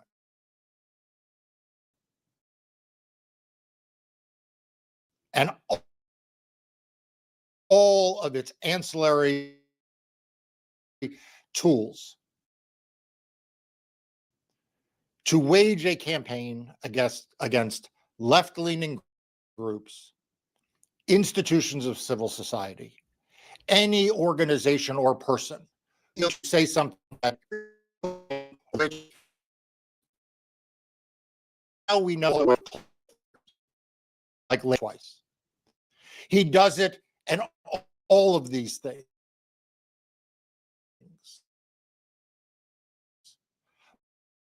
by saying out loud what he means. And while much of the legacy media ignores it or minimizes it or says he doesn't really mean it for him, take it literally over and over again. And unless those of us in the pro-democracy movement stand up and build a durable opposition, he is going to use the power of the state to crush dissent. All dissent, not just dissent around him and his political campaigns and Republicans' efforts to win in 2026, but anyone who dissents from anything that Donald Trump does not like. He is going to make the lie the pillar of the state. Now, look, I need you not to get despaired. I need you not to give up. And I need you to watch to the end of this video, because we're going to talk not just about what he is doing, but what those of us in the from in this objective destroy the big institutions of civil society. What were those? Those were law firms, they were universities, they were large media companies, they were business leaders, and they were the federal government. Now, it's interesting, the federal government, which he controls, was one of those institutions that people said, well, you know, things go, but the federal bureaucracy, is always there. It's protected. It is a guardrail. We heard all of that. Well, so what did he start with? He started with Doge. And what was Doge? Doge was never about saving money. Doge was never about efficiency. The whole idea that this was a department of government efficiency was a lie that he was trying to make the pillar of the state. It was about breaking the internal checks and balances, firing the watchdogs, getting rid of the experts, putting them out of the way so that Donald Trump could weaponize the federal government more efficiently. If you want to misuse data collected by the federal government, what do you have to do? You have to get rid of the people whose job is to safeguard the data. And what did we see? We saw these Doge contractors going from agency to agency to agency, firing the people who were telling them, no, you cannot access everybody's Social Security information. No, you cannot access all the Treasury Department's information. We saw this systematic effort to work to protect you and the American people from government excess. They were there to prevent the government from becoming a tool of oppression against the citizenry. And those were the first people to go. Now, they weren't the only people to go. We have seen experts get purged as well, right? We saw experts for why? Because if you want the lie, you need liars in office. And good civil servants will prevent liars from spreading their lies. I mentioned the law firms. Anyone who has seen my videos knows I have a particular disdain for the 9 large law firms that entered into agreements with Donald Trump to literally give him collectively $1 billion of free legal services, which he has now started to tap. You know, all of those legal giants who strutted around saying, oh, we made this deal, but it doesn't mean anything. It won't change anything. That was always bullshit. But now we know it's bullshit because we have already started to see reports of how Donald Trump is deploying these legal resources, not to help the needy, not to help the poor, not even trends or combat anti-Semitism, which was the nonsensical rationale that he offered. But no, he's using it to further his agenda. Anyway, I've had this beyond those 9 law firms is the legal establishment. Where are the large law firms? Why don't we see their names in captions in cases on behalf of migrants? Why don't we see large law firms in the captions in cases defending the people being attacked by this administration? Why aren't their leaders speaking up every day in favor of the culture of this democracy? Why are they remaining silent as we watch Donald Trump target the most vulnerable in cities around this country? Why are large law firms not standing up on behalf of the people who are being terrorized and who the federal government is persecuting and prosecuting? I'll tell you why. Because he got those 9 law firms to capitulate, and then he got another 90 law firms, 100 law firms, 200 law firms to say, hey, you know what? We're going to take a step back and we're going to cower in nothing. Trump doesn't notice us and we will simply stay silent. Well, this is a moment where silence is complicity, and they are no better than the law firms that overtly capitulated. The universities, you know, I'm watching Harvard every day like a hawk. Harvard is so far fighting in court, and Harvard won, and Harvard needs to keep fighting and keep winning. And the universities that have bowed down to Donald Trump, what did it get them? It got them shame. It got them a loss of the dignity. You know, the media companies told us a whole lot that their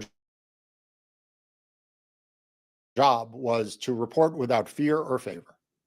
Does anyone believe that ABC News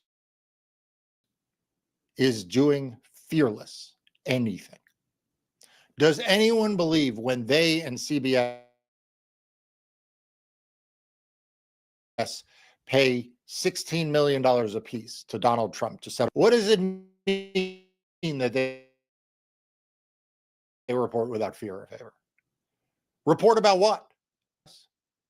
They're certainly not defending their employees who are being attacked unfairly by this administration.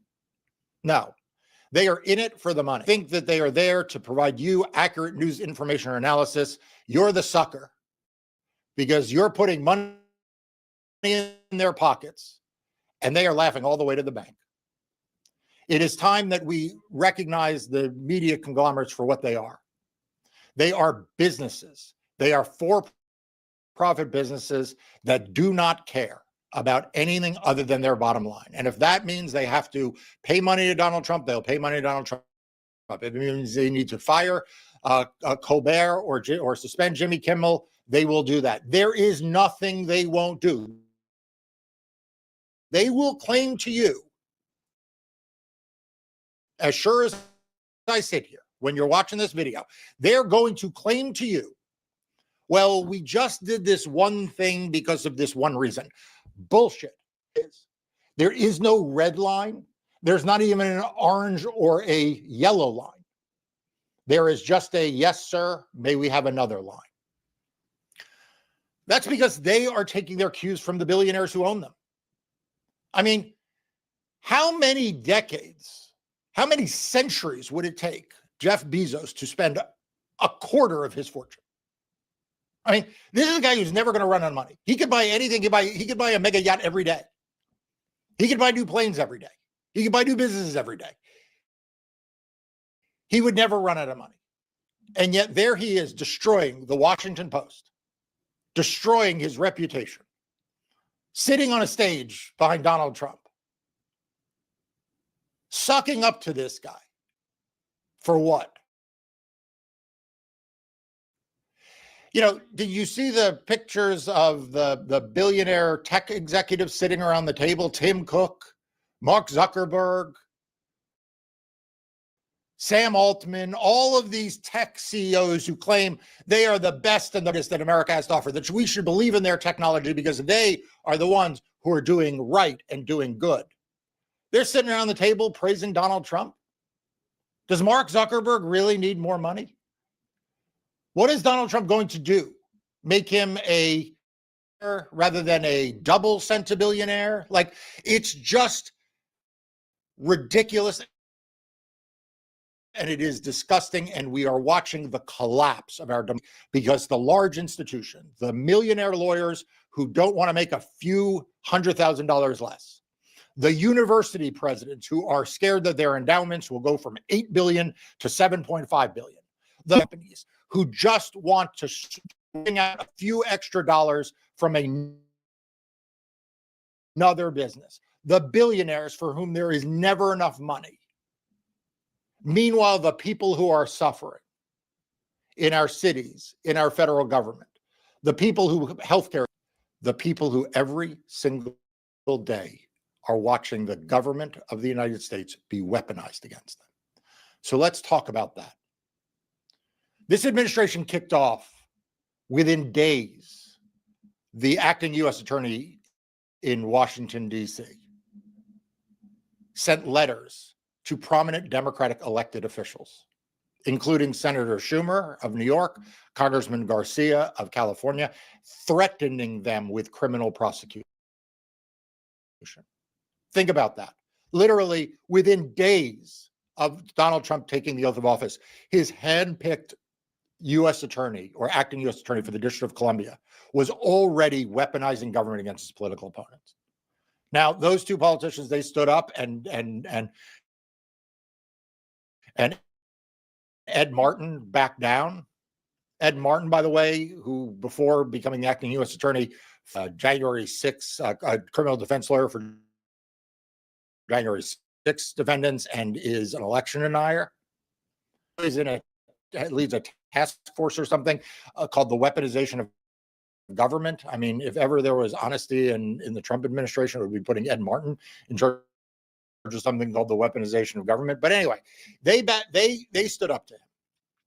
And then what do we see? We saw the Trump administration escalated through Alex Padilla, senator from California, to the ground for simply trying to ask a question at a press conference.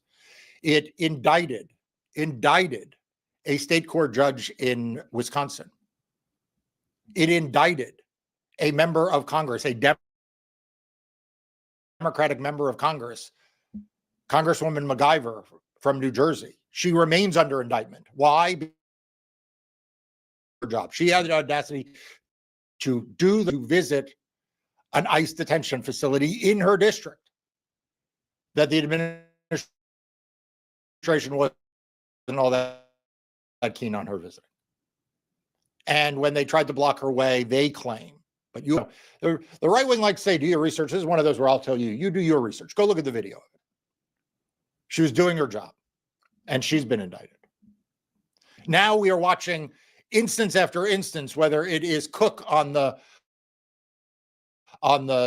whether it is John Bolton. Now, I know many of you don't like John Bolton. I'm no friend of John Bolton's.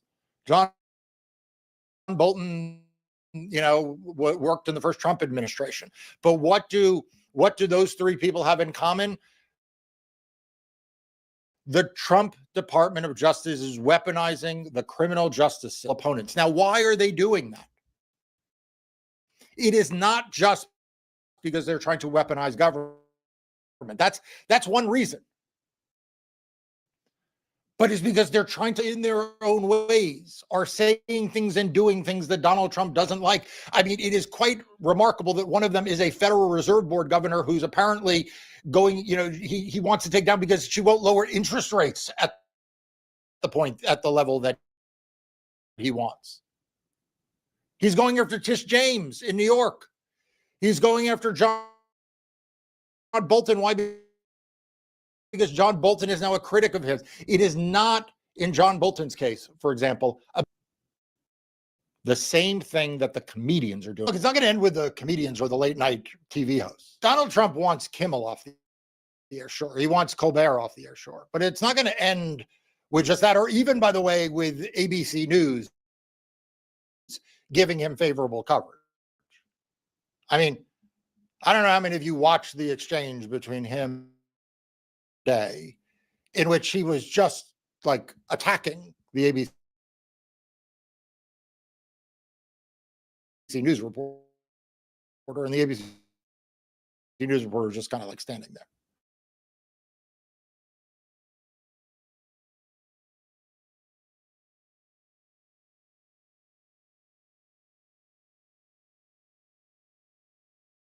Just go look at what Donald Trump has already said. Just look at what he's already said about broadcast licenses. And that's taking entire networks off the air. The NFL and like the local broadcasters gone. Because they lost their license.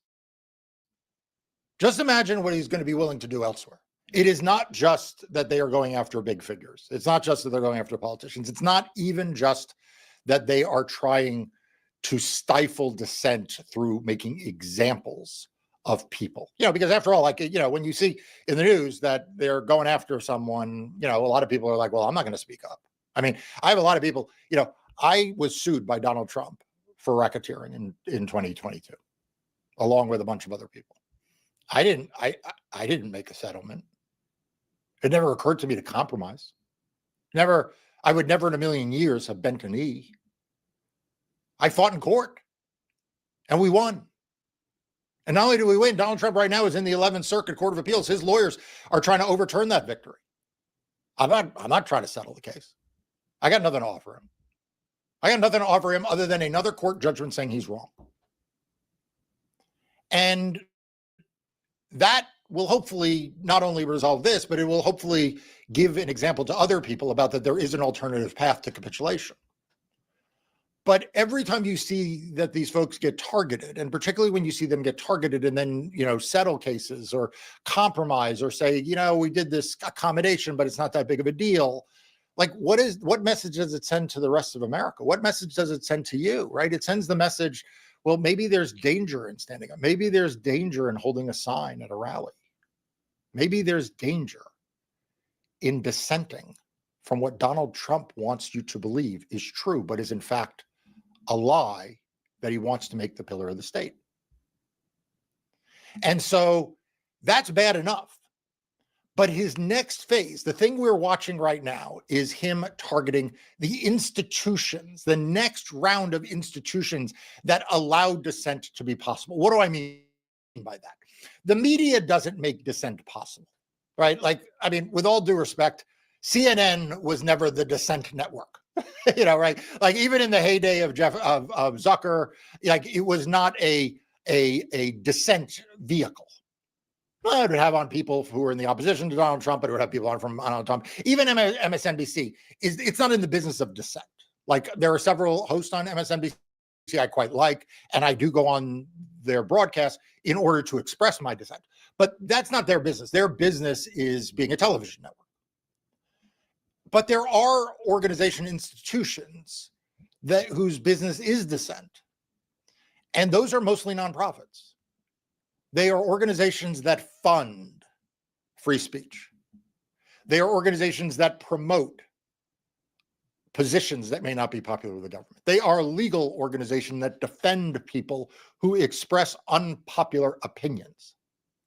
And this is where the administration is going next. Now, you don't have to take my word for that. Just take their word for it. Go read what J.D. Vance said. Go read what the Attorney General of the United States said. And of course, you can always read what Donald Trump says.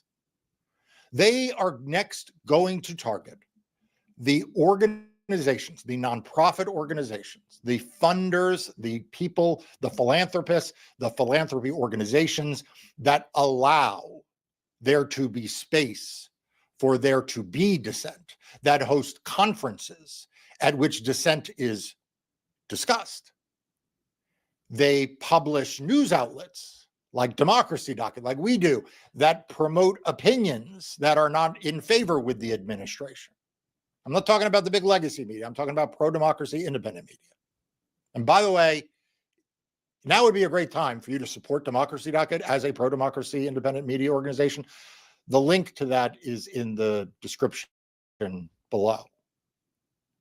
But if we don't support these independent organizations, it's going to be harder and harder to read dissent. But anyway, he's targeting the infrastructure that allows dissent to take place. What do they talk about? They say, well, there are these groups that are funding protests. Well, first of all, there really are not groups, quote unquote, funding protests. I mean, you've all been to protests. Did anyone give you a check? No, you showed up yourself, you marched, you protested.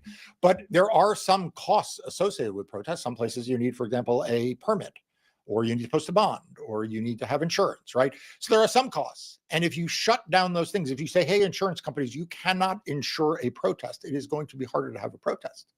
If you tell cities, we're not going to fund, we, the federal government, won't give you funding for your police if you, allow them to work overtime to defend or to monitor, to be involved in facilitating protests, like, it's going to get very hard. So there's a lot of things that the Trump administration is planning to do, is already doing, executive orders, policies, memorandum, internal plans. Some of them are public.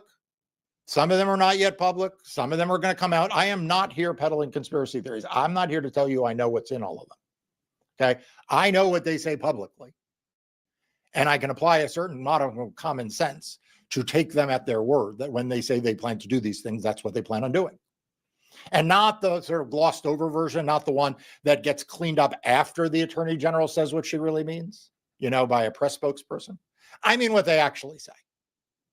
And we all need to be paying attention to the things they actually say. Because what is coming next is going to be this attack. So I mentioned they are going to go after nonprofit organizations.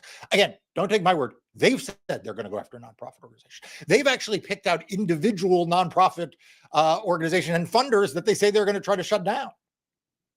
I mean, if that isn't chilling enough, I mean, if they can shut down a billionaire, what do you think they can do to you? What do you think they can do to me? What do you think they can do to democracy, docket? Right? So they've already said they're going to go after the big funders, the big nonprofits. Why? Because they don't want there to be dissent. They're going after the comedians. You know, one of the sayings that I have adopted and internalized comes from Andrew Breitbart, who was a right-wing publisher. He founded the publication Breitbart, but he was spot on right. He said, politics is downstream from culture. Politics is downstream from culture. You know, this is something many of us in the Democratic Party and the left, we don't always fully get right. We think policy is the most important thing. We think that if we lead with a series of good policies, the voters will come with us. They think that if we explain to them why it is that cutting Medicare is bad for them, if we explain to them that tariffs are bad for them, that will create more Democratic voters. And look, it does to some extent. I'm not faulting the people who talk about policy because policy should be important. But you need to understand politics is downstream from culture. Culture is the most important thing. When people talk about how, you know, Democrats should have gone on podcasts, what they were really saying is Democrats should have engaged in a culture and then talked politics, as opposed to the other way around. And so it is no coincidence that Donald Trump is targeting culture. He started by targeting culture through the Smithsonian museums. Remember that whole thing? Like he wanted to change the exhibits because he didn't want it to reflect negatively on the United States. He didn't want it to reflect positively on minorities.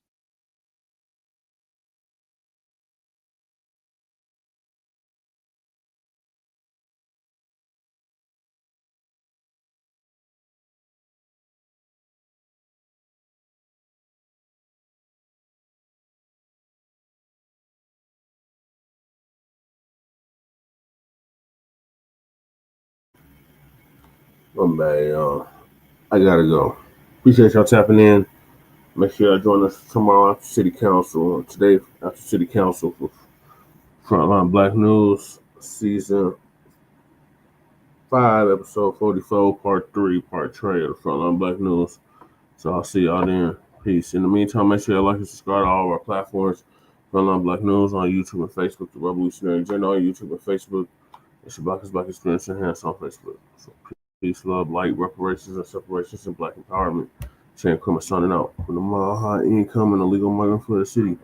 Peace.